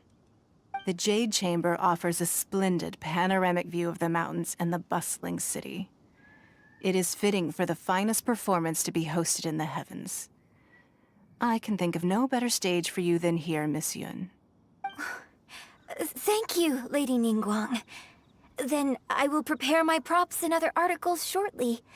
Please allow me to bring all these aboard the Jade Chamber. You're quite welcome. It's truly what a good opera deserves. A traveler, Shenhe, Paimon, I'll be leaving now. Do come and see my play when the time comes. You're next. What is your question? I should clarify. I do not know your sister's whereabouts. Please, don't waste your question on this matter. Wow, you're a mind reader, Ningguang. Oh well, guess Paimon will ask a question then. Managing a successful business is not as simple as you might think. Capital, connections, sensitivity to the trends, and instinct for what is a good opportunity. All of these traits are crucial. If you want to know how to make money, I will honor our agreement and give you an answer. But that is not to say that it will work for you. Wow, Paimon hadn't even asked the question yet. Your question was written all over your face. Now look, you helped me rebuild the Jade Chamber, and I intend to repay you handsomely for it. So I promise you that should you one day require financial assistance, you may seek employment here. I will pay you at the highest rate of remuneration. Oh, great! So next time we run out of Mora, we just need to come to Ningguang? No more questions from us. Shenhe, you got a question? Me? Yes, this is a group effort. Thank you. But I don't have anything to ask. Are you sure? This is a once-in-a-lifetime opportunity. I'd urge you not to squander it. Yeah, just don't waste it. Hold on a second. Paimon can probably think of another one. Lady Ningguang, do you think I can ever fit in Liyue Harbor? Now that is an interesting question. Liyue Harbor is very inclusive. As long as you respect the rules here, you will not be turned away. So, the key is whether or not you yourself can develop a sense of belonging in Liyue Harbor. Huh. A sense of belonging? Yes. To become fond of a place, to feel part of it, it always requires a reason. Perhaps someone you've met, or something you've experienced here. Or perhaps you enjoy the atmosphere of Liyue, and you will become accustomed to it. In short, everyone needs a reason to stay. I hope you can find yours soon. I see. Hey, what's going on?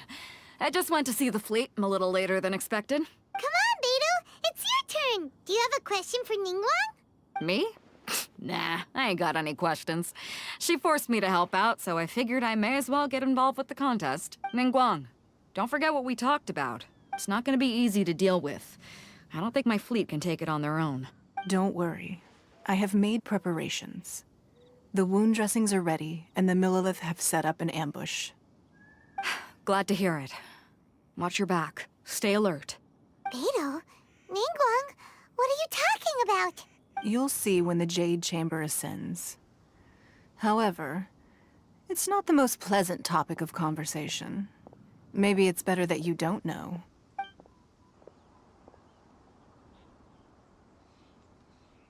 When I first set foot in the Jade Chamber, I stood at the edge of the platform and looked down upon Liyue Harbor far below. At that time, I dreamed that one day the Jade Chamber's shadow would be seen in all 7 nations of Teyvat. My wish has not changed to this very day, However, it is not only out of consideration for myself that I have built the Jade Chamber anew at this time. I hope the Jade Chamber will always float in the skies above Liyue Harbor, bearing witness to the prosperity and peace of the human world. And I hope that you can all witness it with me. Let the Ascension ceremony commence!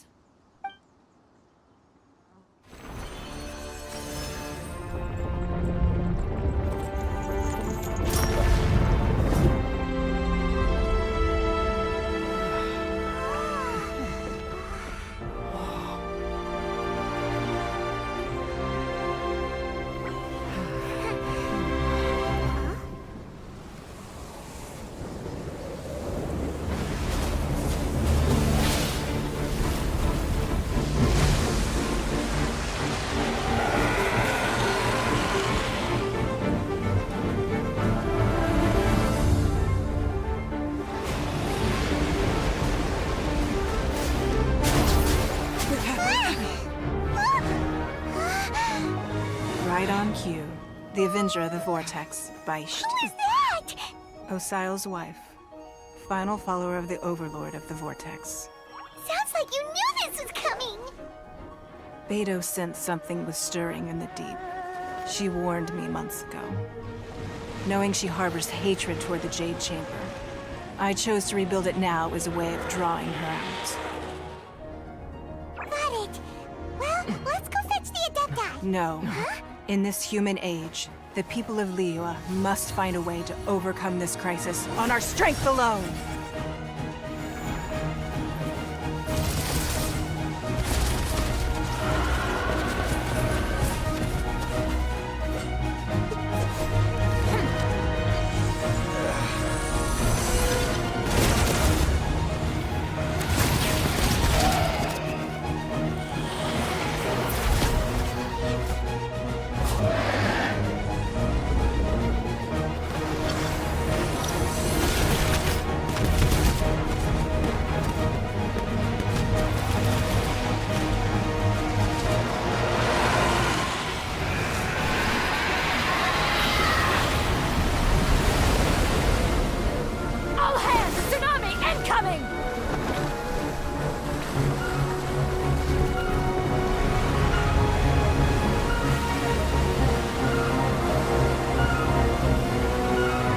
What's that?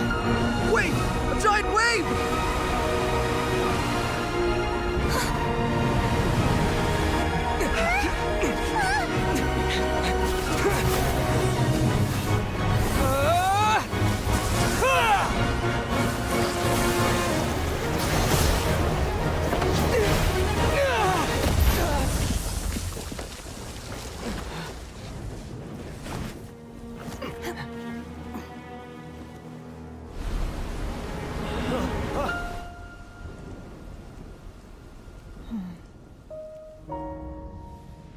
You are a cursed child. Your life brings nothing but disaster to us all. At least if you die, I can bring her back. The day you learn how to use your strength for the good of others is the day that you can truly become part of human society.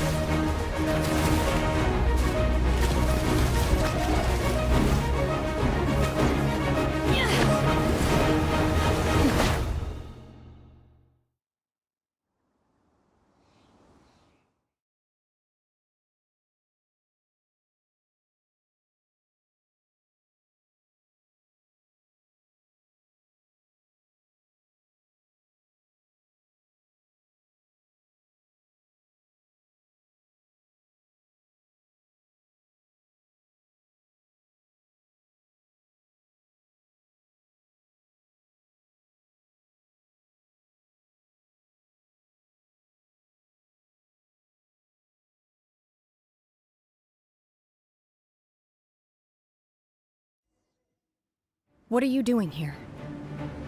We can't let you be the only one taking this risk! I hardly see this as a great risk. The people of Liyue Harbor are well prepared, and she is already badly injured. Only sheer willpower is keeping her alive. I may be nearing the end of my stamina, but in a fight to the death, I think I have the upper hand. We'll help too!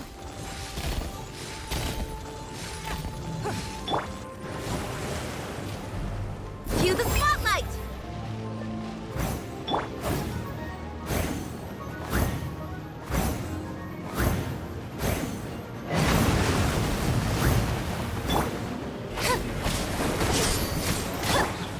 Unleash!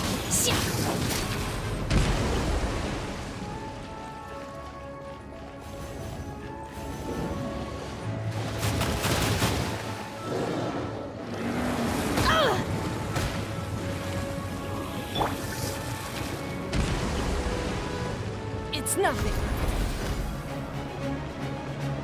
Your life is mine.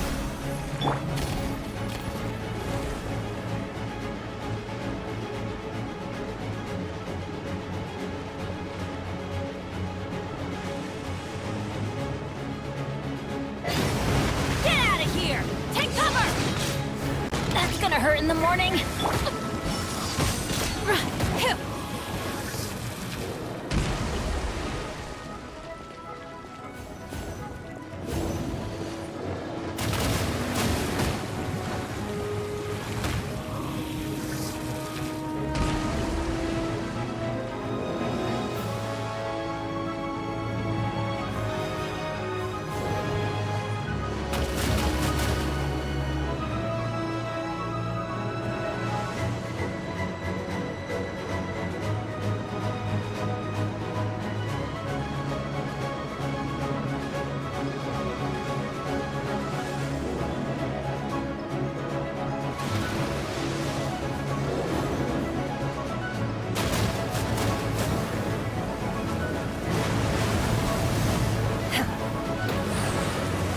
Take your true form!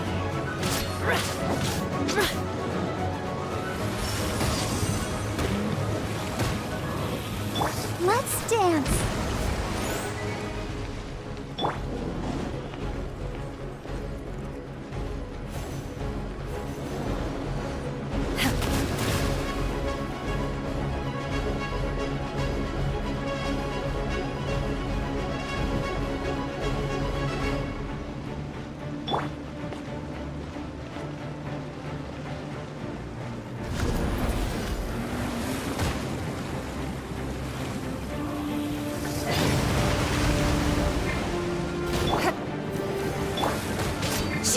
Transfiguration!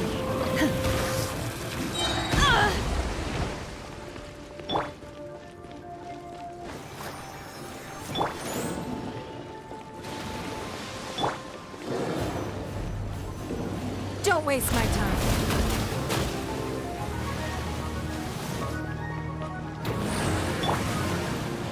Cryo Incarnate! Huh?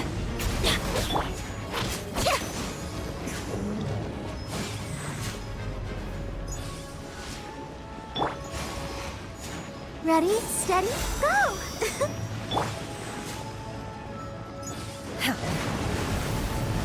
Take your true form!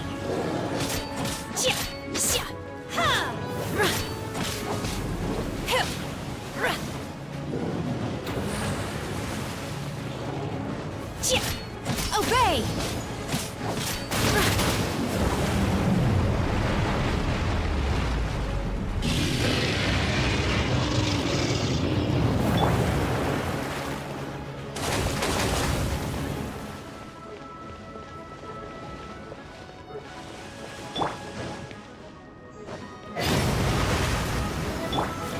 Unleash!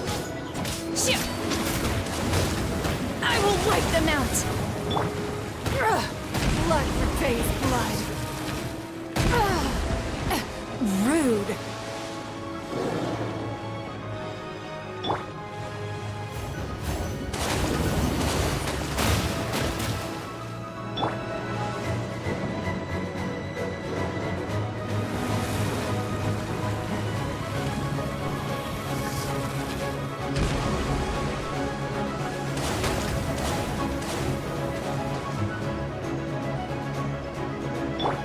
the show begin.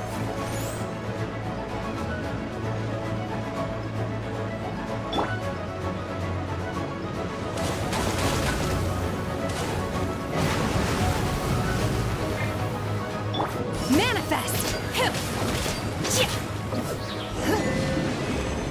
She's getting away! Shouldn't we go after her? This place is unstable. It is too risky to continue pursuing her.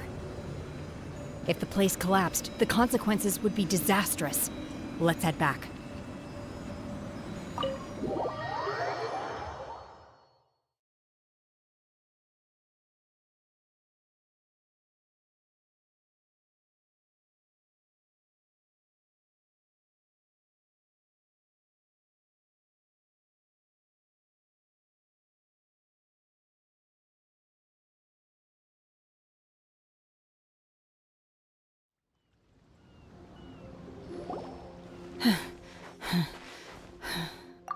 I'm just a little exhausted.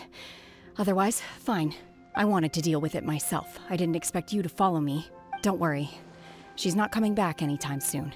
After an injury like that, she'll likely seek refuge somewhere else. How did things go underwater? It's been dealt with. She was injured before entering the water. It didn't take too much effort to finish the job. Good. So the crisis has been safely averted. When you visit the Jade Chamber in the future, you will be afforded generous treatment. Lady Ningguang, the fleet reports that the sea monster has left Guyan Stone Forest and the surrounding waters have returned to normal. Thank you. How are the Millilith? Thanks to the medical supplies you prepared and Lady Keqing's command, our losses were minimal. Of course, we owe huge thanks to this young lady for her help. On behalf of the entire Millilith, thank you for your service. Great. Then next time I watch Miss Yun's opera, I'll be able to take the compliments. I wasn't trying to be a hero, though. I just wanted to protect you. Let the soldiers recuperate, but don't let your guard down. If she returns with a vengeance, we must be prepared. Yes, ma'am. You've been monitoring us for some time now. I trust you've reached a conclusion. You wish to hear one's opinion. Well, things would have hardly gone so smoothly had it not been for Shenhe. That I do not deny. However, final victory was always going to be ours, even had things been a little more arduous. If it came to it, I could always destroy another Jade Chamber. One has observed your adaptation of the Guizhong Ballista, and find oneself compelled to admit that you have evidenced some degree of novel thinking. You have learned from past failures and prepared for this crisis in advance. This is considerable progress compared to the last time. Hence, on balance, one finds your performance during this trial satisfactory enough. But there will no doubt be further trials to come in the future. Do not suppose that one will not continue observing you hereafter. While the position of Tianquan remains mine, I will always ensure Liyue's safety. Shenhe, one saw you secretly venture out from the mountains a few years ago, and noticed the air of dejection in which you returned. Hopefully this trip to Liyue Harbor has been a different experience. Yes. I can't explain it, but I feel happier than I expected. Good. Traveler, please take good care of Shenhe. She is a dear child. In fact, one has many fond memories of Shenhe's childhood that she may be interested to hear about. There'll be no need for that. Oh. They are all like this.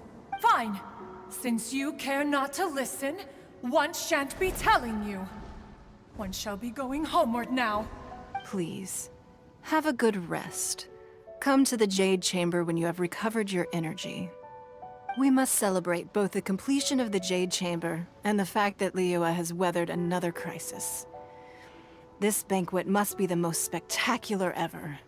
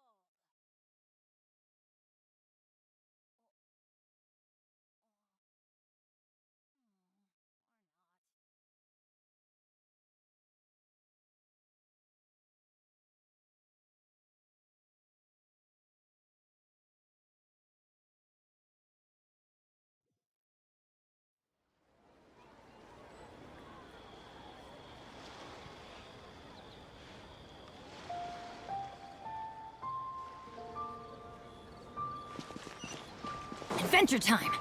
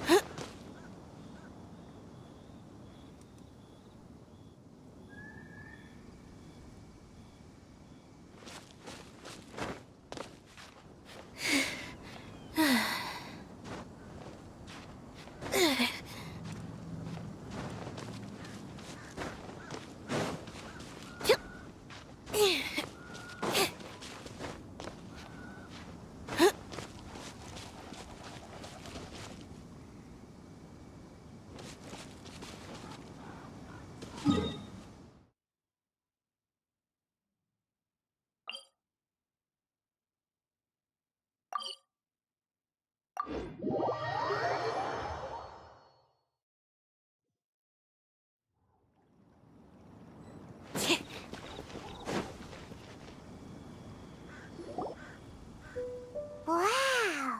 Everyone's already seated!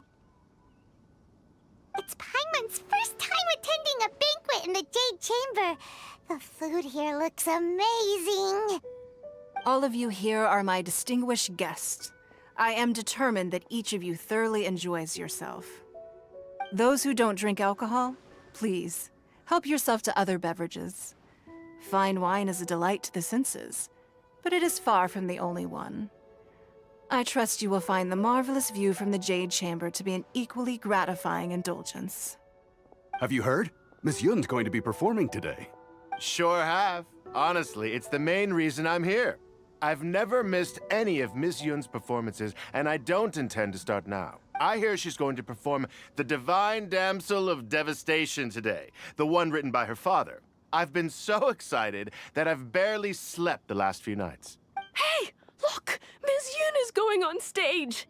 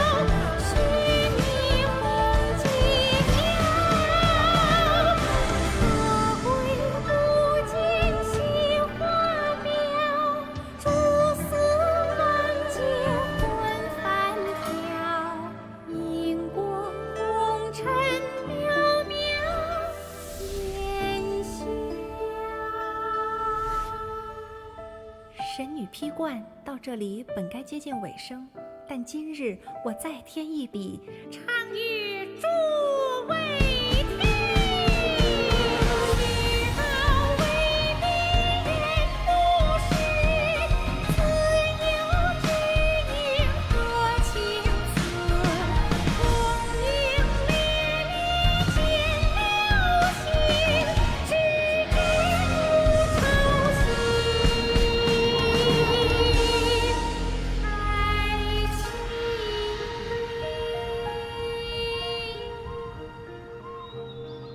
彼时鹤归，茫茫天地无依靠，孤身离去。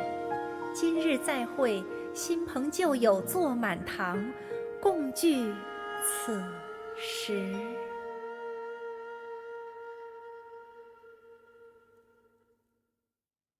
What did you think? Personally, I thought I sang rather well. It was beautiful. Paimon wants to learn too. It was wonderful. Also, thank you. You're welcome. Thanks to you, the Divine Damsel of Devastation is a more nuanced tale than ever. The play has an ending, but life goes on. I believe you will find a way to fit in Liyue Harbor. Thank you. I think I've found the opportunity I needed to change. Ms. Yun, here you are. Great to see you. Huh? Hey, this young lady with the white hair looks like some kind of VIP. Yeah, that's it, like an Adeptus. Wait, you're the girl from the opera, aren't you? The Divine Damsel herself. And look who else we have here, the illustrious traveler. Well, I'll be. This was definitely worth showing up for. Let me pull up a chair, all right. We'll all have a friendly chat, get better acquainted. Alternatively, you could leave us alone. That is, if you'd prefer to finish your drink via the orifice of your own choice. Uh-oh, this feels all too familiar. Shenhe's back to her old self again. Hey, what are you doing?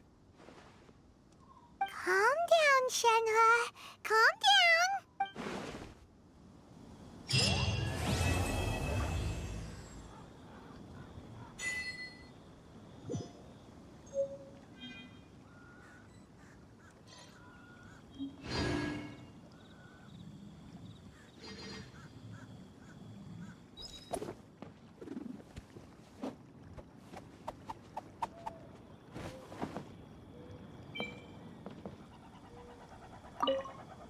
To act, one must first feel. After our trip to Mount Tianheng together, I felt much more in touch with the character today.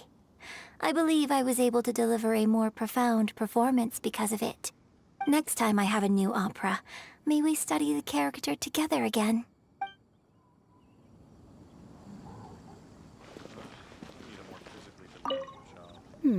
Now that I think about it, I'm glad Master sent me here to deliver the sigils. Otherwise, I wouldn't have had the chance to meet you. I'm sure I have much to learn from you in the future.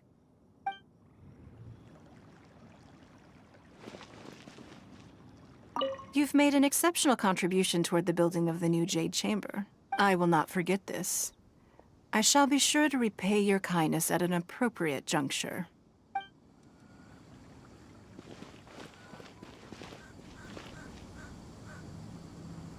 More wine! More wine!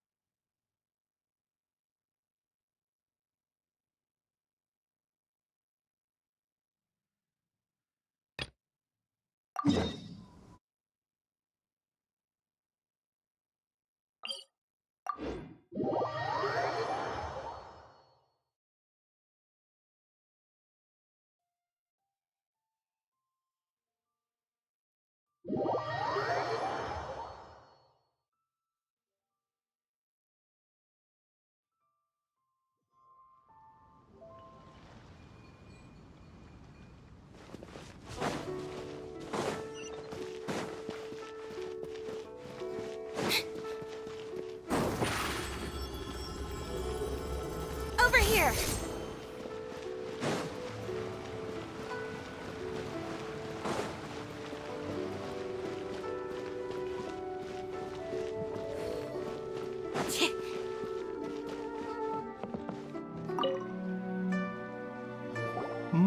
My, to what do I owe the pleasure? Though I'm afraid that if you're looking for our little Chi-Chi, she's out gathering herbs. And if it isn't Miss Yenfei as well, now that's an even rarer honor. What business brings you here, might I inquire? Some charlatans peddling ineffectual medicines again, no... No. I'm here this time to ask if you're familiar with Smaragdus Jadeite. Smaragdus Jadeite? Why, yes, there is some information about it included in the 6th commentary on the 7 Mountain Treatises. The 7 Mountain Treatises states that this substance springs forth from stone marrow within the mountains, and will bring disaster to any mere mortals who touch it. It is abundant in elemental energy, so if someone without a vision is in contact with it for a prolonged period, best case scenario, they fall ill. Worst case scenario, they'll suffer great changes in personality and their illness will only ever get worse. Anyway, I'm sure you didn't come all this way just to chit-chat. Knowing you, Yenfei, and given the specific nature of your question, I suppose that you're about to ask me to write an official affidavit attesting to the pharmaceutical peculiarities of Smaragdus Jadeite? That is indeed the case. If you would be so kind, Dr. Baizhu. No trouble at all. It's just a single document. Won't take me a moment.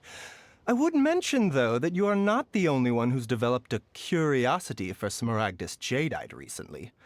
A Snezhnayan merchant came to ask me about it not long ago.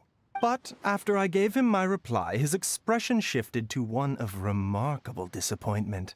I wonder, Miss Yenfei, if your pressing business might be related to this Snezhnayan merchant? Ah, you needn't concern yourself about that, Dr. Baizhu. Thank you for penning us that document. I'll make sure to compensate you in due course. You're too kind.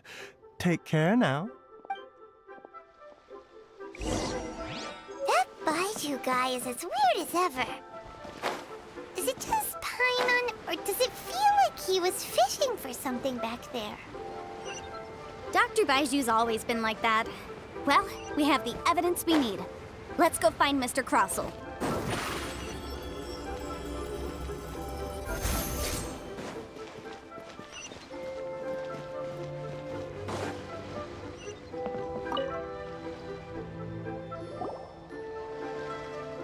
Miss Yanfei, have you finished your investigation? I trust you will now be in a position to assess the compensation due. Yes, my investigation is indeed concluded. I can now provide a final figure for the amount payable. Wonderful. Well then, please, could you do the honors, Miss Yanfei? Of course. According to the stipulations of the contract, Mr. Crossell, you must pay Mr. Chow 10 times the original transaction price in Mora. Sure. Wait, what? Me pay her? Surely there's been some kind of mistake, Miss Yanfei. Not at all. According to my investigations and the material evidence that we've gathered, the substance claimed to be Smaragdus Jadeite that was inlaid within the Smaragdus Jadeite twin phoenix pins that you rented out to Mr. Chow was, in fact, Smaragdus Nephrite. Now, the contract states very clearly that 10 times the price shall be paid should the article not be genuine. Accordingly, you are liable for this sum, which is payable to Mr. Chow in Mora. Material evidence? What material evidence? Why, Miss Yanfei, you cannot frame me like this. I spent a huge sum to obtain that Smaragdus Jadeite, and yet you claim that the ore inlaid on the hairpins is somehow fake? I demand to see your evidence. Indeed. Only a testimony from an expert witness involved in the processing of the ore can serve as an authoritative assessment of whether it is genuine. Traveler, please produce the evidence in question. This is a processing record from the Jade Mystery, along with stone samples and an affidavit signed by the business owner, Chateau. Seriously? Even the boss there couldn't differentiate between Smaragdus Jadeite and Smaragdus Nephrite. How does this prove anything? In any case, Smaragdus Nephrite is the outer layer of Smaragdus Jadeite. So I had him cut away the Nephrite, he returned the valuable Jadeite core to me, and some Nephrite samples remain in the store. What am I missing exactly? That's an unsubstantiated belief. Well, your claim that my ore is fake is just as unsubstantiated. And we are here to talk about evidence, aren't we? Ugh. Looks like our first piece of evidence didn't convince him at all. Seems like he came prepared. What should we do next? Hard evidence, something legally binding. We have just the thing. Show him, Traveler. This document proves that my hairpins are the real deal, doesn't it? This is the Ministry's seal, after all. It shows that the ore inlaid on the pins is indeed Smaragdus Jadeite. Our second piece of evidence didn't work either. And this guy's getting more belligerent by the second. You know, you could be right. Perhaps the hairpins are the real deal after all. Of course I'm right. All the evidence shown supports my story. Well, hang on a moment now, because I do recall one final piece of evidence that we haven't revealed yet. Traveler, would you do the honors? What's this? Smaragdus Jadeite springs forth from stone marrow within the mountains and will bring disaster to any mere mortals who touch it. Sustained contact with Smaragdus Jadeite over a prolonged period will, in less serious cases, cause a mild malady, while in serious cases, the patient may suffer a dramatic change of personality and fall seriously ill. Mr. Crossell, were you aware of these peculiar properties of Smaragdus Jadeite? I had no idea. No idea, you say? I'd guessed as much. But for you to have rented out such a dangerous item, I'm afraid that this falls outside the scope of my work, but within that of the Ministry of Civil Affairs. However, I'm sure that the Ministry will be relatively lenient considering that, as you say, you were ignorant of the danger you posed. Don't worry, Mr. Crossell. I will make sure that all the evidence presented here will be handed over to the Ministry. I trust that you'll give them your full cooperation in their investigations. What? Wait! I knew. Oh, so you knew? Oh, dear Mr. Crossell. But if you knew of Smaragdus Jadeite's dangerous properties beforehand, why would you... Huh? No, The hairpins aren't actually inlaid with genuine Smaragdus Jadeite? Is that what you were about to say? You do understand, Mr. Crossell, that this means that you will have to pay Ms. Sir Chow 10 times the original price in Mora? Mr. Crossell, your answer, please. My client and I are waiting. Yep, he's seriously intimidating right now. It's like she's a different person. I admit it. I confess. The ore I had inlaid on those hairpins was Smaragdus Nephrite. But I'm a victim in all of this too. I invested a great deal of time and money into acquiring that small amount of Smaragdus Jadeite, in the hopes of turning it into a piece of jewelry that would fetch a fine price. But after receiving it and carrying it around for a few days, I started to feel extreme discomfort. I couldn't sleep a wink or eat a single bite. I was in a constant state of agitation too. I went to Boo Boo Pharmacy to get myself checked out, only to discover that this sort of stone cannot be worn as jewelry. But how could I let all that money go to waste? That's why I had another pair of hairpins made from Smaragdus Nephrite, which is almost indistinguishable from Smaragdus Jadeite. I kept the real Smaragdus Jadeite in a specially made box. I daren't touch it again. I was worried that someone would see through it, which is why I only dared to rent them out, not sell them. And then to top it all off, Chichao lost the hairpins after I rented them out to her. Exactly! If they weren't the real deal, why'd you make her pay so much? I didn't want to either, but when I purchased that Smaragdus Jadeite, some of my business partners found out. I knew they'd be watching closely to see how much I could make off it.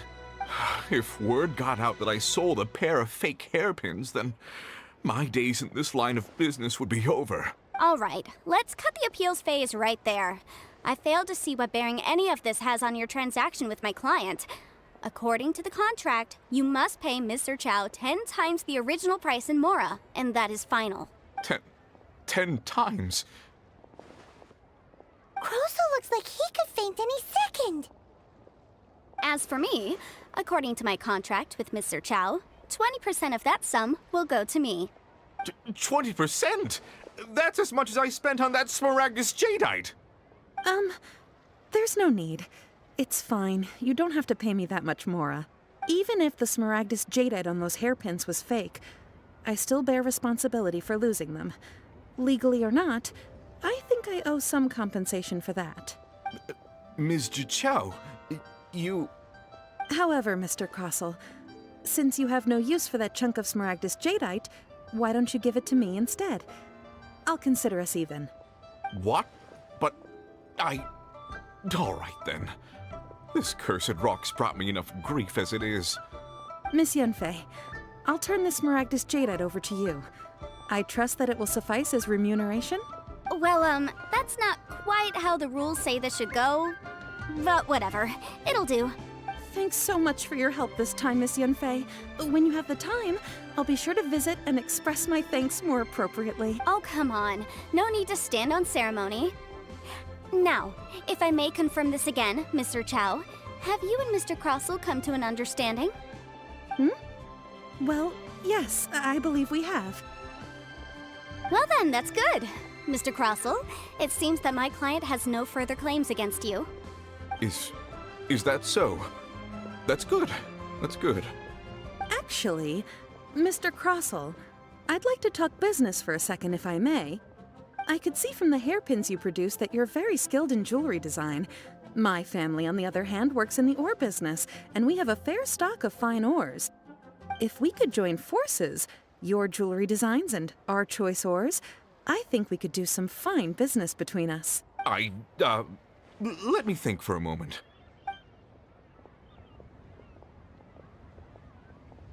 Well, that's that. And we've got the Smaragdus Jadeite that Granny wants too. All's well that ends well, eh? Exactly. Usually when someone tells us they've lost something, we end up searching all over the place for it. But this time, you managed to solve the problem with just a big stack of documents. Even though the solution didn't involve actually finding the hairpins. The right solution depends on your perspective on the problem. The objective of my client, Mr. Chow, was to reduce her liability to pay compensation. So, rather than looking high and low for some hairpins, proving that the rented item was nowhere near worth what the vendor had claimed it to be was the more efficient solution. An Adeptus.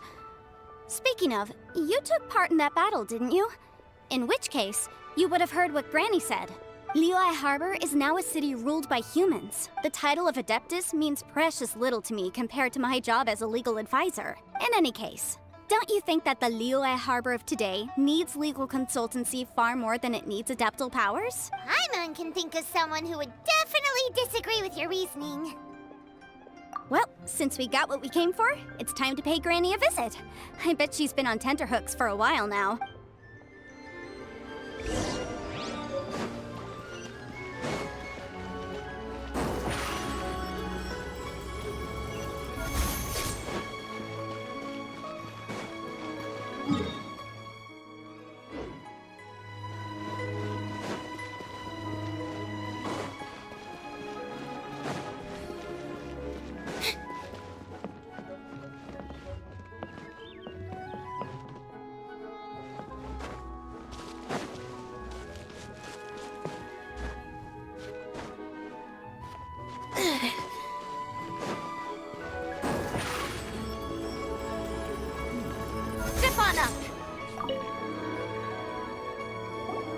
Ah, you've returned.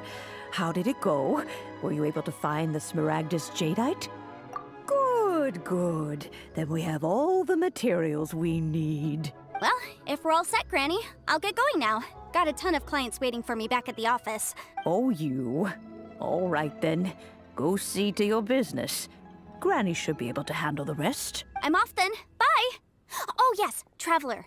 Make sure you don't lose the business card I gave you. I've been looking into the laws of other nations as well. If you should ever bump into any trouble with the law, come find me directly. Regulars get discounts too. Come now, child. Are you leaving or are you not? If you have no wish to leave, perhaps you'd like to help me clean my teapot, hmm? I'm leaving! I'm leaving! That child.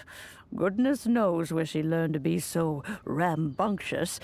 Her father was hardly so riotous or fond of talking nonsense back in the day when he stood beside Rex Lapis. Indeed she is. Liyue has changed, and the Adepti must also learn to change. Yanfei might be overly garrulous, but she is also the most intimately acquainted with the city among us all. Liyue is not the same place I once knew. All right, then. Let us speak of this no more. Back on topic. I believe that I still owe you a little gift. Oh, Paimon's so excited! How is it made? It is but a single teapot. It shan't take long at all. Just wait here for a moment.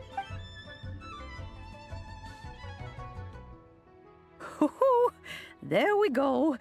This Serenity pot is all yours now. Hold it firmly. If you were to drop it, oh goodness, who knows what might happen. Take these blueprints with you as well. You'll need them if you wish to make your teapot a little more lively inside. Wait a minute, Granny. How exactly are we supposed to use this teapot? Oh, you needn't worry about that. I've already arranged for a certain little helper to await you within this teapot. She will explain everything you need to know about it.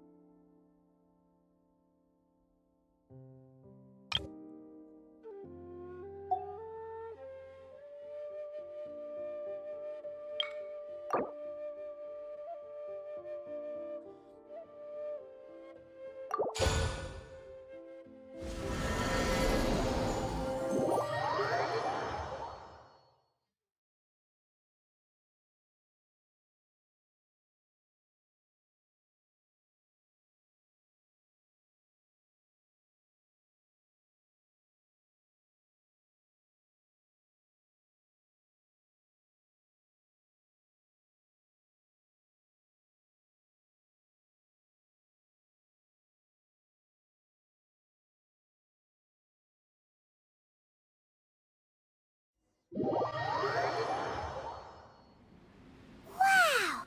This teapot seems even bigger inside than Madame Ping's! There's even a great big house in the middle, too! Huh. But there's just a whole load of nothing around it. Hey! There's a perfectly good house right over there! Why should Paimon have to live in a hole in the ground? Still, why is it so empty here apart from that house? Oh, wait a second. What is that?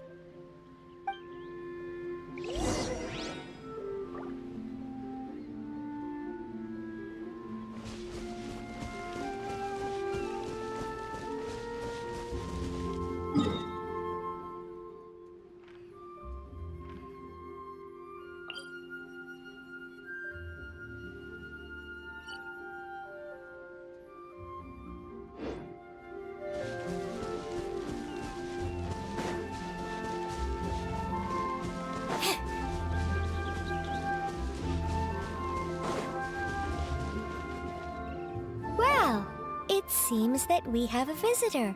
It's a huge finch! Excuse me, I am not a finch. I am a teapot spirit, and you may call me... hang on a moment. What am I supposed to be called again? Oh, call me. I suppose you may call me Tubby. So you're the little helper Madam Ping mentioned? Madam Ping?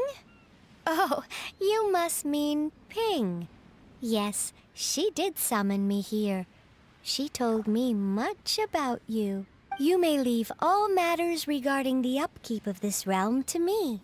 Your journey may be far from over, but at least this way you will not want for a comfortable place to sleep each night. Though it is the Adepti who create realms such as this, they generally do not have the time of day to attend to the banal matter of their maintenance. Thus, we teapot spirits were created to help guard their realms and manage their affairs. You may consider me a butler, if you will. Now, allow me to explain this realm to you. Have you any blueprints on you? Specifically, blueprints with beautiful rooms, chairs, and the like. As long as you have a blueprint, you can refashion this realm however you please. Blueprints? Oh, that's right! Granny handed us some when she gave us the teapot, didn't she? Let's take them out and have a look.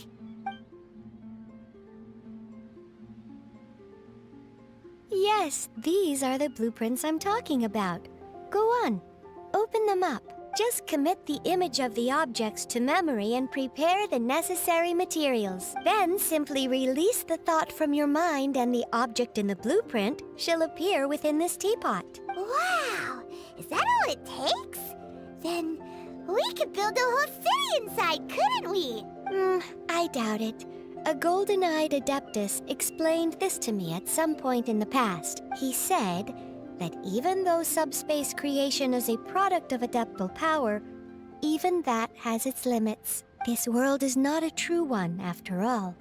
It provides merely a moment of brief respite from the mortal realm, not a means of escaping it entirely. A golden-eyed Adeptus? Paimon wonders who could that be? I hardly remember myself. What's more, I have never seen that Adeptus again since. Well, let's not dwell on that. Have a look around. Best you get accustomed to this realm. If there's anything you would like to ask, just look for me.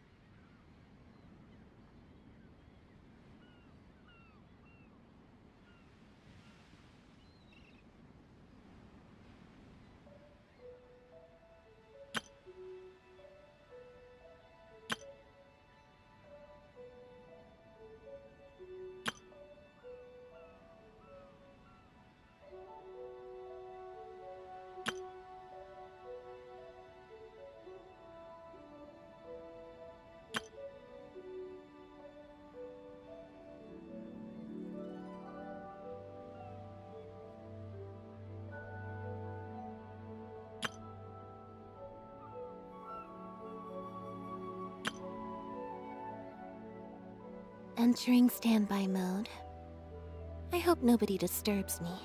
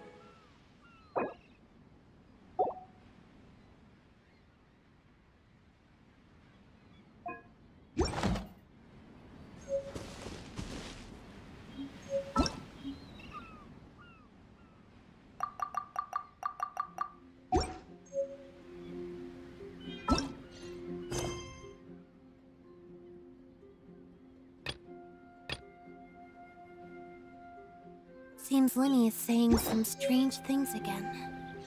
It's really worrying.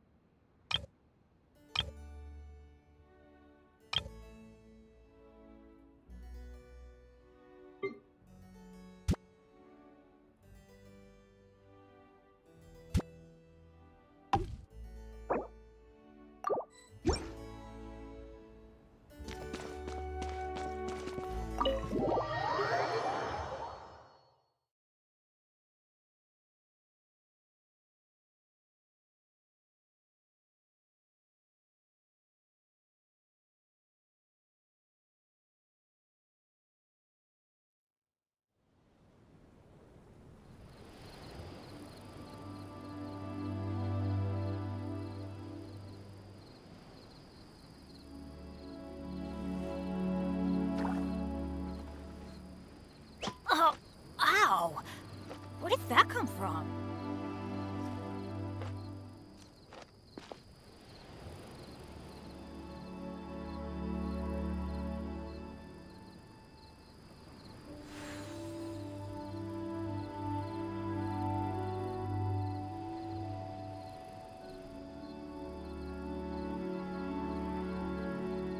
Benny's Adventure Team, assemble!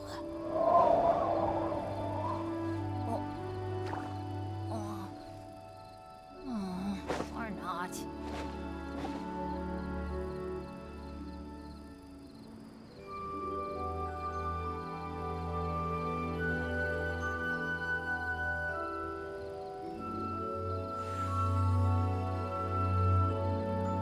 Good things come to those who don't wait around. That's what they say anyway. Knowing my luck, the opposite is probably true for me.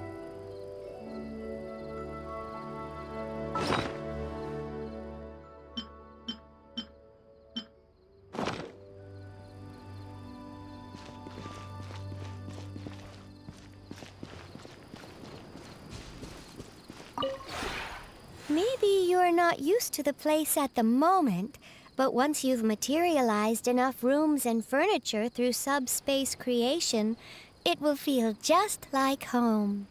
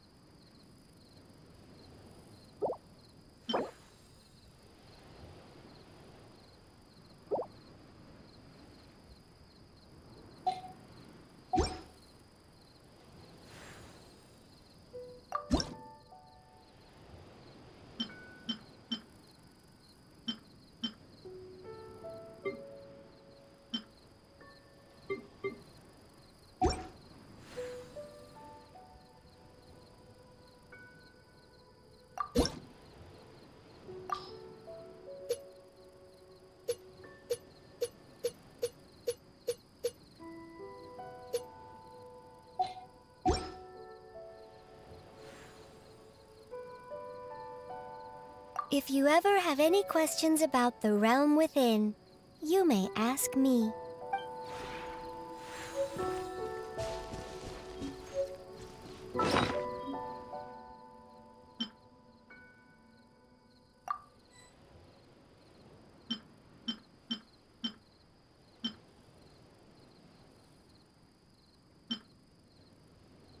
Let's go find some treasure.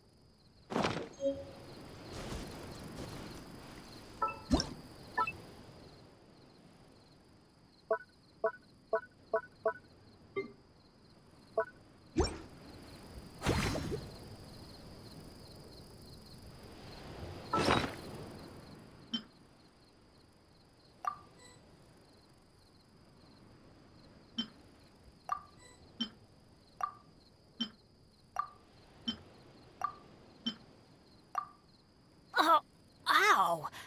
Where did that come from?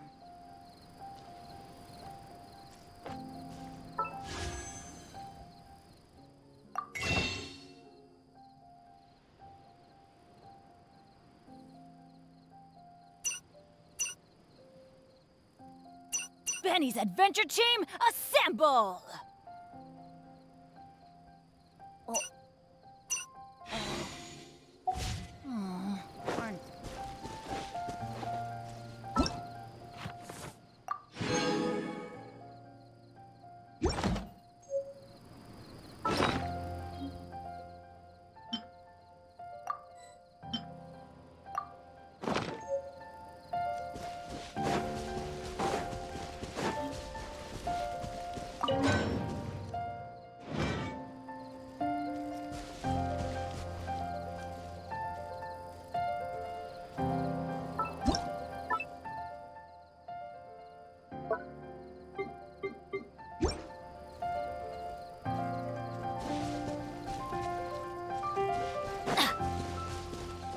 Off we go! Adventure time! Over here!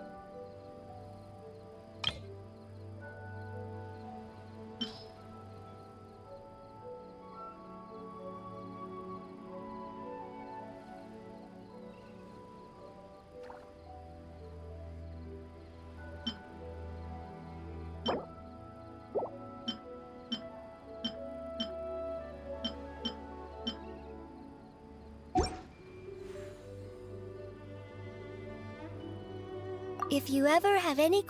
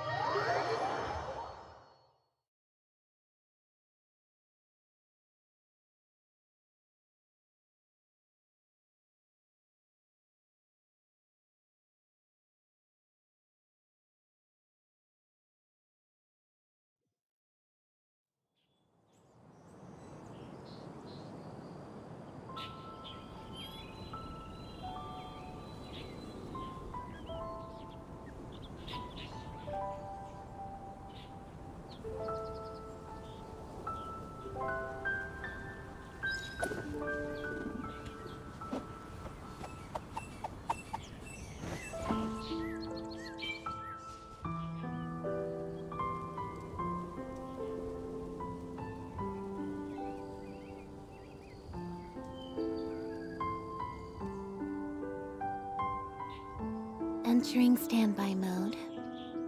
I hope nobody disturbs me.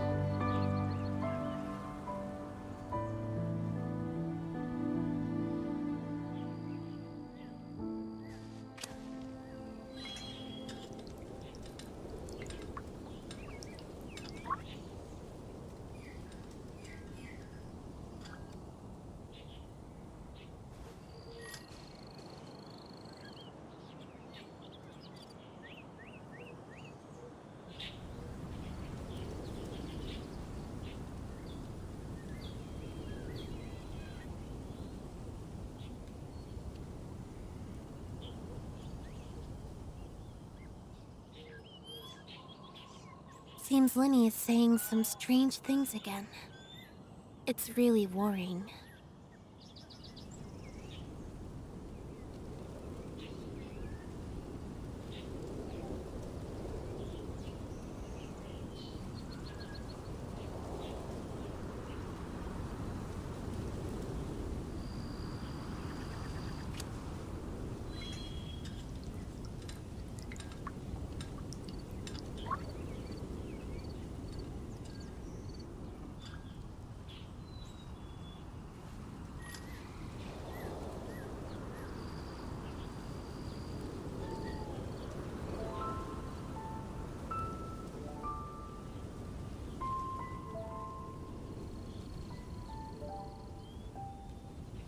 Entering standby mode. I hope nobody disturbs me.